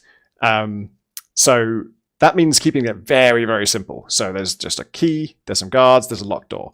That's it. So that's one zone, and like I say, that was a cropped version of another shot. This is the full shot with the zones labeled on it. So here's a level 1 zone, here's level 2, level 3. There's choice of level 3s, a bit of branching. And your objective will be somewhere in sort of 3, 4, or 5. So you can work your way through this. So what I want you to notice about this is that it's absolutely miserably boring. There is nothing interesting about this. It is just nuts and bolts. It just does its job. It's just like, it's structure. I needed structure, now there's some structure, great. The problem is, like, this structure is very boring. And then if we go back to the last slide, the individual segments are also very boring. So we have really like a boring tapestry of smaller, boring elements. And it solves all my design problems. Like, all those problems are solved now. But we are left with not that much breathing room to generate interesting differences in the levels themselves. The level generator, bless its heart, was doing its best, but I really kind of restricted it to these tiny little spaces where it just doesn't have a lot to play with. So the question on my mind was, how do we make the game fresh when the levels are going to be, the differences between the levels are going to be kind of this trivial nonsense. Yeah, let me just illustrate what kind of differences I'm talking about. This is in Heat Signature's practice mode, it'll generate just one zone, so you can just play a little like short, no stakes game. And so I'm just going to tab through a bunch of these just so you can see how one ship differs to the next. It's just rooms and corridors in different orders, different layouts, different guards. That's about it. So yeah, thinking about how do we turn that into like endlessly fresh experiences, I came to this. If you can't make the shuffle interesting, make more interesting cards. Because this level generator really, I've taken its legs out from under it so badly that all it can really do is shuffle some walls around. And it got me thinking about shuffling a deck of cards. You know, every card game has random generation in it, right? You shuffle a deck, and you make those games interesting not by doing more interesting shuffles, by more intelligently placing the king just where you want it in the deck.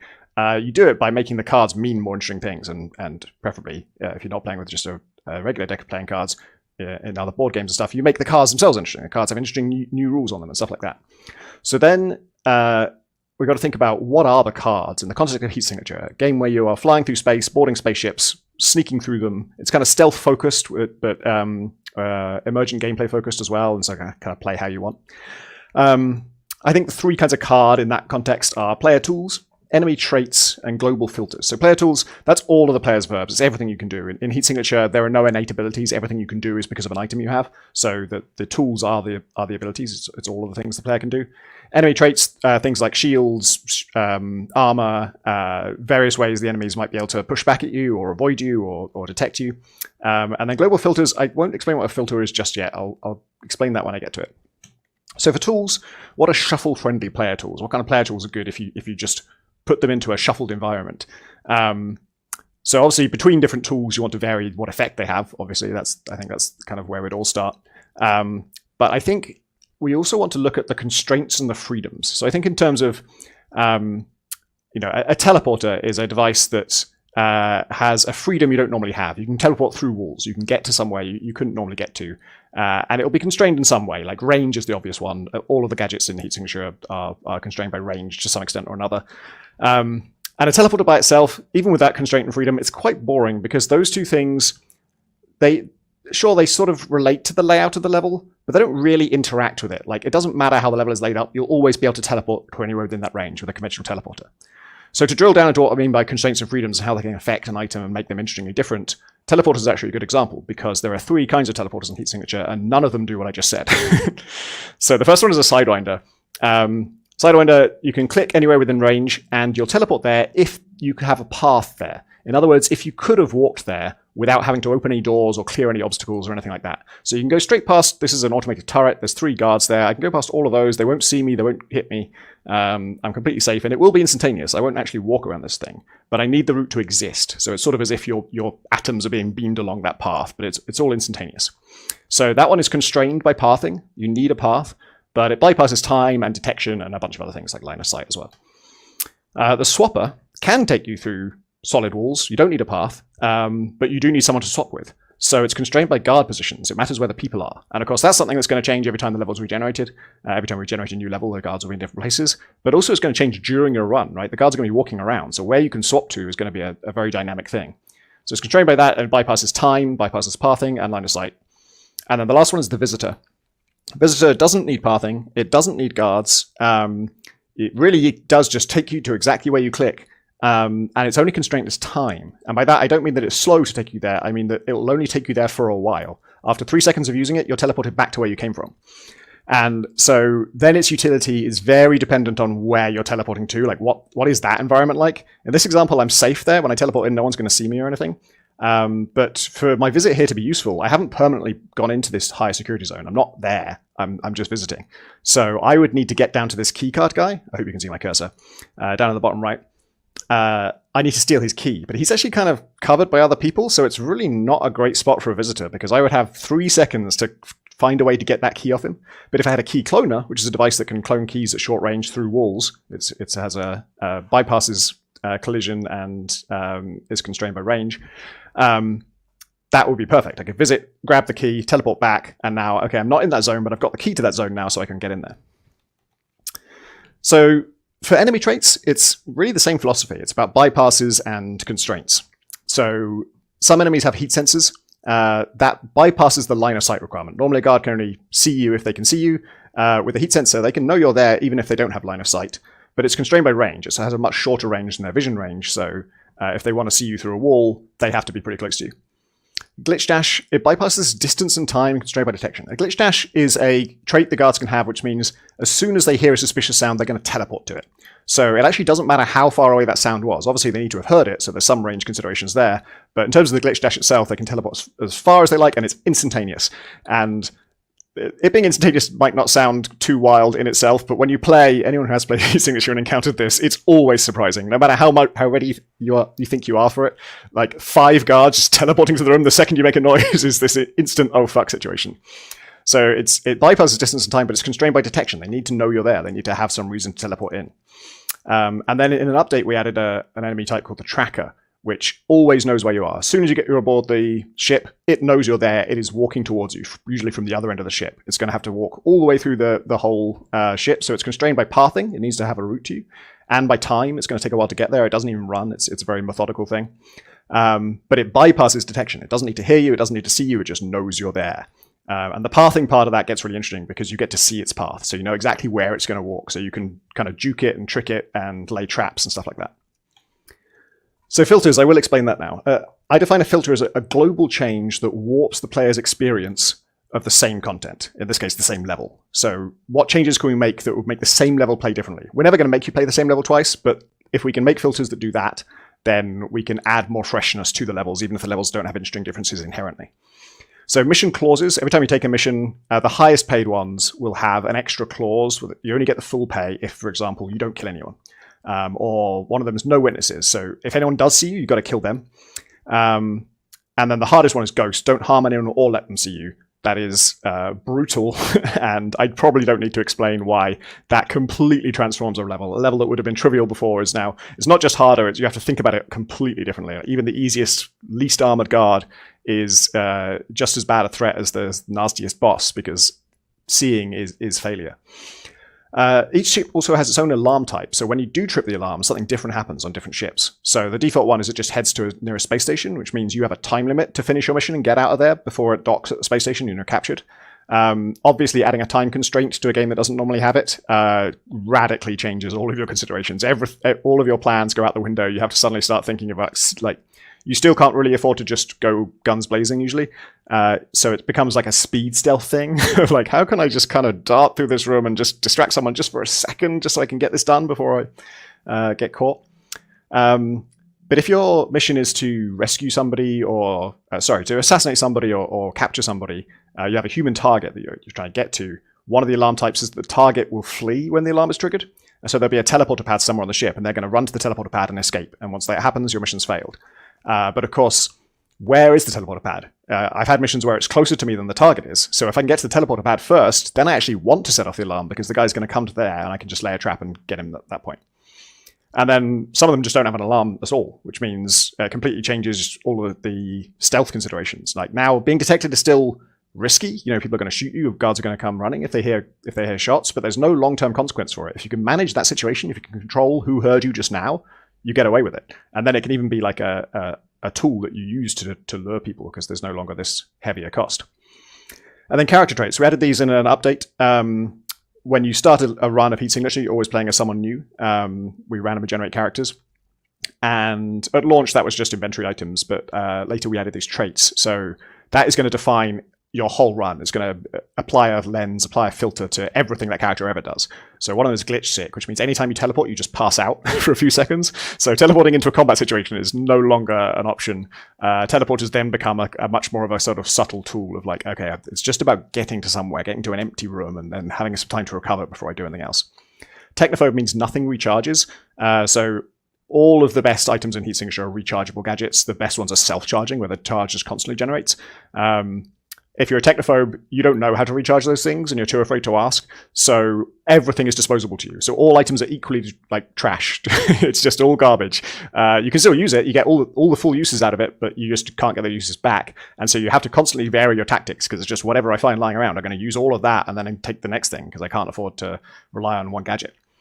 And then shaky just means your guns are not going to fire where you think they should. So you have to stick to melee and gadgets. There's also a kind of inverse of that. There's weak, which means you're not strong enough to take anyone out in melee. So you have to use guns and gadgets. Obviously, these just apply a filter to all of the experiences you're going to have, all of the tactics you're going to use, how you approach any given level. And if you look down this list and pick like one from each category and consider how those would combine, you can see pretty quickly how it all they interface with each other because they interface with the shuffling levels, and the shuffling levels are what we can vary cheaply.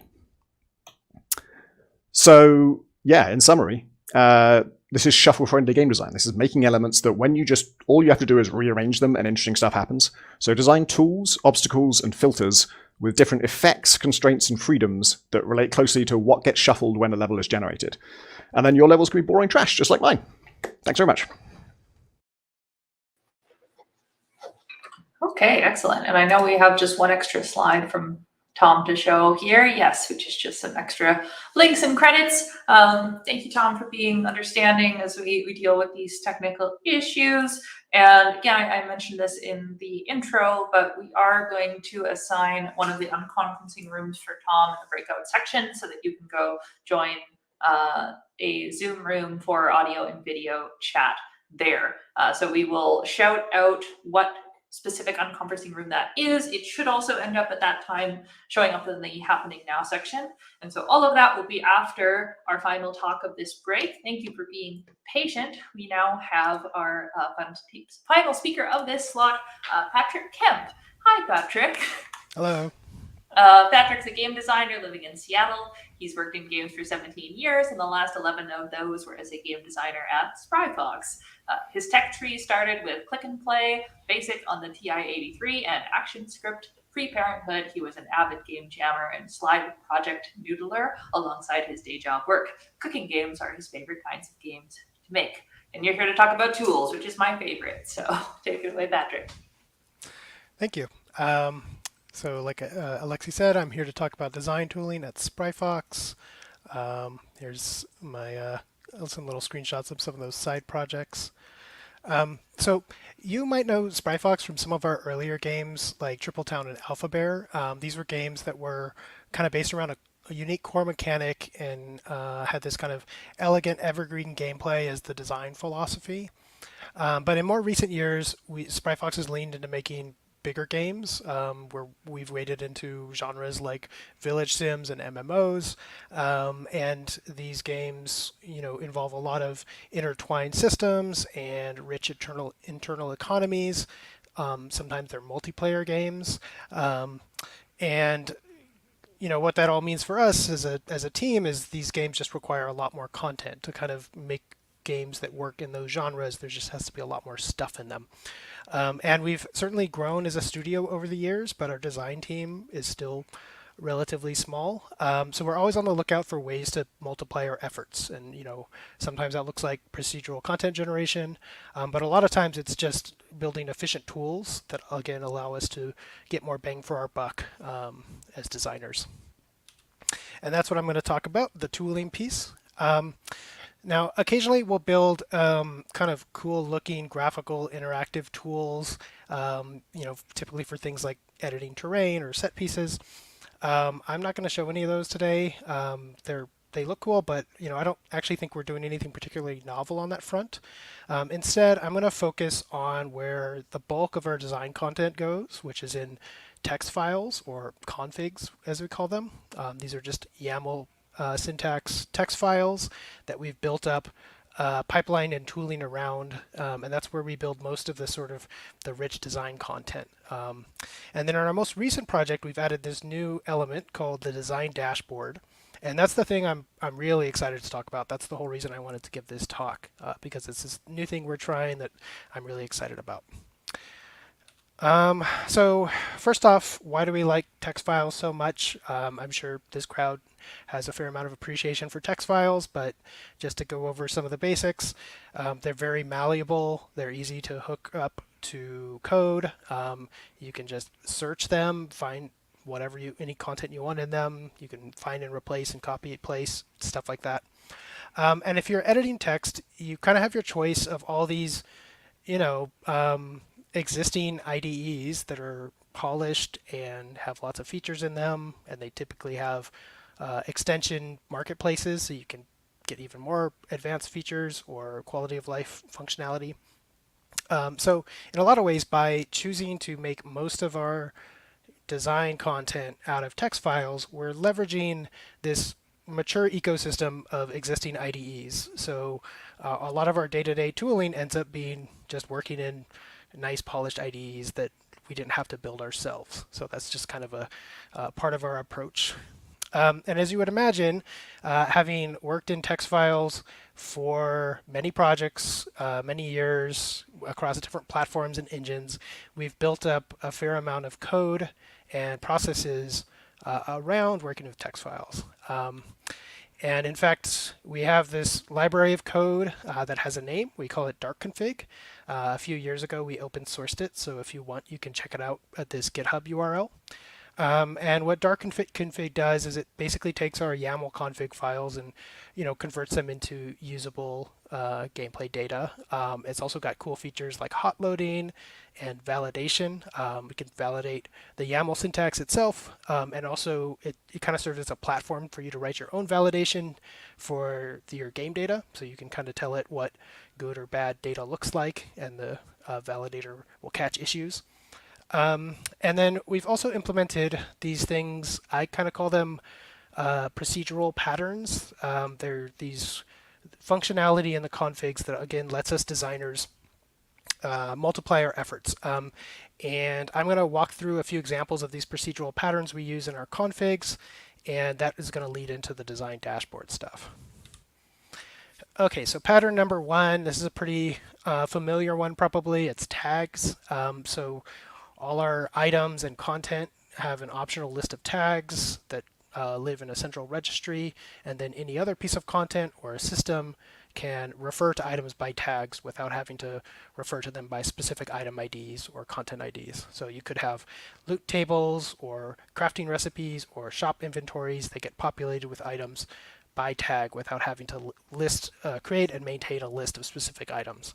And again, we like to make these kind of sprawling intertwined economies within our content systems. This is great for us because designers can just make new items and assign appropriate tags, and then that item just gets sucked into all these different systems automatically. It just starts showing up in loot tables and crafting recipes. So as long as you put in the right tags, it all works out great. Another pattern we use are includes. This one is also pretty simple, I think. Basically, you can, in a separate file from the config you're working in, you can make a little chunk of reusable config, a block of config, and give it a name, and then you can include it into another config. So you can use this for boilerplate and stuff. So like if you had all your decoration items, you want to have a shared piece of block of config, you can just write that once and then include it everywhere you need. You can also do these kind of composition style patterns where a config could be including like a handful of different blocks, and you can sort of compose different behavior by pulling in config blocks from different sources. And this is also an example here that I wanted to demonstrate. I kind of glossed over this with the dark config stuff, but there's this distinction between the YAML files, the configs that the designers are working in, which we call the source configs, and then the generated configs that actually get consumed by the game engine.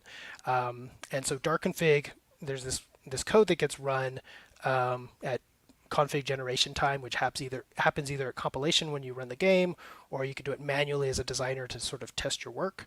And it basically just, we call it reifies the actual working config. So up here on this screen, you can see on the left, those two might be examples of source configs that have the include pattern. And what that does in the generated config is it just copy and pastes the contents of the included config in place, and then ends with a kind of a final config. And that's an important point to understand for the next pattern going forward. Okay, so the next pattern is variance. This one's maybe a little more complicated. The way it works is we can flag a field or a part of a field in a config by wrapping it in chevrons, and that marks it as to be replaced by a variant. So in the example on the left, you've got a flower with the word type wrapped in chevrons, and that type part is meant to be replaced by variants. And down below, we have an array of variants that replace that type with one of 5 different flower types. And what happens at generation time is this one config actually turns into 5 new config files with each of their IDs having that type part replaced with a name of flower. So this is like a simple example just to demonstrate the basic philosophy, but and it's not actually doing anything interesting. It's just creating 5 different items with different IDs. They're not like distinctly different here, but because you can replace anything in the config basically with variants. You could use this to change the flower's color, the icon, the sprite, the economic behavior, all kinds of things using variants. And this is also simplified because it's one-dimensional in the sense that there's a single array that's getting subbed in for that variant portion. But the way we actually use these is in a multi-dimensional way. So this config, flower config, is a little closer to how like our actual flower configs. And you can see it has up in the top in the ID, it's got 3 fields. It's got type, season, and rarity. All marked for replacement by variants. And then down below, we've got 3 arrays of variants, one of types, one of seasons, and one of rarities. And what happens here is it does the same thing. It replaces them, but at config generation time, it actually generates an item for every possible combination of those 3 arrays. So you can see on the right sort of some examples where it'd be flower aster spring common, flower aster spring uncommon, etc., etc. So this one config makes 36 flowers because it's 3 times 4 times 3. That's also simplified. We usually have a lot more than that. And so this is how, in our game, Cozy Grove, if you've played it, we have these content buckets like our collectible flowers that spawn throughout the year, different seasons, and have different rarities and different species and different buy and sell prices and all that stuff.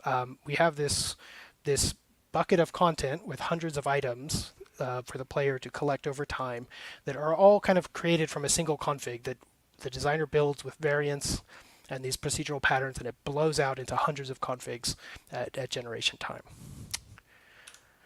And so another pattern we use that kind of goes hand in hand with the variants is one called mods. This one basically allows you to, within a variant, modify numerical properties of the base config. So in this example, an uncommon rarity variant might apply mods to the drop weight, so like how likely the item is to show up in a random loot table, and the sell and buy prices, how valuable it is to buy and sell. And another kind of nice thing we do is we build these rarities, these rarity variants once, and then put them in this global file called global variants. So every config, like the flower config, doesn't have to have all the variants defined for rarity. They just reference a shared block of variants for rarity. Same with seasons, flower types, all kinds basically. And so you have this one config that again pulls in a bunch of variants. So whether it's mushrooms, flowers, fish, whatever we want to have rarity on it, for example, we just include that global variant, and now it has a common version, uncommon version all down the line, and it has its prices modified and stuff. Everything's kind of set up procedurally. So this is a system we've built up over the years. We really like it. It's got a lot of things going for it. It's very expressive. When you get good at building these procedural configs, you can make all kinds of cool stuff happen. They're very expansible. Once you've set up something like the flower config, it's trivial to add essentially a new row to the matrix of like a new season or a new flower species. You just add a few lines of config and everything multiplies out, so you have all the associated variations. And with the tags and everything, we get all these nice emergent connections where we don't have to manually connect every little piece of content to another piece or to a system. It all just kind of happens through that substrate of the tags. But it does have downsides. It's kind of complicated to work in. I mean, if you looked at some of the actual configs, they're borderline code-like, and they can be unpredictable because when you're working in a source config that generates hundreds of generated configs, if you haven't really grokked how that source config is set up, you might accidentally make a bunch of bad content and not really fully realize it. And then, obviously emergent connections are not always a good thing. It's easy to set up tags in the wrong way and get things connected that shouldn't be connected. So, on our current project, like I said, we've been trying to address some of these downsides that have sort of accumulated over the years. And that's where this concept of our design dashboard comes in. The design dashboard is basically a tool we've built to help us get more insight into our own game data, especially our generated game data. So I've got my little.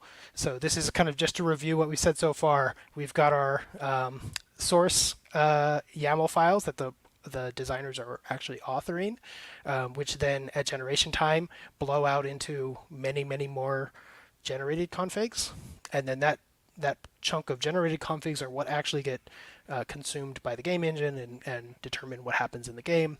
But it's also that generated configs that get consumed by the design dashboard. And so what is this design dashboard thing I'm talking about? It's basically a web page. It's an HTML page that consumes these text files and displays it in useful ways. So let's take a look at it. Hopefully you can see this okay. This is just a screenshot from the design dashboard. It's actually showing actual game data.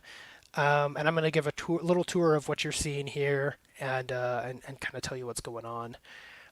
So we divide the design dashboard into these things called views, in the sense that they're different views into this kind of mass of game data. And this is our item view. This is our most fully featured view and the one we use most often. It's a table that shows items in the game with pertinent information that you want to see, with a bunch of different options for sorting and filtering and drilling down to basically see what items are getting generated by all these configs. So in the upper left there, you've got a little text field where you can enter in a partial item ID. Right now I'm searching for flower underscore, and so we're seeing 876 flower underscore item IDs out of the total 8,800 items that are in the configs currently. Then you've got these properties, this sidebar with a bunch of toggle boxes that you can turn on and off, and that shows and hides different columns of data. So depending on what you're trying to investigate in the data, you'll turn those on or off to only see what you need to see. There's a little column of blue Visual Studio Code icons. I don't know if you could see them, but it's right to the left of like all the column with all the item IDs. And those are, I love this feature, those are clickable buttons that when you click one, it pops open Visual Studio Code and opens the source config that generated that item, which is super useful. So you can use the design dashboard as kind of your first, when you're investigating some sort of issue, you start here, you find out the information you need, you click that button, and boom, you're into the config, and you could figure out what's going on from that point. Okay, so this is another view. This is our loot table view. And I'm looking at the piece on the left. I'll explain the piece on the right next. So this is basically, again, because our loot tables typically refer to items by tag. When you're authoring a loot table, you're not actually looking at the specific items that are going to drop from that loot table. You're describing the types of items you want to drop from that loot table by tags. But sometimes it's nice to know specifically what could drop out of a loot table. And so what we have in the loot table view is a little filter in the bottom left of the item view where there's a drop down with all our named loot tables in the game. You select one of those and it filters the list of items to only show items that will drop out of that loot table. And conversely, we also have this dropped by column, which is you can turn on and off in that sidebar of properties on the left. And what that does is for any given item, it lists out the loot tables that could drop that item. So this is really great if you're you have some random item in your inventory and we're like, where did that come from? You can look it up here and then look at the drop by column and then check out each one of those loot tables one by one to figure out how you got that item you weren't expecting to get. Okay, this is our content usage view. This one's a little more production focused, and it wasn't part of the original spec for the design dashboard, but we realized at some point it would be trivial to build this in the design dashboard, and it's been really useful. Basically, all it is a way to just search for occurrences of different types of named content in the game and count them. So in this one, we are looking at the dialogue, so all the written dialogue for NPCs in the game, and we're searching for instances of the different names of animations. So these are animations that the writer can annotate on a line of dialogue. So the character, the NPC, makes like an angry face when they're saying something angrily. And then on the column on the right is just how often those animations are being used in the entire in all the game data. And this has been super useful for the writers to basically at a glance see how they are, what animations they are overutilizing or underutilizing, and likewise the animators use this to see how writers are using their animations and using that to guide what animations they might want to make next. This one, we're starting to get into some of the work in progress ones, because again, this is a tool we're building and using on our current project. So this is our calendar view. What you're looking at here is actually a mock-up. The calendar view is actually in-game and working right now, but it's like not pretty enough for me to screenshot for this talk. So you just have to imagine it will look sort of like this. So our current game has a real-time calendar, just like our previous game, Cozy Grove. So, we schedule things based on the day of the week or what season it is, or, to correspond to holidays and things. And we do all that work again in a text file. We have a calendar YAML that has, dates, and we can fill in the different scenarios and when they show up. But it's pretty hard just looking at that config file to sort of get a view of temporally what's going on, and that's what this calendar view is all about. It just draws those scenarios in a horizontal timeline view with their duration and some color coding, so that we can see, like, we could just at a glance, we can see what the coverage is on a given day. Is there enough stuff for a player to do on that day? Are there gaps where we've we've misscheduled something and there's a little gap and we need to move things to close those gaps? And so it just makes it way easier to do that scheduling work. This one is a future one that's like on our roadmap for the near future. The screenshot you're looking at for right now is actually this is our economy view, I should say that. And the screenshot we're looking at right here is actually from a Google spreadsheet that a community member made for Cozy Grove 1 and shared out for everyone to use. And basically what they did is they manually entered all this data about all our decorations in the game, and they calculated based on the ingredient cost of the decorations and the sell price of the crafted decoration, the profitability of everything in the game. And that's what that color-coded column is on the side. So when they released this to the community and everyone started using it, our design team was first of all impressed, and we're like, oh wow, that's so cool how into the game they are. And then also mildly embarrassed because they had exposed some clear balancing issues where we had like OP decorations where like everyone was crafting this one uncommon chair because it was the best financially is the best way to do it, and you just craft that chair over and over and sell it, make tons of money. And we had missed this stuff because we weren't manually setting the prices of these things. We were using all those procedural patterns.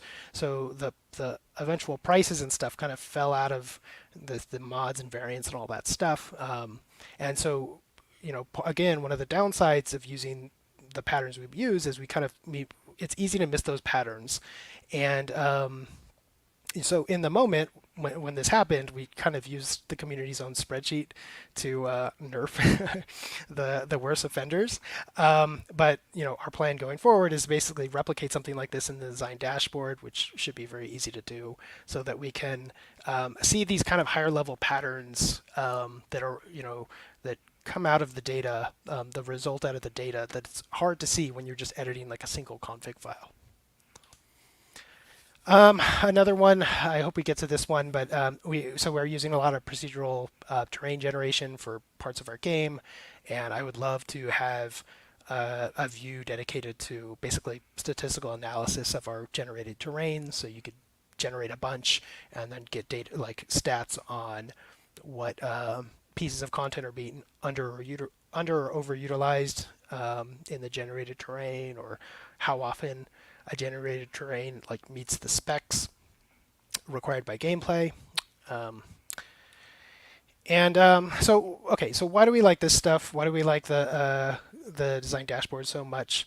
It's easy to add these new views because it's HTML parsing, YAML or technically JSON. We have local and remote versions of the dashboard, so the designers, when they're iterating, use a local version that just displays the data on their local machine, so they can edit the configs and refresh the dashboard and see the changes. And then we also have a remote version which represents the data on source control, the most recent data. And that one is really useful for non-designers to reference the game data or like perform QA investigations basically by just going to this website. And again, because this is built off of Dart config, it's portable to our other Dart config projects. But philosophically, why do we like this so much? I mean, the main thing is we get to keep doing, building games the way we like to build them, with a bunch of our text files with wacky procedural patterns that let us do all this wild, expressive stuff that sometimes gets us in trouble, but the design dashboard gives us a way to get a little less in trouble. And ultimately, what it lets us do is get kind of this spreadsheet style visualization of what's going on, like the higher level patterns and connections in our game, without having to build and maintain a spreadsheet, which we have done for many projects for many years. And for me, frankly, it's too much work. Doing it the old-fashioned way with spreadsheets. The spreadsheet you see right here is from Cozy Grove 1.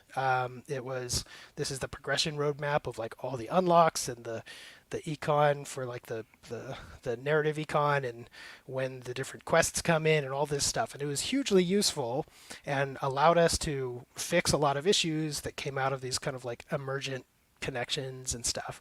But it was just a ton of work, and once you kind of take your eye off of it, it's sort of desynced from the game data, and it's just this ongoing upkeep cost.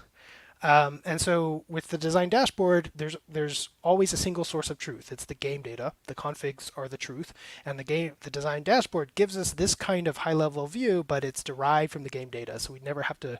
It updates automatically, and we can customize it a lot.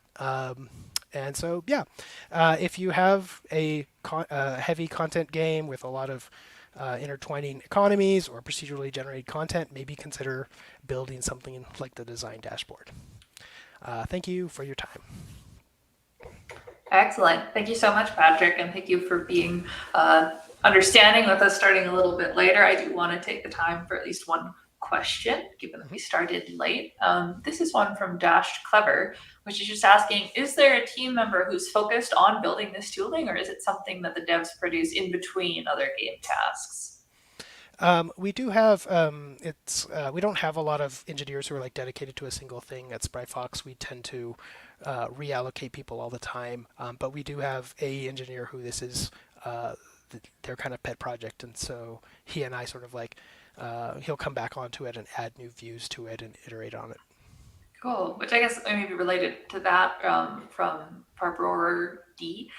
How long has it taken to get the dashboard up and running? And what are the estimates on getting that economy part up and running? It has been surprisingly quick. I think this is a thing that we've done. It's always a little hard to make a case for this kind of tooling where it's like it's really gonna hit its stride later in production, and it's competing with all this other feature work, building, standing up new systems and stuff. But it was not too hard to set up because again, it's HTML pages parsing JSON. Like those are both. Yeah. That's a match made in heaven, and then making subsequent views is also typically like a day or two to stand up a new view. So I suspect the econ one will be a few days, not a big deal. Yeah, that's wonderful. I mean, we were appreciating in the chat that there's been a kind of through line this weekend of a lot of these, make these domain specific tools, make them quickly, and even stuff like, using text, using these common kind of data types that are easy to parse, easy to do things with. Yeah. Excellent. Let's see, one last quick one from Hyper Gardens. How often do you change the data and content formats, and how hard is it to adapt? The formats change. I mean, a lot of the stuff is kind of changes pretty slowly. Like those procedural patterns have been built up, and like they're kind of assumed every time we start up a new project, we're just going to use those again. But formats do change, especially when we're building a new system from scratch, and we're like, what are the configs for this system going to look like? Maybe it should be this would be a big array. No, that's not right. Let's change it. So I think it happens pretty frequently, and at least the dashboard so far has been pretty resilient to that, especially that item view, which like what an item is hasn't changed a whole lot, so that has been pretty stable. Cool, excellent. Well, thank you so much, and thanks for coming and for sharing. It's really wonderful for especially kind of like shipped games to be able to talk about their tools and things that have developed over time. That this is going to be a really useful resource for a lot of people, I think. So thank you so much. My pleasure. Thanks.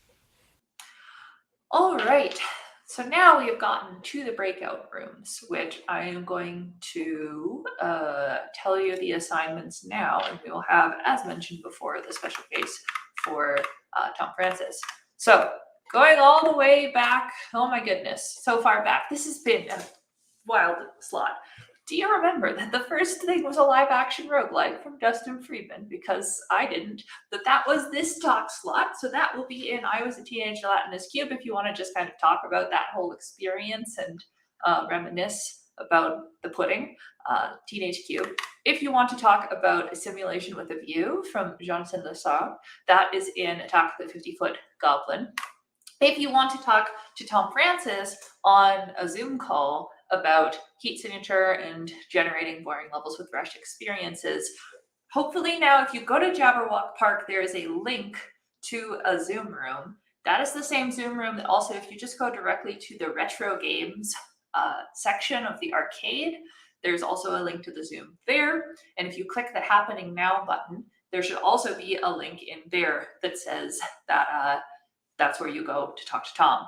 And then finally, if you want to talk design tooling at Spryfox with Patrick Kemp, that will be in My Big Fat Orc Wedding. So to go through those again, if you want to talk about the live action roguelike, that was I Was a Teenage Gelatinous Cube. If you want to talk Simulation with a View from Jonathan Lessard, that will be in Attack of the 50-Foot Goblin. If you want to talk to Tom Francis, go to the Retro Games Zoom room or go to Jabberwock Park and use the link there to get into the Zoom call. It will not be a text chat, it will be a Zoom chat. And finally, if you want to talk about design tooling, go to My Big Fat Orc Wedding. And for now, I'm going to just like get out of here so that you got those 20 minutes to do that before we are back for our final, I believe, set of talks for the day. Yes. So enjoy. See you in 20 minutes.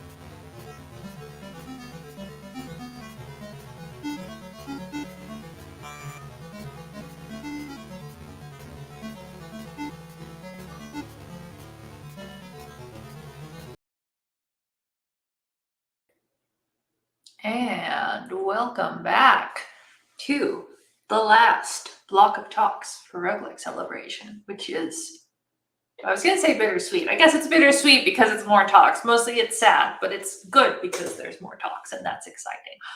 And what good talks they are. I'm very last but not least kind of situations. We're going to have a great little set of talks here. As some final reminders, if you are for some reason joining at the very end of Sunday, which might be possible, you can still get into the social space. Go to roguelike.club to get a ticket. Pay what you want. I would understand if you don't want to pay full price if you're joining for the last couple hours, but you can do that. You can get into the space. It's great to be in the space. You got access to things like the obelisk, where you can share links to interesting reference materials and look at all the ones already there. We're going to scrape all of those at the end of the weekend and put them up somewhere that you can reference them. So do make sure to get things onto the obelisk. I will do a big final reminder of all of the good stuff going on, like the merch, like the Steam sale, at the end of this block of talks, given it will be the end of the stream. But first, we do have some more fantastic talks. So first to the stage, I want to welcome Stav. Sorry, I practiced this and now I've been talking for so long, Stav. It's fine. Stav Heenason. Stav is a game designer and developer based in Redmond, Washington. He's currently working as a technical game designer at Sony Interactive Entertainment on an unannounced title. His previous work includes Forza Street, The Last of Us Part 1 on PS5, and Sunshine Shuffle, which will be the topic of today. So please go ahead and take it away, Stav. Hello, as like I said, I'm Stav Heenason. I am a game developer based in Redmond, Washington. One small change, my contract at Sony ended this month. So as of this very month, I am unemployed. But other than that, let's talk. I am here to talk about a game I worked on called Sunshine Shuffle. I'm going to talk about its dialogue system and its tooling, the assumptions that went into it, and just kind of what's going on about there. So this is going to be a messy approach to dynamic narrative in Sunshine Shuffle. First, let me introduce the game. So Sunshine Shuffle is a narrative poker game where you sit at a table with some cute animals and you play some games of poker as they tell you a thrilling tale of crime and betrayal that happened many years ago. Now, part of the appeal of the game is that the poker layer and the narrative layer happen simultaneously and pretty much independently of each other. Characters can talk and play poker at the same time. A character might bet and then say a line and then pass the turn, and it all kind of just flows. Now, if you are familiar with Telltale, you might know all of this. So the game is it's inspired by Poker Night the Inventory, another game where characters sit around a table and play poker and shoot the shit. But the major difference is this is a game, Sunshine Shuffle is a game with original characters and an original story. Whereas Poker Night is more a poker game with characters you know and love kind of serving as background to that. In Sunshine Shuffle, the poker is really a background to a thriller story. You might also have heard of us from that time. The Switch version of the game got delayed due to some hilarious child gambling shenanigans, but that's a story for another time. If you know, you know. So yeah, this is going to be a quick overview of the talk. I'm going to talk about the dialogue system, the assumptions that went into it, the tooling that allowed us to create conversations, and kind of what got baked in. And then I'm going to talk about how those things that got baked in kind of got messed up. They were challenged over the course of development. Those assumptions, some of them turned out to be wrong. And then I'm going to talk about what the game was able to accomplish anyway, and what I'm proud of about the game. And then I'm going to end with some takeaways. That's all I'm going to cover, so let's go. So first, let's talk about the tools. Sunshine Shuffle, for its dialogue, needs a bunch of conversations to happen around the table. Those conversations are conceptualized as storylets. If you don't know what storylets are, I'd strongly recommend Emily Short's. She has multiple great blogs on the subject. Max Kraminski, they've also written some good stuff about it. But for the purpose of this game, they're basically conversations as discrete assets with certain preconditions that determine which conversation could be selected, post conditions that affect which future conversations are going to be selected, and some kind of selection mechanism. This is what that looks like for Sunshine Shuffle. We had a lot of conversations, and then each conversation has its preconditions. And then when the table needed another conversation at certain intervals, we would select from one of the available conversations based on weighted randomness. Now, Sunshine Shuffle's story structure is pretty simple. It is a linear story of main conversations that happen in a particular sequence, plus optional conversations that get unlocked at certain points in the story. So really, anytime we need a new conversation, we're going to be selecting from the next main conversation and any number of optional conversations the player has unlocked. When those get selected, it gets played at the table. Now, to author that conversation, it's Squiggles, a node-based editor built using Xnode. So that came about from talking to Zoliver, what he preferred, and like we need to plug that into i2 localization. So yeah, and when I was first making this tool, my goal was to be atomic. I kind of talked Tully Rafferty, a former Telltale programmer, he worked on the project and was provided a lot of advice and for building the tool as well. And I wanted to have a degree of control like they had, but like they seemed to have back then, where they have a lot of like, we can have an animation, we can have a look, and we can have a character making a face, and each thing can be integrated into the conversation. So that was kind of the mindset I went into it. Everything needs to be very atomic. There were some problems with that. I'll get to that later. And then in addition, to have individual lines interrupt the course of gameplay outside of the normal kind of conversation system, we had barks, which in the case of Sunshine Shuffle were based on particular gameplay triggers on particular characters. And then we have a bunch of lines. And you'll notice that here, everything about the line is in one place. The speaker is in one place, the localization term we're using, the actual text of the line, the animation that plays with the line, the face that accompanies it, it's all in one entry. And that reflects the way that our schema for how things are structured kind of consolidated over the course of development. And that's going to come up again later. So behind the scenes, the two main parts were the queue and the parser. So that node graph, a lot of different nodes. Each node is a chore. That's how we conceptualized it internally. A chore is a thing, an animation, a turn in a poker game, a character making a face. So you essentially had a set of chores, set of nodes, each node representing a chore, and you had a parser which acted as a playhead. It started at the start of the conversation, and then it moved to the next, made a chore, put that on a queue, an event queue. Next, put that on the queue, put it on the queue, put it on the queue. That, from the poker side, that also put events on the same queue. And that queue was a priority queue. Each chore in that queue had a priority. They were organized by that priority, and then the highest priority task got played first. And it was particularly important that any chore that could block other things from playing would get higher priority and would play first. So that way, when something big happened in the game, a character going all in or a showdown, that would get high priority because it would go first and it would lock other things from playing. Because otherwise, everything just kind of plays when it goes on. When something big like that happened, we needed to temporarily lock conversations if they were happening, prevent those chores from firing. And then, when we get back, we can insert things into the queue. In this case, a bark to return us to the conversation. And that was the basic structure. That was the basic skeleton of it.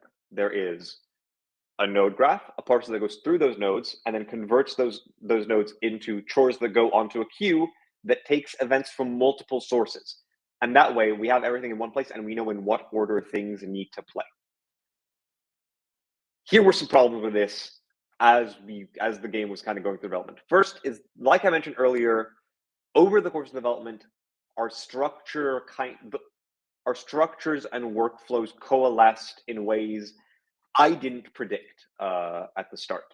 Our main unit for the story was the lines, like in a script, and then for poker is a turn-based game, we had our turns.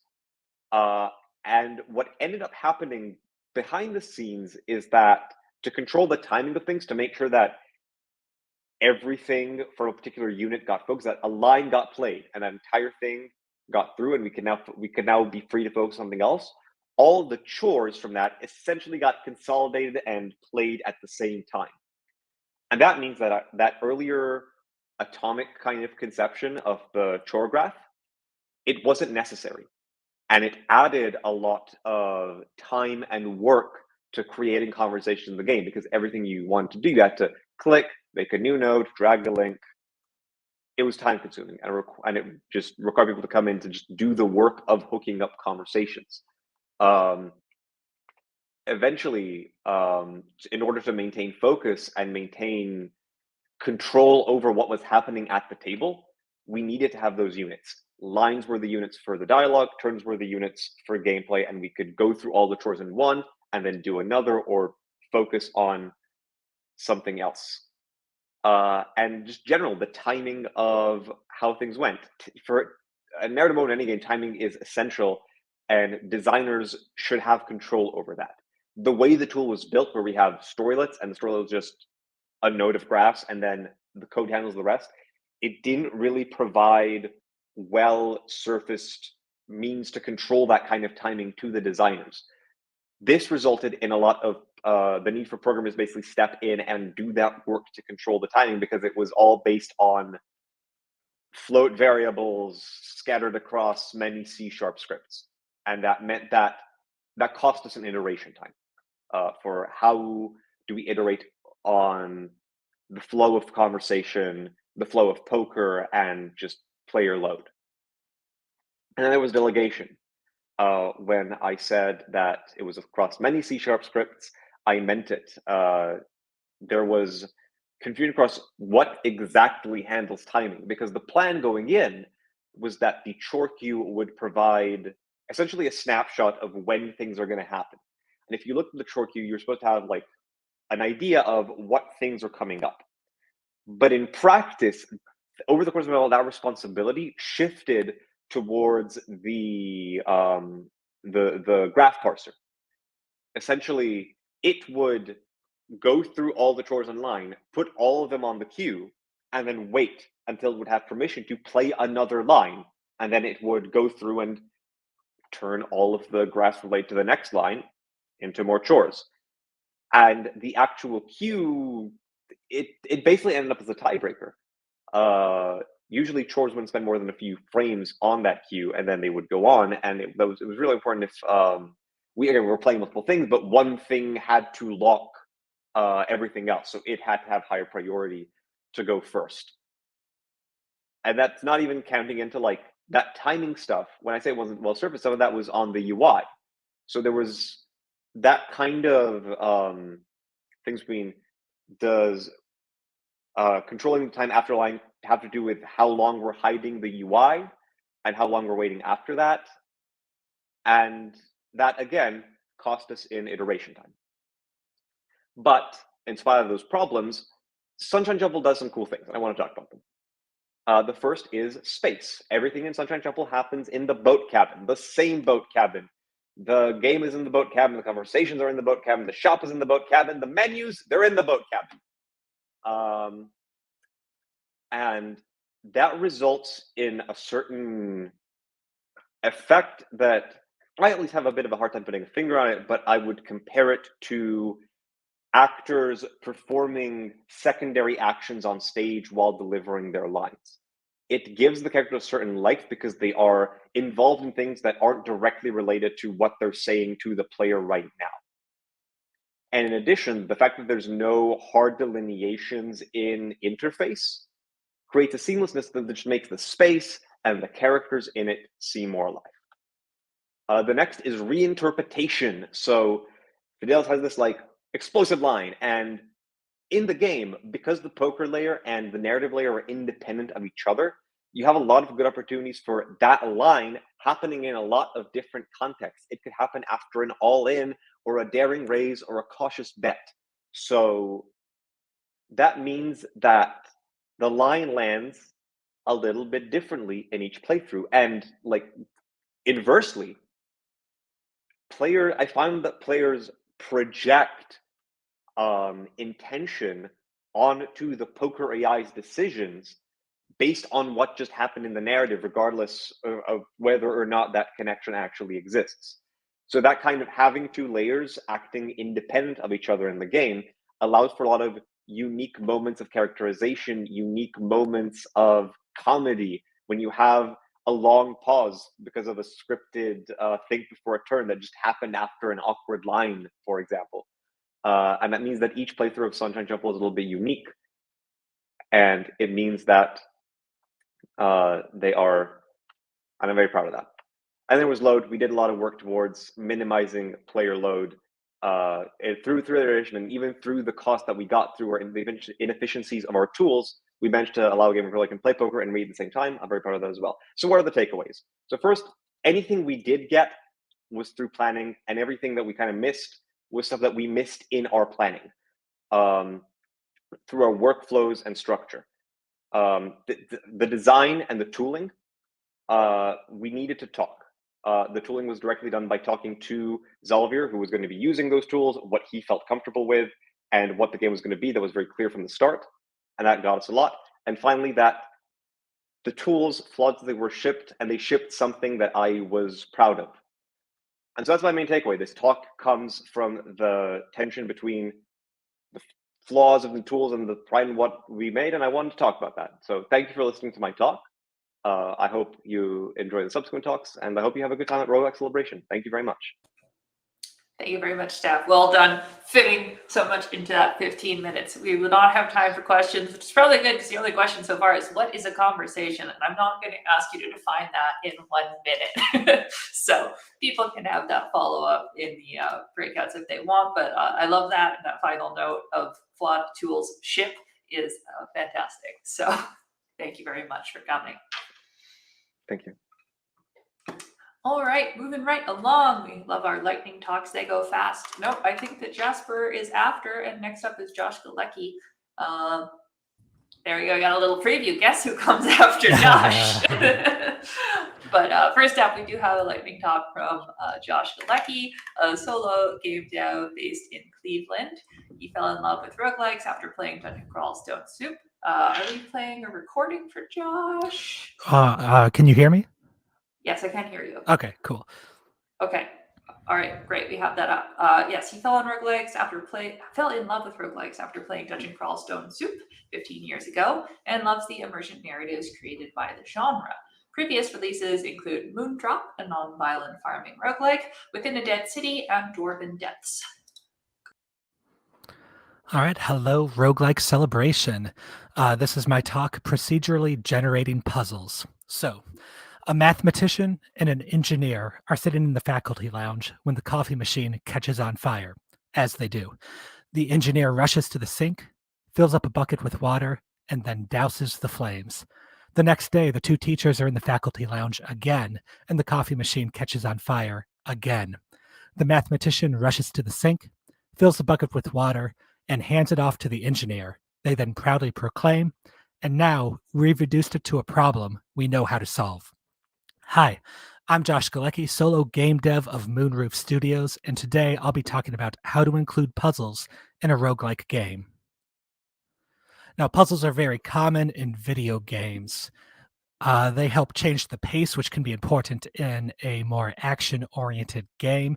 They give the player a challenge and provide that flash of insight, that aha moment that so many people love.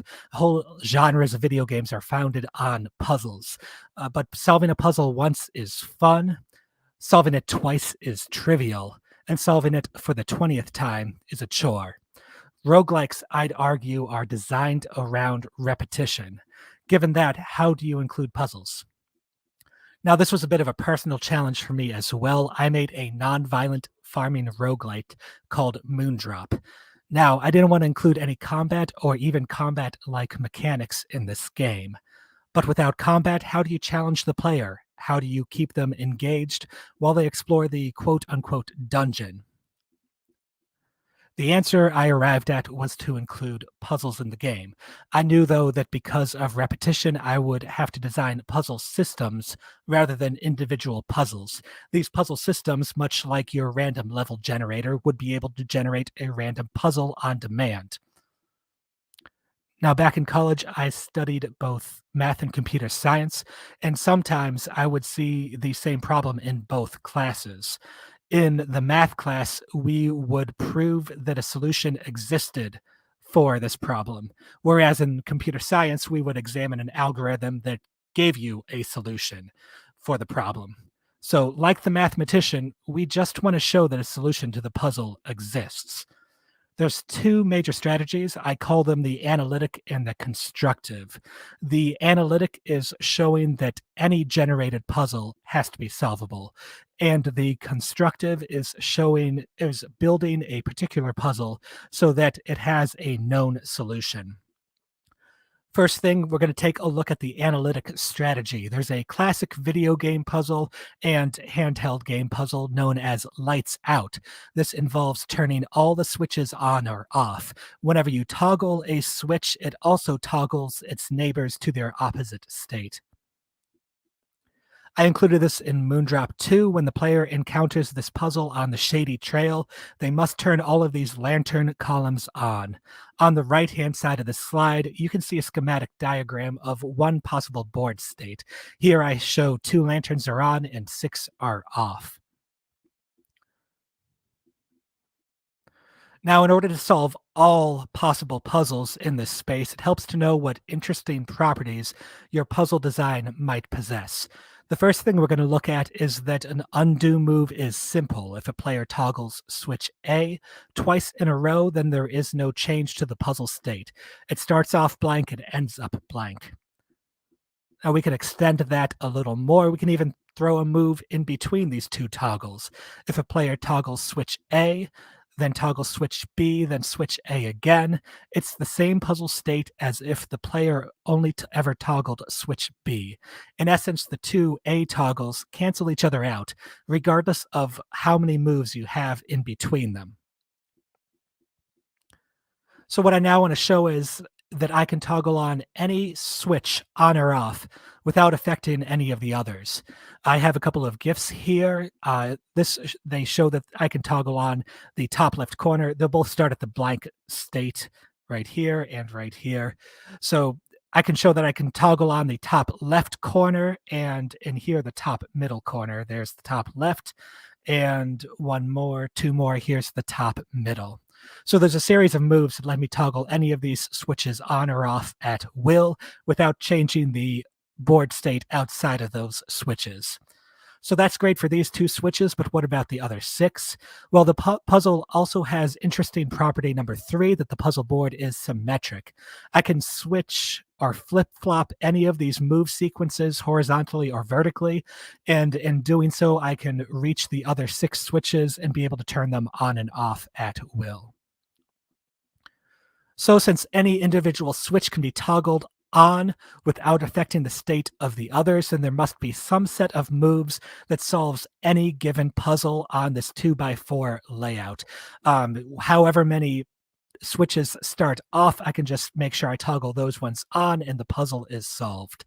That means that I can generate any initial configuration of on and off lanterns, and I know that a solution exists. Also, a little nifty thing, because of that canceling out property, I know that a minimal move sequence to solve a puzzle has at most 8 moves, because each switch can be toggled 0 or 1 times. If there's a switch that needs to be toggled twice for a solution, then really it's the same as it not being toggled at all. So I can create, all but one lantern on. I can create opposite corners on. What are the solutions for these puzzles? I'm not really sure. Honestly, I'll let the engineers handle that one. So next up, we're going to take a look at this constructive strategy. Here, we're building up a puzzle so that it has a known solution. I call this particular puzzle the river grid. It might be one of the more complicated puzzles in the game, at least from a design standpoint. Here, a river flows in a 4x4 directed graph. Directed here means that just like a real river, it flows one ways, not both ways. Here, the river flows down and to the right. Dams are placed alongside the edges of the grid and they can block the water flow behind them. In order to solve the puzzle, the player must figure out which dams to open and close in order to have the right level of water at specific vertices or intersections on the grid. We'll go through what that means and how that gets built up here. So this is a schematic diagram of the empty river grid without any dams. Water comes in from the top, splits along the outer set of vertices on the left and the right, and then recombines on this inner set of vertices, which is kind of where the puzzle happens. Vertices and edges can both have a water level between 0 and 3. Vertex's water level is found by adding the value of its incoming edges. So this vertex here, this edge has a strength of 1, this edge has a strength of 1, so this vertex has a water level of 2. 2 is also what this vertex spits out to the nodes farther down the river.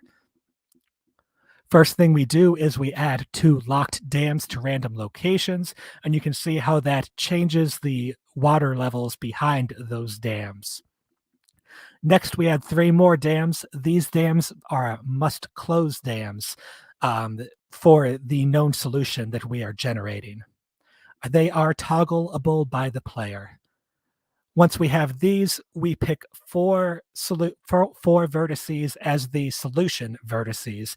We note the level of water in each of these 4 vertices, and the player must toggle switches until they get all 4 of these with the correct water level.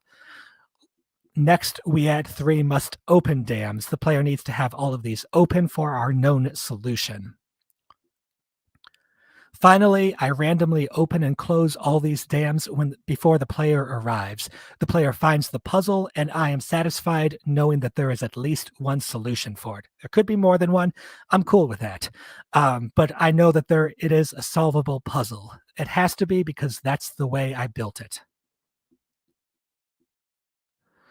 So with constructive strategies, it's easiest to have something like the previous one where you generate the solution in the middle of your the creation of it. But it's also possible to start without a solution, and then you search until you find one. This works great for mazes because of the way they get built. In this video, you see the wheat maze. Each tile of the maze is either passable or not. The tiles all look the same though, and the player isn't easily able to see their location.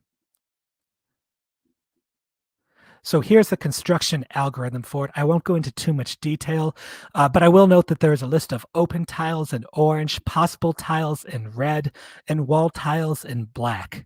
At each round of maze construction, we take a possible tile that has exactly one open neighbor, and we make it open. If it has more than one open neighbor, it becomes a wall. This gives us a branching maze that usually spans the grid and doesn't contain any loops. I say usually because there's a set of circumstances where this algorithm can fail. In fact, it narrowly avoids it doing so right at the end here.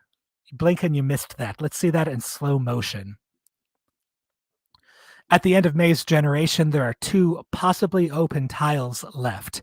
If the algorithm randomly picks this one on the right instead of the one on the left, the one on the left gets marked as a wall. Now the maze has no solution and the player is sad. If your algorithm is searching for the solution, you have to be aware of any bugs where it might not reach the solution. In math speak, you have to look for the counterexample. What could go wrong? So when you find that counterexample, you can fix it. It's possible to guard against them. In the wheat maze, the gold tile of the maze looks for an open neighbor. If it can't be found, it creates a path towards the start tile until an open neighbor is found. This guarantees a solution to the maze, even if that nice no looping property isn't intact at the end of that. So, summing things up, puzzles are great. I love them. Doing the same puzzle more than once is not so great. Puzzle systems let you give the player lots of variants on the same puzzle design and keep them interested.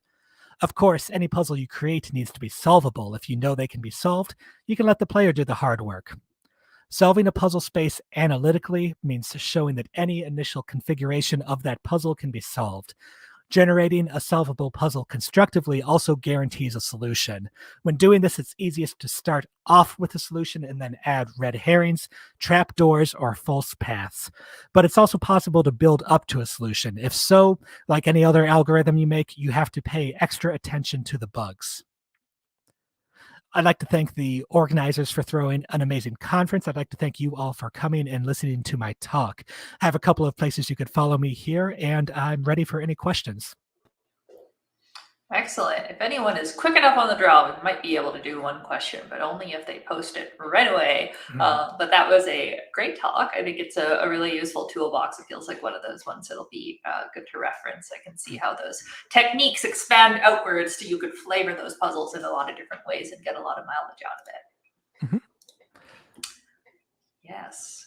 Yeah, there's a number of different tools from math too. Graph theory offers a really rich set of ways to generate puzzles or ideas for doing so. Right. That makes a lot of sense. Yeah, I love the inspiration from mathematics. Cool. Okay, I think that. Okay, well, here's a quick one from Tesseralis. How did you determine which puzzles you wanted in your game? It was a kind of a general build up. I have 4 elemental dungeons on the mountaintop, and trying to find different cozier themed puzzles to go with it. Obviously you're not falling into a pit of lava or anything like that in this game. So just kind of taking a look at for on the damp trail, you have fishing, you have this river grid puzzle and things like that. So kind of looking for interesting math problems and seeing if I could give them a theme that fits with what I'm going for. Excellent. Wonderful. Thank you so much. And perfect job fitting even the question answer into exactly your time slot. So thank you so much, Josh. Thank you. All right. And then as you saw a brief preview of, our next speaker is Jasper Cole. Jasper is a lifelong gamer and programmer, and in 2022, he released Backpack Hero with the other members of Team Backpack. And I see a cat and a Backpack Hero plushie also appearing, which I appreciate. Yep. Thank you. I tried to get those in the shot. I figured that was the really important part. I saw you adjusting it in my back, green screen view, and I was like, yes, good, yeah. You know what's important. But also important is your exciting talk, so go ahead. Cool. Well, thank you very much. I really appreciate you for having me on, and all the other talks have been super interesting so far, so I feel honored to be a part of this. I'm here to talk to you guys about Backpack Hero, and then how the game handles player upgrades and progression. So first of all, what is Backpack Hero? It is a game that's available now on Steam in early access. It is a roguelike inventory management game. So basically, it's a strategy roguelike where you collect items and fight through waves of enemies. Similar to other roguelike games, you're sort of building this deck of abilities or items as you go along, But what makes Backpack Hero unique is that not only are you choosing which items to have with you, but you're also having to determine how you organize these items and how you're going to structure them within your inventory. So I'm Jazz, I'm the lead developer. We also have Felix, who did the music and has also helped with a lot of the technical considerations of the game. And then also Calvin, who is the game's lead artist. He's also done most of the story and lore and balance considerations for the game. So we're going to talk briefly about what the game is and its history, and then we're going to jump into those questions of player progress and how we can apply these progress in other roguelike games. So the inspirations for Backpack Hero came from other deck builder games. I'm a huge fan of games like Dicey Dungeons and Slay the Spire, games that probably everyone at this convention is familiar with. But these strategy games that have lots of decision making and lots of like items that the player is collecting, and this sense of progression that the player has as they progress through. Um, I had the idea of creating a game like those, but it was all about a grid. It was about placing things into a grid. And for years, I explored this idea. There were a lot of different variants of how could we make a game where the player is going through randomized challenges and they have to place things in a grid. One example here had the player placing like little units or little heroes into a grid. Another example that you can see on the right side was a card-based game where the player was drawing cards each turn, and then they were placing those cards into the grid, and that was determining their ability to defend their base and things like that. None of these ideas really quite clicked for me until finally I came upon the idea of inventory management. So, Dicey Dungeons has this really cool system in it where when you get new abilities, you play them into this little grid. Now, it doesn't matter where you place the ability within the grid, but each ability basically has a cost assigned to it, which is the size of the ability. So, skills that I guess the game has deemed as more useful take up more space, and skills that are smaller, more accessory kind of skills take up less space. So, this is kind of the same concept as Backpack Hero, where you're taking these things and you're placing them into a grid, trying to make the best build that you can given the space that's available to you. Another huge inspiration was Deus Ex. I'm a big fan of this game in general, but it has this very in depth inventory management system. A lot of people have compared it to Resident Evil 4, which is another game that has a similar system to this. One of the things I always found fascinating about Deus Ex, though, is that it's a very complicated game. So there's a lot of different things that can fit into your inventory. So the player is having to make a lot of interesting choices about what they're going to bring with them. In this screenshot, you can see that they have weapons in their inventory, but they also have ammunition and they have like utility items. And all of these things are competing for space within the player's inventory. So all those ideas sort of came together and created Backpack Hero. Hopefully, we brought some original things to the table. But the original version of the game was created in January of last year, so that's 2022. It was released originally totally for free on itch.io. And this is a screenshot from, I believe, that very earliest first build. You can see that the game was still in 4x3 at the time and is missing a lot of the features that the game currently has now. Then last year in May, we did a Kickstarter. The Kickstarter is really what kind of blew up and changed the trajectory of the game. It was a huge success. We went way beyond our goal. And at that point, Backpack Hero pretty much became the main focus for all of the development team. We've been working on it ever since, trying to get it ready for its 1.0 release and just working on it as much as we can. So, the main questions that I want to talk about today are how do you make items interesting in a game that has so many different items? I think Binding of Isaac is a famous roguelike that has probably almost 1,000 items in it. So, what does a game do to make all of those items interesting? How do you balance items within a game? And then also, how do these items fit into a larger picture of player progression as the player continues throughout the game? So, we're going to start by talking about items in Backpack Hero, how they're structured, how we've set them up.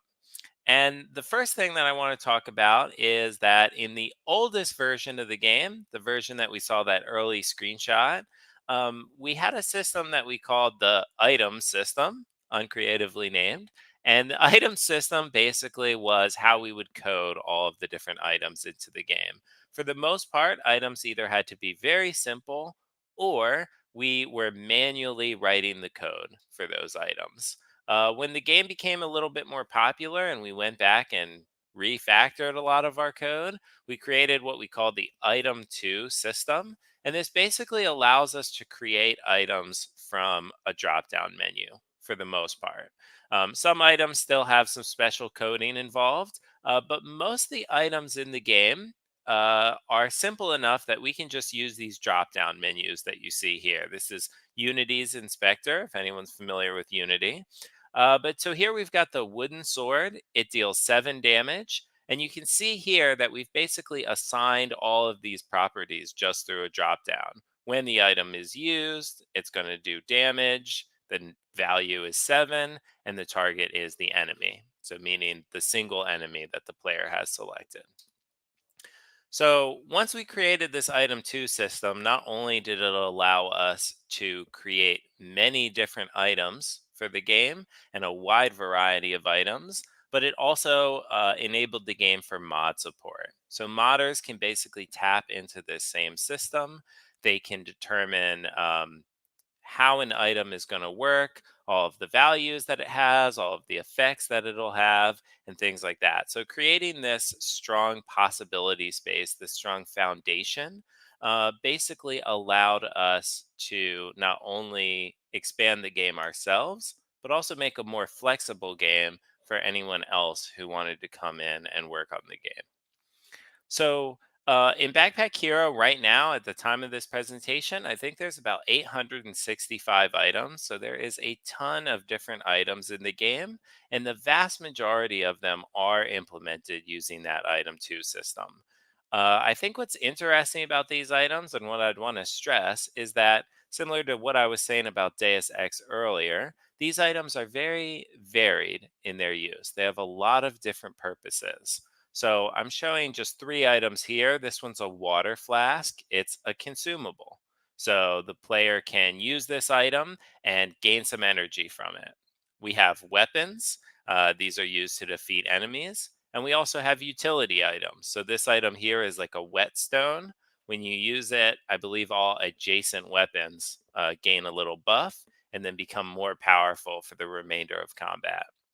So, because items serve such a wide variety of functions and can do so many different things, really helps us with that first question of how do we make a wide variety of items that are interesting in the game, right? It's not like they're all just weapons or the only thing that you carry with you are consumables. Because they have so many different purposes, the player is always challenged to make interesting decisions, right?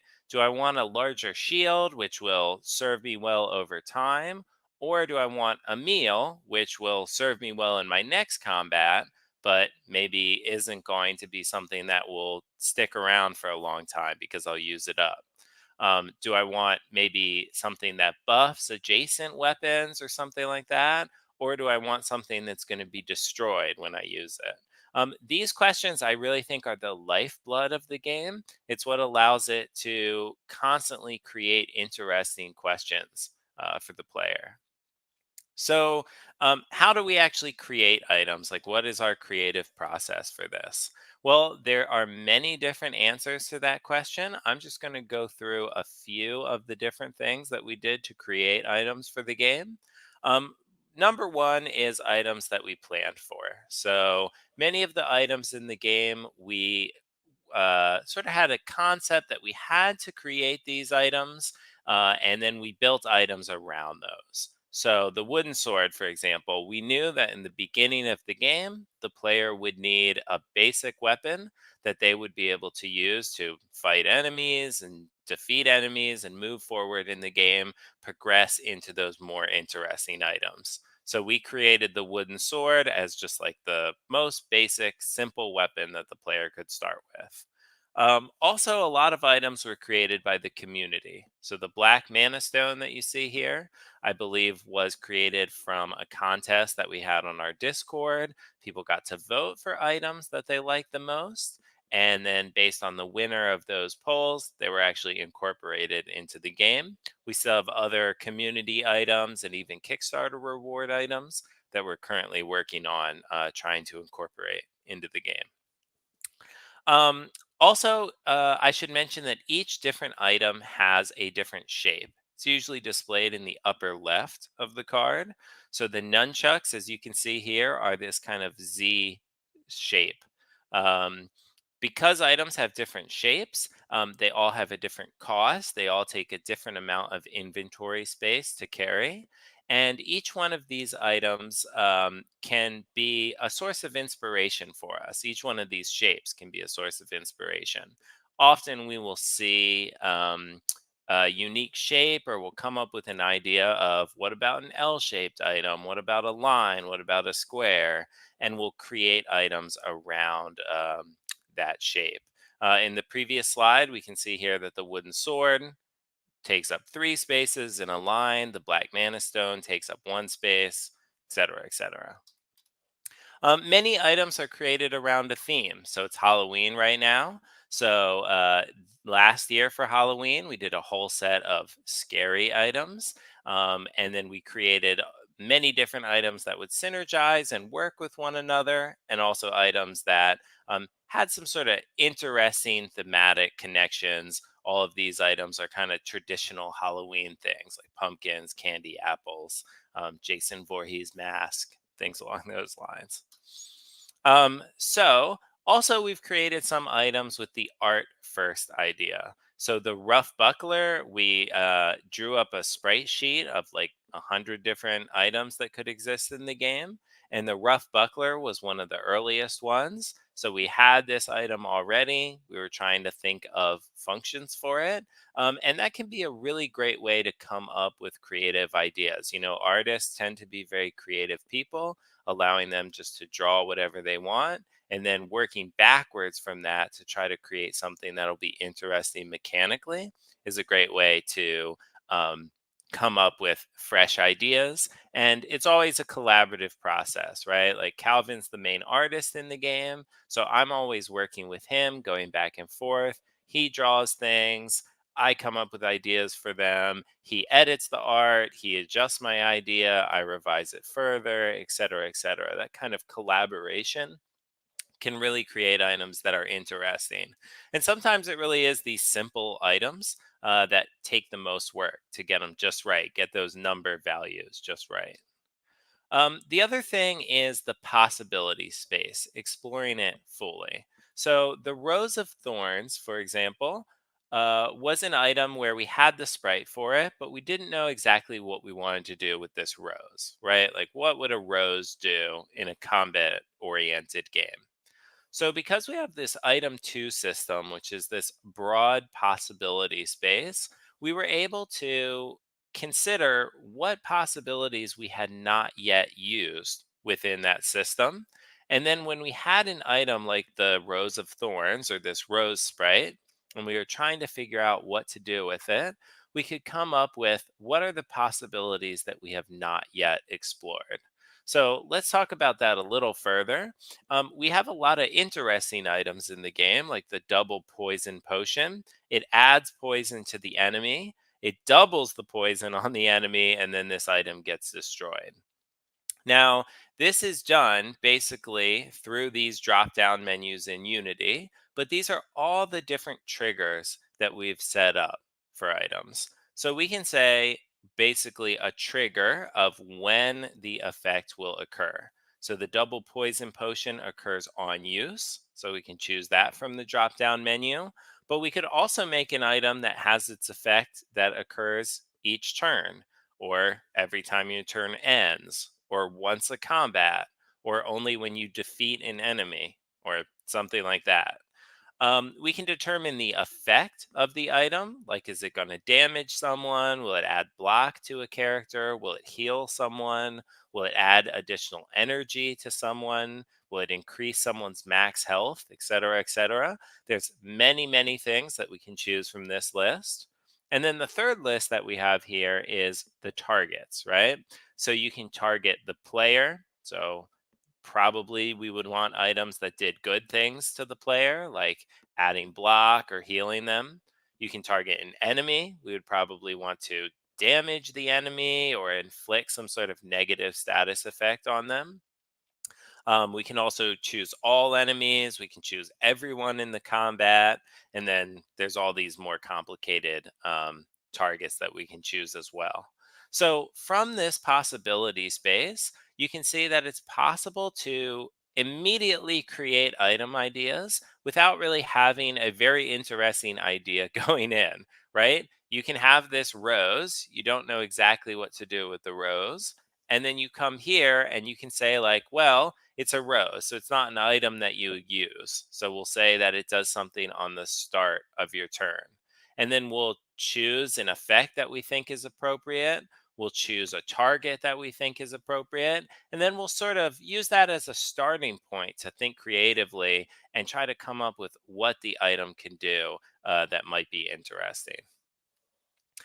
When it comes to balancing items, that actually becomes a much harder question, right? It's easy to explore this possibility space to come up with what we think items could do, but that doesn't mean that they're balanced within the game. So we have a few systems to balance items. The first one, which is the simplest, is a rarity system. So each item is assigned a rarity, and we know the drop rates of different rarity items. So common items are going to drop more commonly than legendary items. And because of this, we can make common items items that are usually weak. They have a broader functionality, and also they're items where it's okay if you get multiple of them. Whereas a legendary item is usually an item that can be more powerful, it can have a more complicated list of effects, and ideally, it is something that the player is not going to find multiple times on their run, or at least rarely will they get more than one or two on their run. We can also balance an item through its stats. So it's easy to adjust any of these numbers for an item. So the machete right now does 3 damage, um, but it would be very easy for us to crank that up to doing 4 damage or turn it down to doing only 2 damage, whatever we thought was appropriate based on player feedback and just our experience with the game. The other thing that we can use to balance items, which we think is very interesting in Backpack Hero, is the size of the item. So I talked about that previously, but we could easily expand either of these sprites, changing it from a 3-space item to a 4-space item, or we could shrink it down so it's only a 2-space item. And when we do that, basically smaller items for the most part are more effective in the game, easier to use, and easier to fit in with more items. It kind of gets complicated if we say are big or little items better, but it's just another thing that we can do to try to balance the items and come up with interesting relationships between which one is better and worse. Another thing that I want to talk about with balance is that each item has its own niche. So even though the fox rapier is generally much better than the machete, we've tried to make it so that there aren't items that are just better versions of other items. So it's not like if you see the fox rapier, you always want to replace the machete with it. We've tried hard to say that, at least in some cases, there is always a reason to consider every item in the game. And then, of course, we go through a lot of iterations of feedback from the community. So we don't pretend to have all of the answers. We have to listen to the players, do lots of play testing, and really see how these items end up in practice. Another way we can do that is with analytics. We've been able to capture good analytics, so we can see all sorts of information about the player's run. We can see, for example, what happened, if they won or lost the game. We can see which character they were playing as, which items they chose not to take, which items they carried with them, which enemies defeated them, et cetera, et cetera. This type of information really helps us to determine how effective certain items are or how ineffective they are. We haven't always done the best job with analytics. We definitely got some criticism when we were overly public with how we did it, and some people didn't like the idea that we would um, maybe make an item worse because the analytics showed that it was too good or something like that. So this is still something that we're trying to figure out, but we do believe that this is an important piece when it comes to determining how we're going to balance 865 items in the game, right? That can't all be done just in conversations with our players directly. It's too much content, and we need to look at a broader picture. The other thing that I want to talk about is just player progress in general. It's all done through items. We think that's really good because it makes it feel very tangible and concrete, right? You're always able to see what you've gotten in the game, and you're always able to reevaluate your progress. So in some games, when you level up, you make permanent decisions which lock you into a certain build type or something like that. One of the things that's cool about this game being about inventory management is that you're constantly in a position where you can reorganize things, rearrange your inventory, and come up with better or different loadouts based on the challenges that you're encountering. So progression is done through after each fight. You get basically, usually it's 7 drops of items. You can choose a few of those items and add them into your inventory. So far, this is the type of progress I've been talking about. But there is one other type of progress in Backpack Hero, which is leveling up. Once you defeat enough enemies, you get an opportunity to level up. Additional spaces open up in your backpack, and you're able to expand your backpack. So this is really, I think, probably the part of the game that works the best. It's always really fun to expand your backpack. It's a very tangible type of progression. You can see visually that now you can carry more stuff. Fits with the theme of the game in that you're constantly collecting items, and the value in the game is just to be able to collect more stuff. So we think that this type of progression works really well for us. Also, we have some items built around this idea. Here's an item that gives you energy, but it becomes disabled if it is adjacent to any other items in your backpack. So this is an item where you might want to build out your own little space for it. So you can shove this in a corner.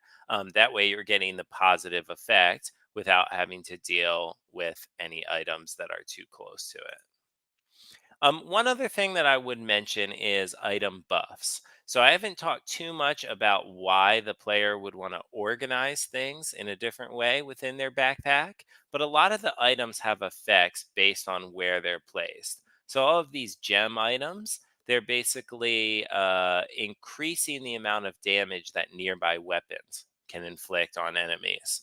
So since I've placed these gems next to this sword, we can see that the sword is now doing more damage. From earlier in my presentation, you might remember that the wooden sword normally does 7 damage, but because it's adjacent to all of these power-ups, now it's doing 15 damage. So the fact that the player can see that information directly on the card, I think helps. And the fact that you can visually see the arrangement really just makes it feel incredibly tangible and fun in a way where just increasing a number on a character sheet can feel a lot more abstract. The other thing to talk about is meta progress. So right now we're working on the story mode of the game. In the story mode of the game, you're always bringing items back to your town. Even if you lose, you're still able to choose an item to save, which you'll then bring back to town. So you get a little bit of progress, even though you maybe didn't succeed in the run that you tried. Once you're back in town, you build all of these structures based on the items that you've brought back, and you're able to see that you have an inventory that basically is storing all of the items that you've collected from all of your adventures until you choose to sell those items in order to upgrade your town further. So story mode is still something that we're really working on. We don't think we have all of the answers there yet, but it is an important piece in a modern roguelite to have that player making that constant progress throughout, where within their run, they're making decisions that will give them upgrades for future runs or will unlock new features for them or will basically allow them to move forward in a longer and more tangible way. Yeah. So, in summary, my biggest suggestion to other people who are working on roguelike games, number one would just be to release something. Backpack Hero really went to the next level when we released it on itch.io and then when we did the Kickstarter. So, releasing things, getting things out there is huge. It really changed the trajectory of this game. I would also say build a wide possibility space, right? We had to recode Backpack Hero and create that item 2 system because the original item system that we had set up was not flexible enough. So it's really important that you create this possibility space where you'll be able to create a wide variety of items or power ups within your game, and also modders and other people who are involved in the game will be able to come in and have their own creative ideas for what items and power-ups in the game could look like. Once you have that possibility space, explore it fully to the best of your ability, right? Create loot that solves multiple different purposes in the game. Try your best to come up with many creative different items that will cause the player to play and interact with the game in fresh ways, right? That's the lifeblood of a roguelike, is this idea that you can replay it over and over again. And then finally, create that sense of progression, which is both tangible in that it's something that the player can see. They're building something or progressing towards something, and also something which is flexible, right? They want to be constantly making new decisions, reorganizing things, and changing things as their run continues. All right, so that is it for me. Thank you very much for joining me today. Again, I am the Jaspel. You can check out my itch.io page if you just search for Backpack Hero on itch. You can hit me up on Twitter. I am at the Jaspel1. And then also you can look for Backpack Hero on Steam. That has links to our Discord and everything like that. So I will be hanging around if anyone has any questions for me. And again, I just want to thank everyone for having me on today. Thank you, Jasper. Excellent. And yeah, I don't think we have time for questions here, but we will do the follow-up. You perfectly. We just hit the end of your slot. That was like an extremely accurate 30-minute talk. So well done. I find it very satisfying as a speaker. I was like, he's going to do it. It's going to be perfect. So thank you so much, Jasper. All right, cool. Well, thanks for having me. Thanks. All right, and we are going to head into our last talk of the day, which, yes, as you can see, is a multi-person talk. And I hope that everyone has saved some brains because we have saved a pretty big topic for last, which is very exciting. So do double introductions here. We have on the stage Brianna McHorse, an engineering manager and ML engineer with expertise in generative models and natural language processing. She leads the team that's currently building the systems, AI, and otherwise behind Hidden Door's co-creative narrative game platform, where the challenges range from structuring expressive words to determining the meaning of death. She also has a whole PhD about why horses evolved from a single toe, which I would love to ask about, but I need to do my job right now. Catch me after the talk. Excellent. Also on stage, we have Chris Foster, the game director of Hidden Door. Prior to Hidden Door, he was design director at Harmonix Music Systems, lead designer at Turbine Games, and designer, writer, and programmer of Last Resort for Firehose Games. Among his many projects from those times, he was the design lead for the Beatles rock band, project lead for Green Day rock band, and lead content designer for Lord of the Rings Online Shadows of Angmar. Chris has taught game design at Northeastern University and has spoken on game development at numerous conferences. He's recently released an indie game made with his son, Ian, titled Loose Nozzles. Chris is Hidden Doors infection vector for vampire survivors and plays Too Much Power Watch Simulator. Wonderful. And you're here to talk about AI. Thanks so much for having us. Congratulations on making it to the end of what I'm sure was an excellent Roguelike Celebration 2023 for everyone. We have been introduced, so we're going to move right past this slide to talk about Hidden Door. Hidden Door was founded to do something new and creative with machine learning and do it ethically. One of our founders, Hilary Mason, literally co-wrote the book on ethics and data science. For us, doing something new meant doing creative things that are otherwise impossible or impractical. For us, that creative space is story. Here's a very brief teaser reel that we made to show what we're building.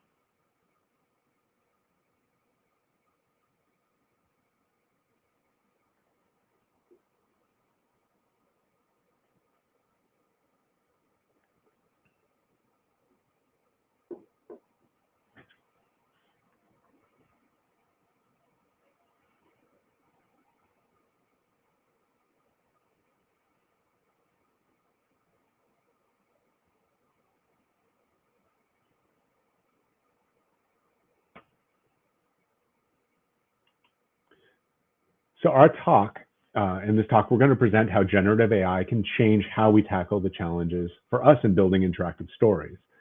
What we've learned in exploring this new frontier, we hope you can apply to other types of games. So let's get started with talking a little bit about how we make interactive story games in the first place. Humans are the original storytellers, so handwritten content in interactive story games is the gold standard because it's good.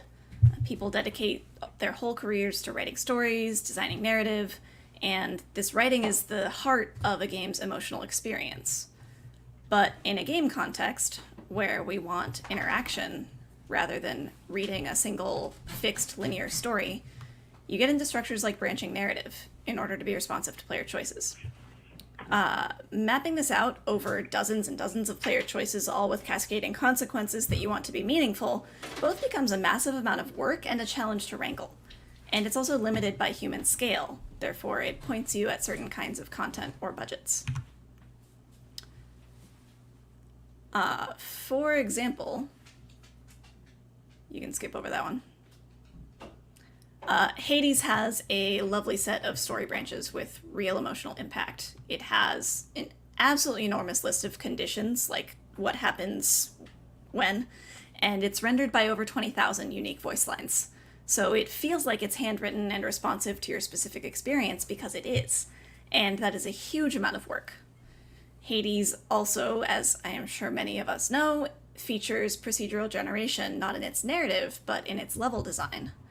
And ProcGen is awesome.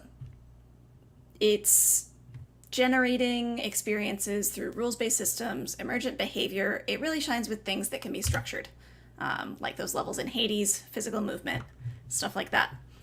Story, while it does have structure, is a little bit harder. So Dwarf Fortress is a classic example that hangs out near this zone, but isn't really story exactly. It's a very complicated text-based simulation. It leads to a ton of interesting emergent behavior, but the meaning comes from our human brains. Our friend Lynn Cherney wrote a really nice article on trying to turn Dwarf Fortress events into a narrative, and she used a variety of approaches and found that even when she sifted for interesting bits of emergent story, like this spy who had the tables turned on him, it was difficult to convey it in interesting ways. So information alone, even connected information rendered fluently, does not a compelling narrative make. Wildermyth is an example of working really excellently within ProcGen's constraints to create expressive stories. It uses a ton of procedurally generated content interleaved with handwritten content in the storytelling to great effect, especially as the characters grow and change through time. So in this case, individual events are heavily procedural and requirements-based, But then there's also a lot of very thoughtfully handwritten content that makes plot arcs feel really good, with things like villains who have real motivations. And then eventually, when you run out of the custom arcs, you get into slightly more generic, again, procedurally generated arcs, for example. So on the whole, this interleaved, handwritten, and procedurally generated approach is really powerful, because each approach has its own limitations on the quality and number and kinds of stories you can tell for any given budget. If you combine them, you can expect the total space of the kind of story you can tell, you can expand it considerably. But that still draws a boundary around the kinds of things you can do with the time and money you have. It's hard to get enough freedom and enough satisfying structure at the same time. There will always be things that your players want to do, or adopt, or romance that you didn't plan for or didn't intend to be adopted or romanced.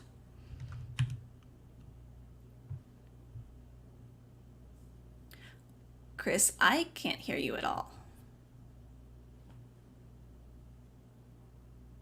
Nope.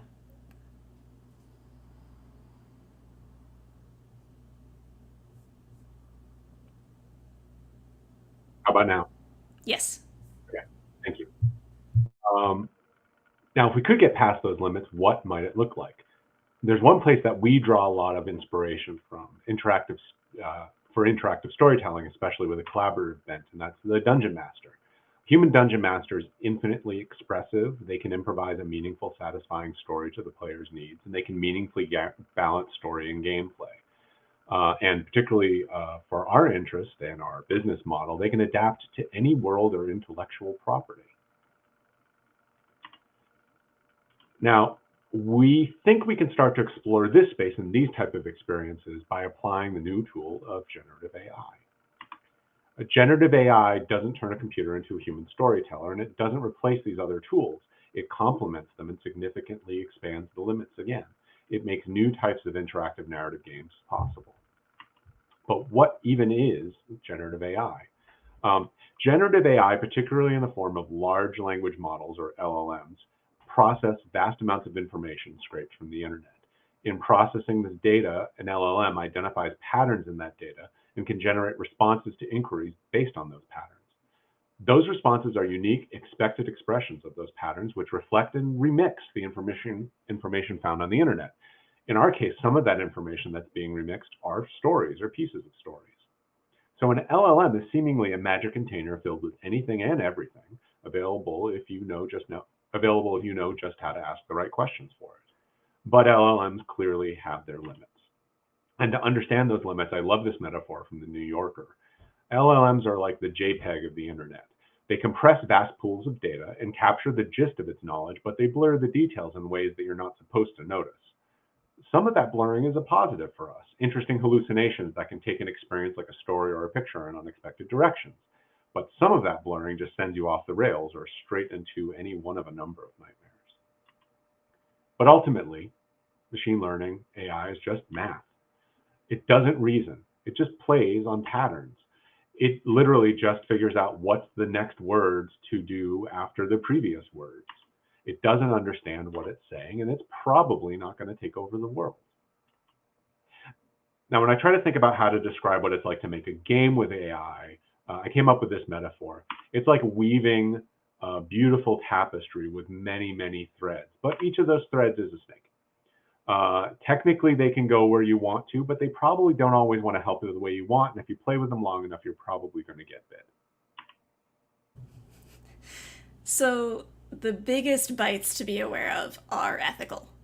There's also plenty of technical challenges, especially if you want to be experimenting with the latest models, because a lot of the really cutting edge stuff you can't just import into your code environment at the drop of a hat. And financially, because of the size of the models and the expense of hosting them or querying providers, the costs can rack up quickly. So badly used, AI tools give you high volumes of low quality content at great financial cost, while treating creative folks like disposable golden geese. So the problems are serious, and we don't have time to go into depth here, but I wanted to flag a few of the more important ethical risks that we think about, and for anyone who is thinking about working with these generative models. So first, there's bias. These models are a reflection and compression of the data they're trained on. Like Chris said, huge swaths of the internet, which is not known for being unbiased. So not only do they reproduce that bias, they magnify it, especially racism and sexism, but stereotypes of all kinds. Whether it's in image generation or text generation, the positive default is generally white men. The second huge issue ethically is intellectual property. So generative text and art models are trained on big chunks of stuff, including people's work, especially the art models, most of whom didn't give permission for their stuff to be included. And a lot of corporations really seem like they would like to just take people's content, train models on them, and then get rid of the people, or at least pay them very, very little. So as we use these generative models, and if you're thinking about using them, it's important to be thoughtful about what models you're choosing and what you have permission to fine tune on, stuff like that. There's a reason that at Hidden Door we're aiming to work with authors and artists to build something new, not just an AI-generated replacement of what they were already doing. And our first playable world is The Wizard of Oz, which is in the public domain, and that's on purpose. There is also a little bit of a technical challenge to avoid IP leaking out that's sort of in the public consciousness. So like Star Wars, something like that. Your game will absolutely hallucinate Star Wars content if prompted anywhere near that direction, and that does not mean that you have the rights to use it. Finally, AI will just make stuff up. So in a game context, that's mostly just annoying. It'll break immersion. We don't want it to go off the rails or make declarations about things existing in the game that don't, things like that. But it can get bad real quick if it's in the realm of, say, guides to foraging mushrooms that people generate with AI and then self-publish on Amazon. Remember, these models don't have knowledge, they don't reason, so it's important to keep that in mind and not treat them that way. So there's some heavy responsibility here and obviously some very dangerous pitfalls you can fall into. But for the rest of this talk, we'll focus on what it looks like to use these tools well. What can it look like if we genuinely work hand in hand with human creativity? What kinds of new experiences and games might be possible now with this new tool? What is this new tool good at? What are its strengths? Think of it in these three ways. Generative AI is expressive. By recombining the patterns found in its massive corpora of data, machine learning can create unique, unexpected expressions in language and art.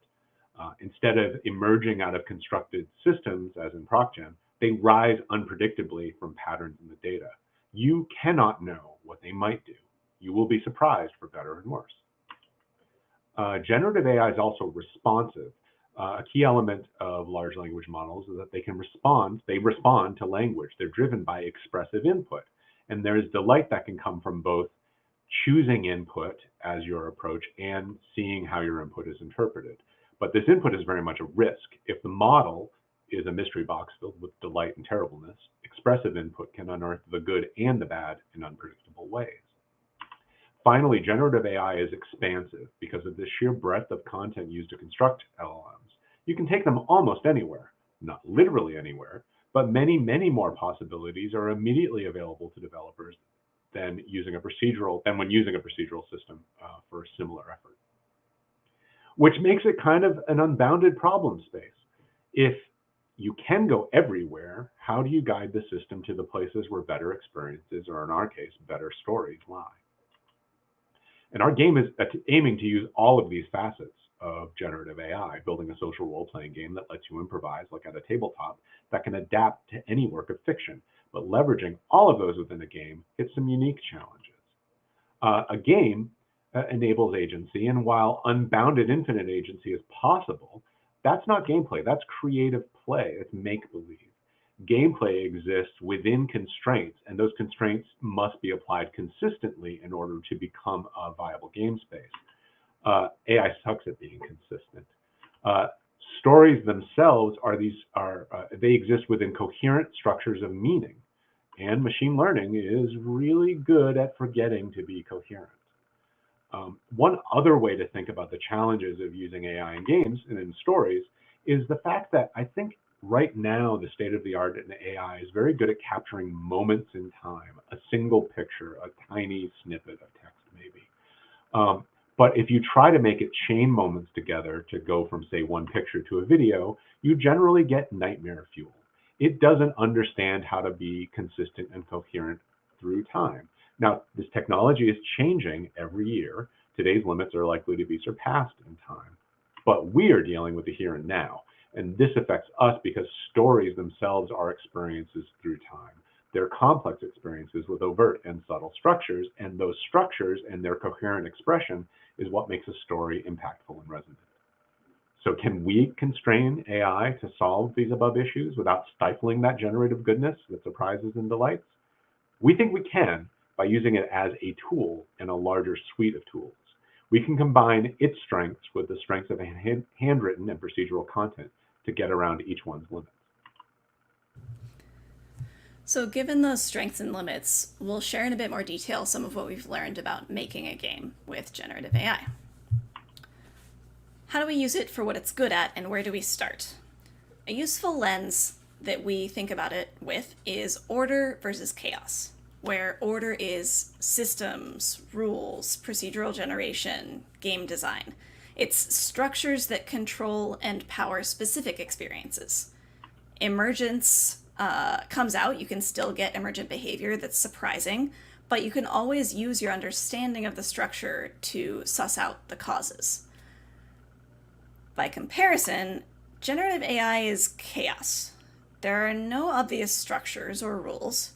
When it does what you want, you can't always be totally sure why, or whether subtle changes will provide correspondingly subtle changes in the output. Left to its own devices, the longer you let it do its thing, keep generating in one go, the less coherent and reliable it becomes. That's kind of another facet of the moving through time thing. And we don't know what's in there. I cannot emphasize enough how big the pile of data this stuff is trained on is. Like, it is not within human ken. So we know some of what's in there, but it's too big to wrap your head around. The trick is that the chaos is the good part we're aiming for. That's the part that opens up new areas of possibility. The chaos is what allows the generative stuff to be so expansive, so responsive, and sometimes so delightfully surprising. But you have to make sure you also have the order and control. Because if you don't control it, and you rely on chaos as the sole approach to building your game, it gets out of control very, very quickly. So, in our opinion, the solution to this is finding a way to contain the chaos within order. So we let generative AI do what it does best within some very structured boundaries. And to do this, we break down the story game into a bunch of different pieces, each of which uses different techniques, sometimes multiple, to collectively create a result. So I will talk through an example that combines handwritten content, procedural methods, several kinds of machine learning, including generative LLMs. So for this, I'm going to focus on how we process a player's intent, or what they say they want to do, into what happens in the turn. So this is the equivalent of me being like, okay, I jump over the chasm, and then my DM tells me what happens. The composable approach is about, instead of just using generative AI to decide what happens, we break it up into smaller, more specific tasks that contain the chaos within structure.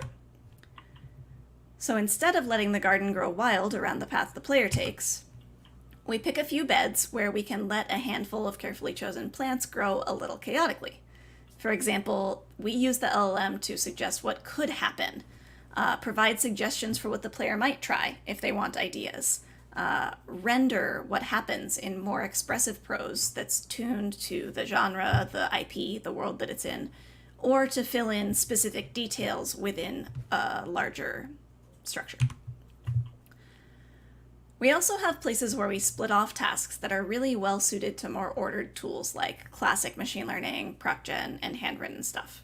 So this is stuff like skill check. Does the player need to roll dice? It's boring if they have to roll dice to open a cabinet. Tracking conditions and status effects, making decisions about how we should adjust story factors like mood or drama or pacing, and stuff like genre. So we use embeddings a lot here, which is a numerical representation of where a word fits in space, and I'll talk more about that shortly. But first, another handwritten structure we use is the literal skeleton of our narratives, the arcs, tropes, and beats that define the shape and flow of a story. Here are some examples from a design jam where we, as a team, identified some of the tropes we wanted to see in our engine one day. Our engine is consciously a trope engine. The familiarity of common story elements is a feature, not a bug.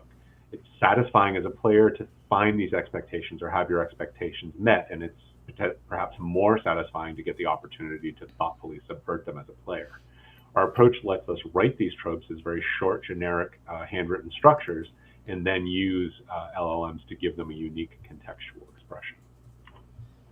my next talk will be about how Figma and Notion are both multiplayer games, but one of them is collaborative and one of them is competitive. We use Figma for the design jam. Right. There are also other bigger things that we figure out as part of resolving one of these turns in the story game. So for example, we check against things like what does the plot need? Or what matches the expected physics of the world? Is there magic? Is there high technology? Are we in SpongeBob SquarePants world? And we need to make sure that SpongeBob, who is canonically vegetarian, doesn't eat meat. But the systems we've built that answer those questions are themselves a garden of approaches. They follow the same pattern of chaos within order, depending on the specific task. So ultimately, this approach is a really effective way to divide and conquer the problem space. It lets you put order where it's helpful, and let the generated chaos grow into something beautiful and expressive and sometimes a little weird.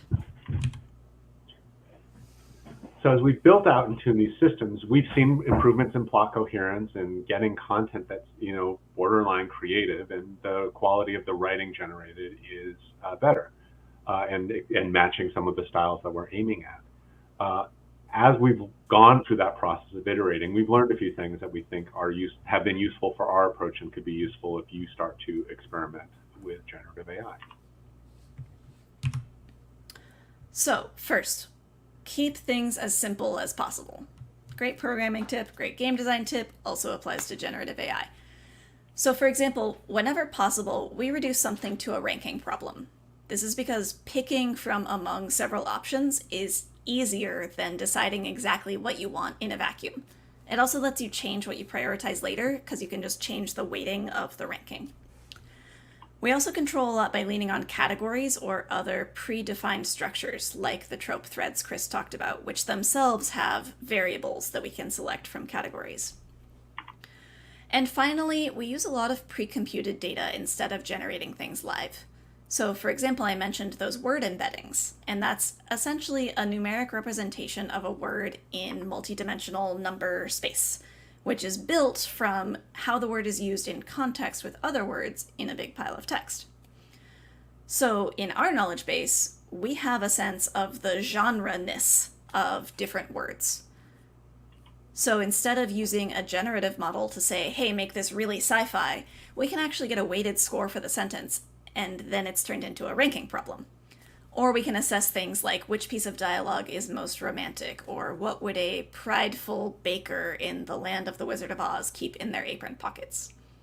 Simplification gets you better results, faster, less expensively, and it's also a lot easier for humans to debug and adjust. Another thing we've learned is that you have to be careful with these constraints. Generative AI, if you impose too little on it, it will sort of become incoherent. But if you put too much into it, it can lock up, or it can be very contrary to what you're trying to accomplish. You have to remember that the chaos is the good bit. You have to give it some space to run with its ideas.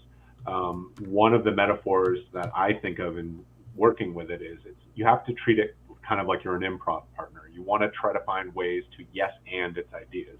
Maybe see if you can match one of its suggestions to trope threads that you have written down, so that it becomes a new rail to run with that can still be treated with coherence down the line. This is an ongoing back and forth iterative process, as with many other aspects of game development. Another metaphor that I like to use in thinking about how to work well with generative AI is that it's not just a tool, it's a kind of partner. Writing prompts as instructions for machine learning is very similar to writing design documentation. You're writing plans to be interpreted, They're interpreted by someone other than yourself, and they're often interpreted in ways you don't expect. The process of iterating in that process, that conversation with the AI, has a similar kind of satisfaction to learning to collaborate with other coworkers and write the design document that they need to do their best. The thing is, hopefully, unlike the other employees you work with, machine learning really doesn't like to show its work or explain what it's doing. There are no visible processes to view and adjust. Why did it come up with that answer? Who knows? It's just a billion sets of little numbers that it tumbles through to get to an answer. How do you redirect it? Guess. You maybe add some adverbs to your sentences and it will change the flow of things. These processes are, as we said, just math in a big black box.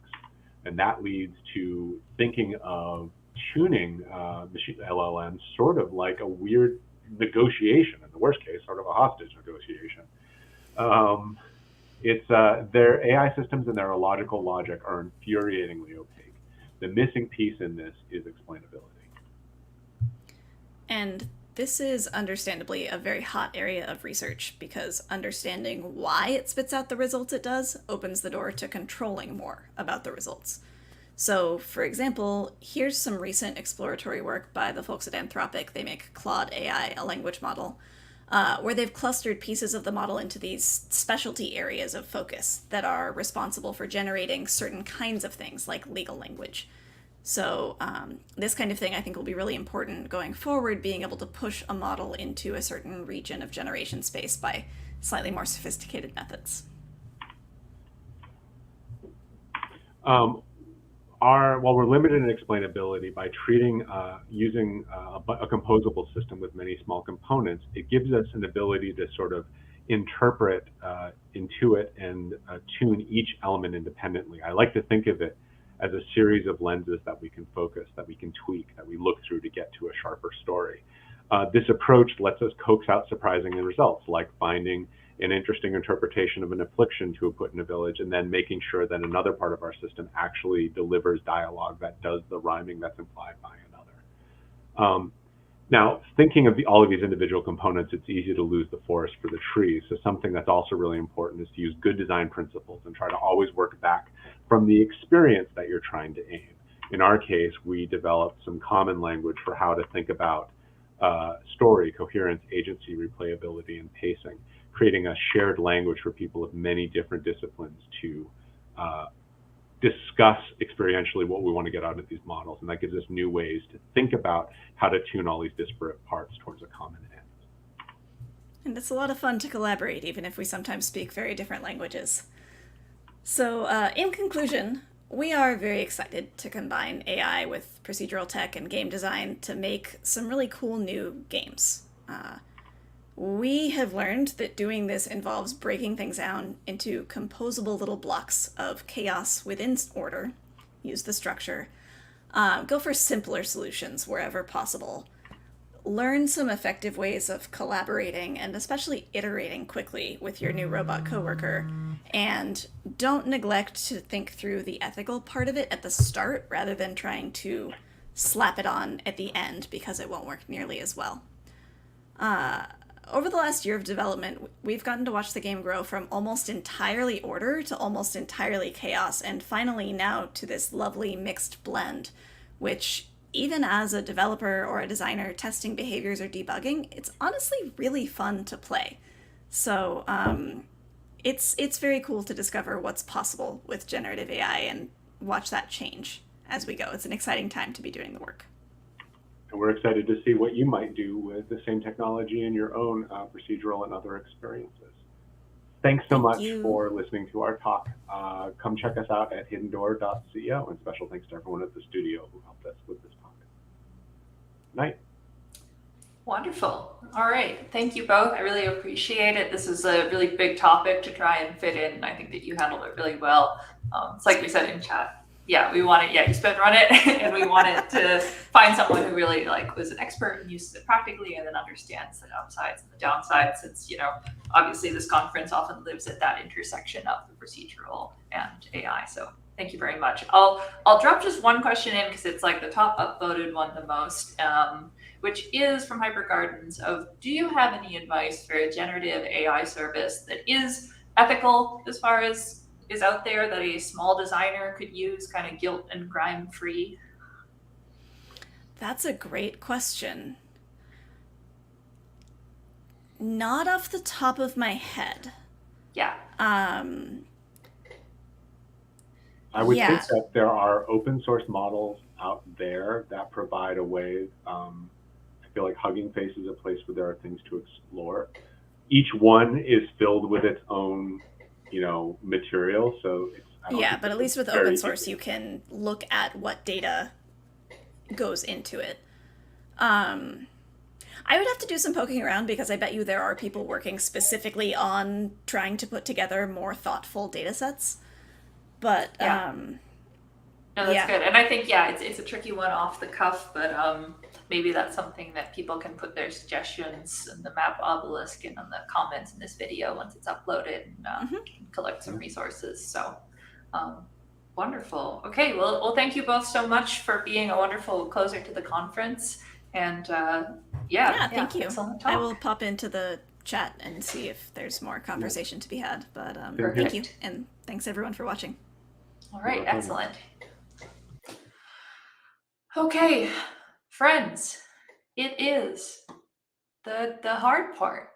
It's the end. I mean, it's not quite, because we're going to have some, our breakouts and stuff like that. But that is the end of our actual talk programming, which, I mean, my goodness, it is hard to be sad when there have been just so many wonderful talks once again. And I also want to just really shout out the people who have shown up in the social space. And I mean, all the people who've been quiet and lurking and on other sites, like, you're great too. But especially the people in the theater who have kept chatting. Like, it's wonderful to have so many people still active this late on the end of the conference. Like, this has been such a consistent high energy level. And I think that everybody involved in the conference, certainly speaking for myself, really feeds off of that energy. I am going to do the breakout room assignments now, so people know about that. And then I'm going to do kind of all of our last wrap-up spiel and thank yous. So those room assignments are for Messy Approach to Dynamic Narrative in Sunshine Shuffle with Stav. That will be in I Was a Teenage Gelatinous Cube. For Procedurally Generating Puzzles with Josh Galecki. That is in Attack of the 50-Foot Goblin. For Backpack Hero with Jasper Cole, that is in Jabberwock Park. And for Fusing AI with game design, like we just heard from Brianna and Chris, that will be in My Big Fat Orc Wedding. So once more, Sunshine Shuffle in Teenage Gelatinous Cube, Procedurally Generating Puzzles in 50-Foot Goblin, the Backpack Hero talk in Jabberwock Park, and Fusing AI with game design in My Big Fat Orc Wedding. But also, it is the end of the conference, and so I want to summarize the rest of things. You will be, as an attendee, hopefully getting, in a little while, a post-conference survey. We really appreciate if you can fill that out. It lets us know how this went, what kind of things we can improve on. It also lets you suggest speakers who you think we should reach out to, which would be great, and what kind of topics you might like to see more of. It's really helpful. Overall, any kind of like word of mouth, like tell people about this conference and that you had a good time. Once the videos are up, point them at the videos. We basically spread through word of mouth. We thankfully worked with Polygon lately and had a little write-up, which was nice. I don't think we'd had a real write-up since 2016. So appreciate that. But, we noticed this year it was trickier to track down speakers with Twitter collapsing. And we really pulled it together because of the community we have and because of the amazing network of speakers we had who did proactively submit and reach out. So, share it with your friends, share it with people who you think would be interested in it, and we're happy to keep growing. You can also add feedback on the space itself to the feedback kiosk. We always like to keep improving it. And of course, I will say, we're always talking about how and when to bring back some in-person events. There's still no kind of promises I can make. We did a first kind of test of that this year at GDC, but we will just keep giving updates as we work through that problem. But I kind of doubt that we'll ever just completely drop the social space because we do also really love it. So feedback on the social space is still appreciated. If you want to share things about your experience, if you have a blog post, anything like that, we'd love to see it. Just tag Roguelike Celebration on your social media of choice.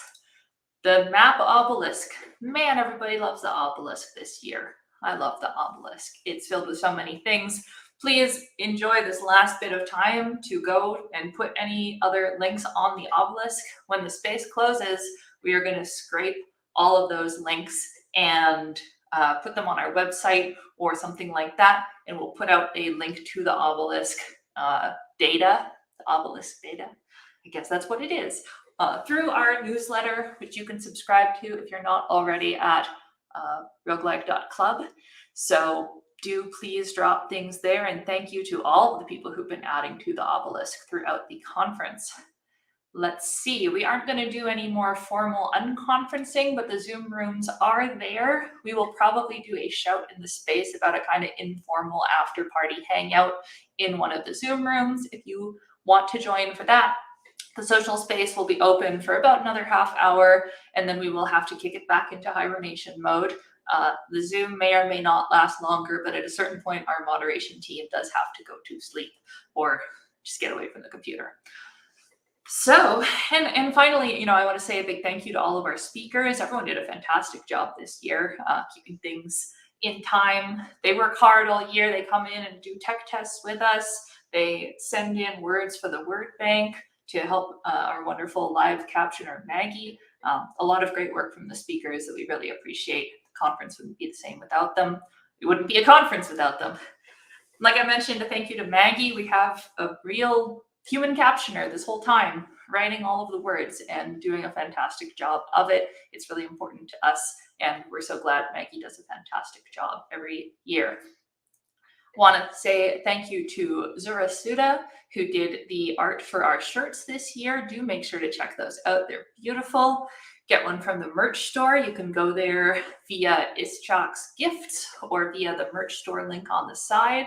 I don't know for sure how long we'll have some of that merch, so order it right away. Don't wait. You don't want to miss out. Also, thank you to Sam on the org team who designed the amazing mugs, the pins, and the unidentified socks, which way to go, making probably the best socks we've ever had, because that is a high bar. Roguelike Celebration socks are amazing, but legit, Sam wrote 120, a great deal of possible sock identifiable names. There are scratch off scrolls that identify. It's amazing. Sam wrote most of them. Thank you, Sam. Thank you to Kristen, who designed the overlays that we use in the breaks, and to Tambalaya, who did the music that was running on Mr. Game Boy, which was wonderful and commissioned just for us. We will link out if she makes that available on her itch page. We have the Steam sale, which I want to thank Christy, who put in a massive amount of work getting that Steam sale organized and curating a huge list of games. We were sorry we couldn't fit everyone in, but we got 200 games, and unfortunately you cannot effectively put 200 games in a Steam event. So Christy did the hard work of picking some, and please go check those out. It makes a big difference. I think that event ends Monday morning. So again, don't wait too long. You don't want to miss it. And keep an eye out for next year.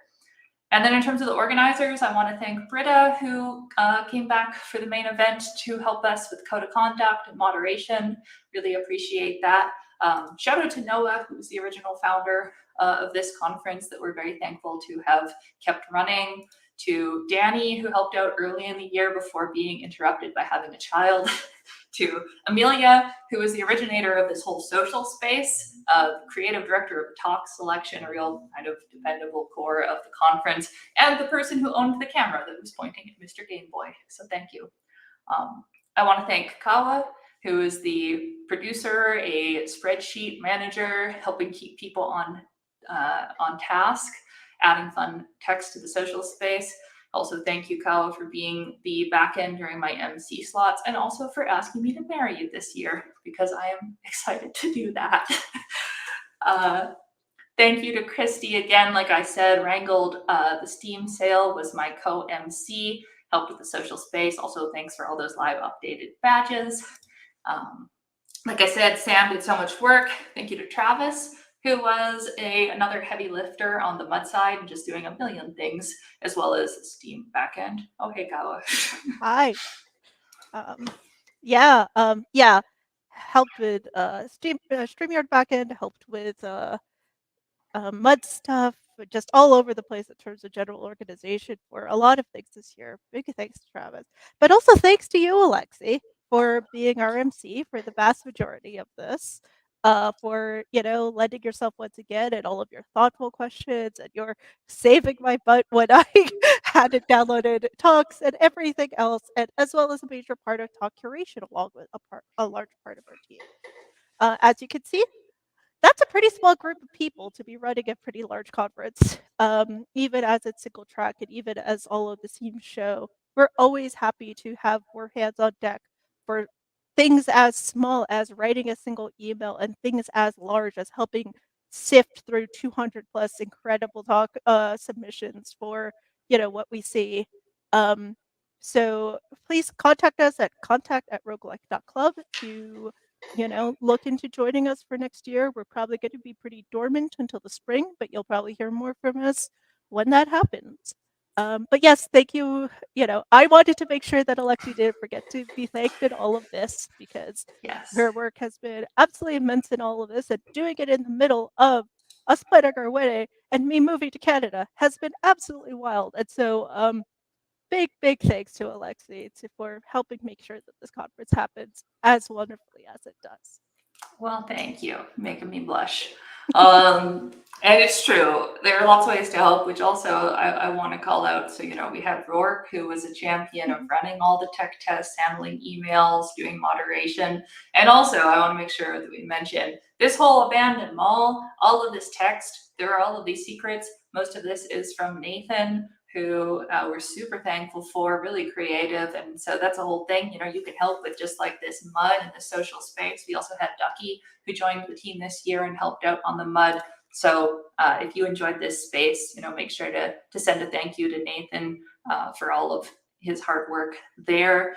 And yeah, we start gearing up around April and March, and then just it's a higher and higher intensity amount of work leading up to this weekend. And then we just kind of pass out for a few months. But so we appreciate the support. And yeah, you can always get in touch with us.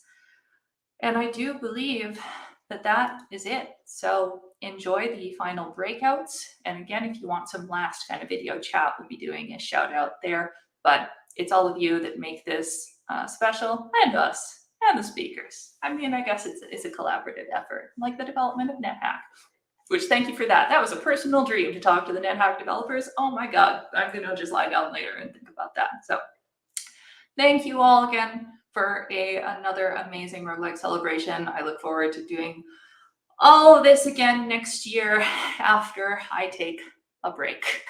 But thank you for a wonderful Roguelike Celebration 2023. Enjoy the rest of the social time, and good night, good morning, goodbye.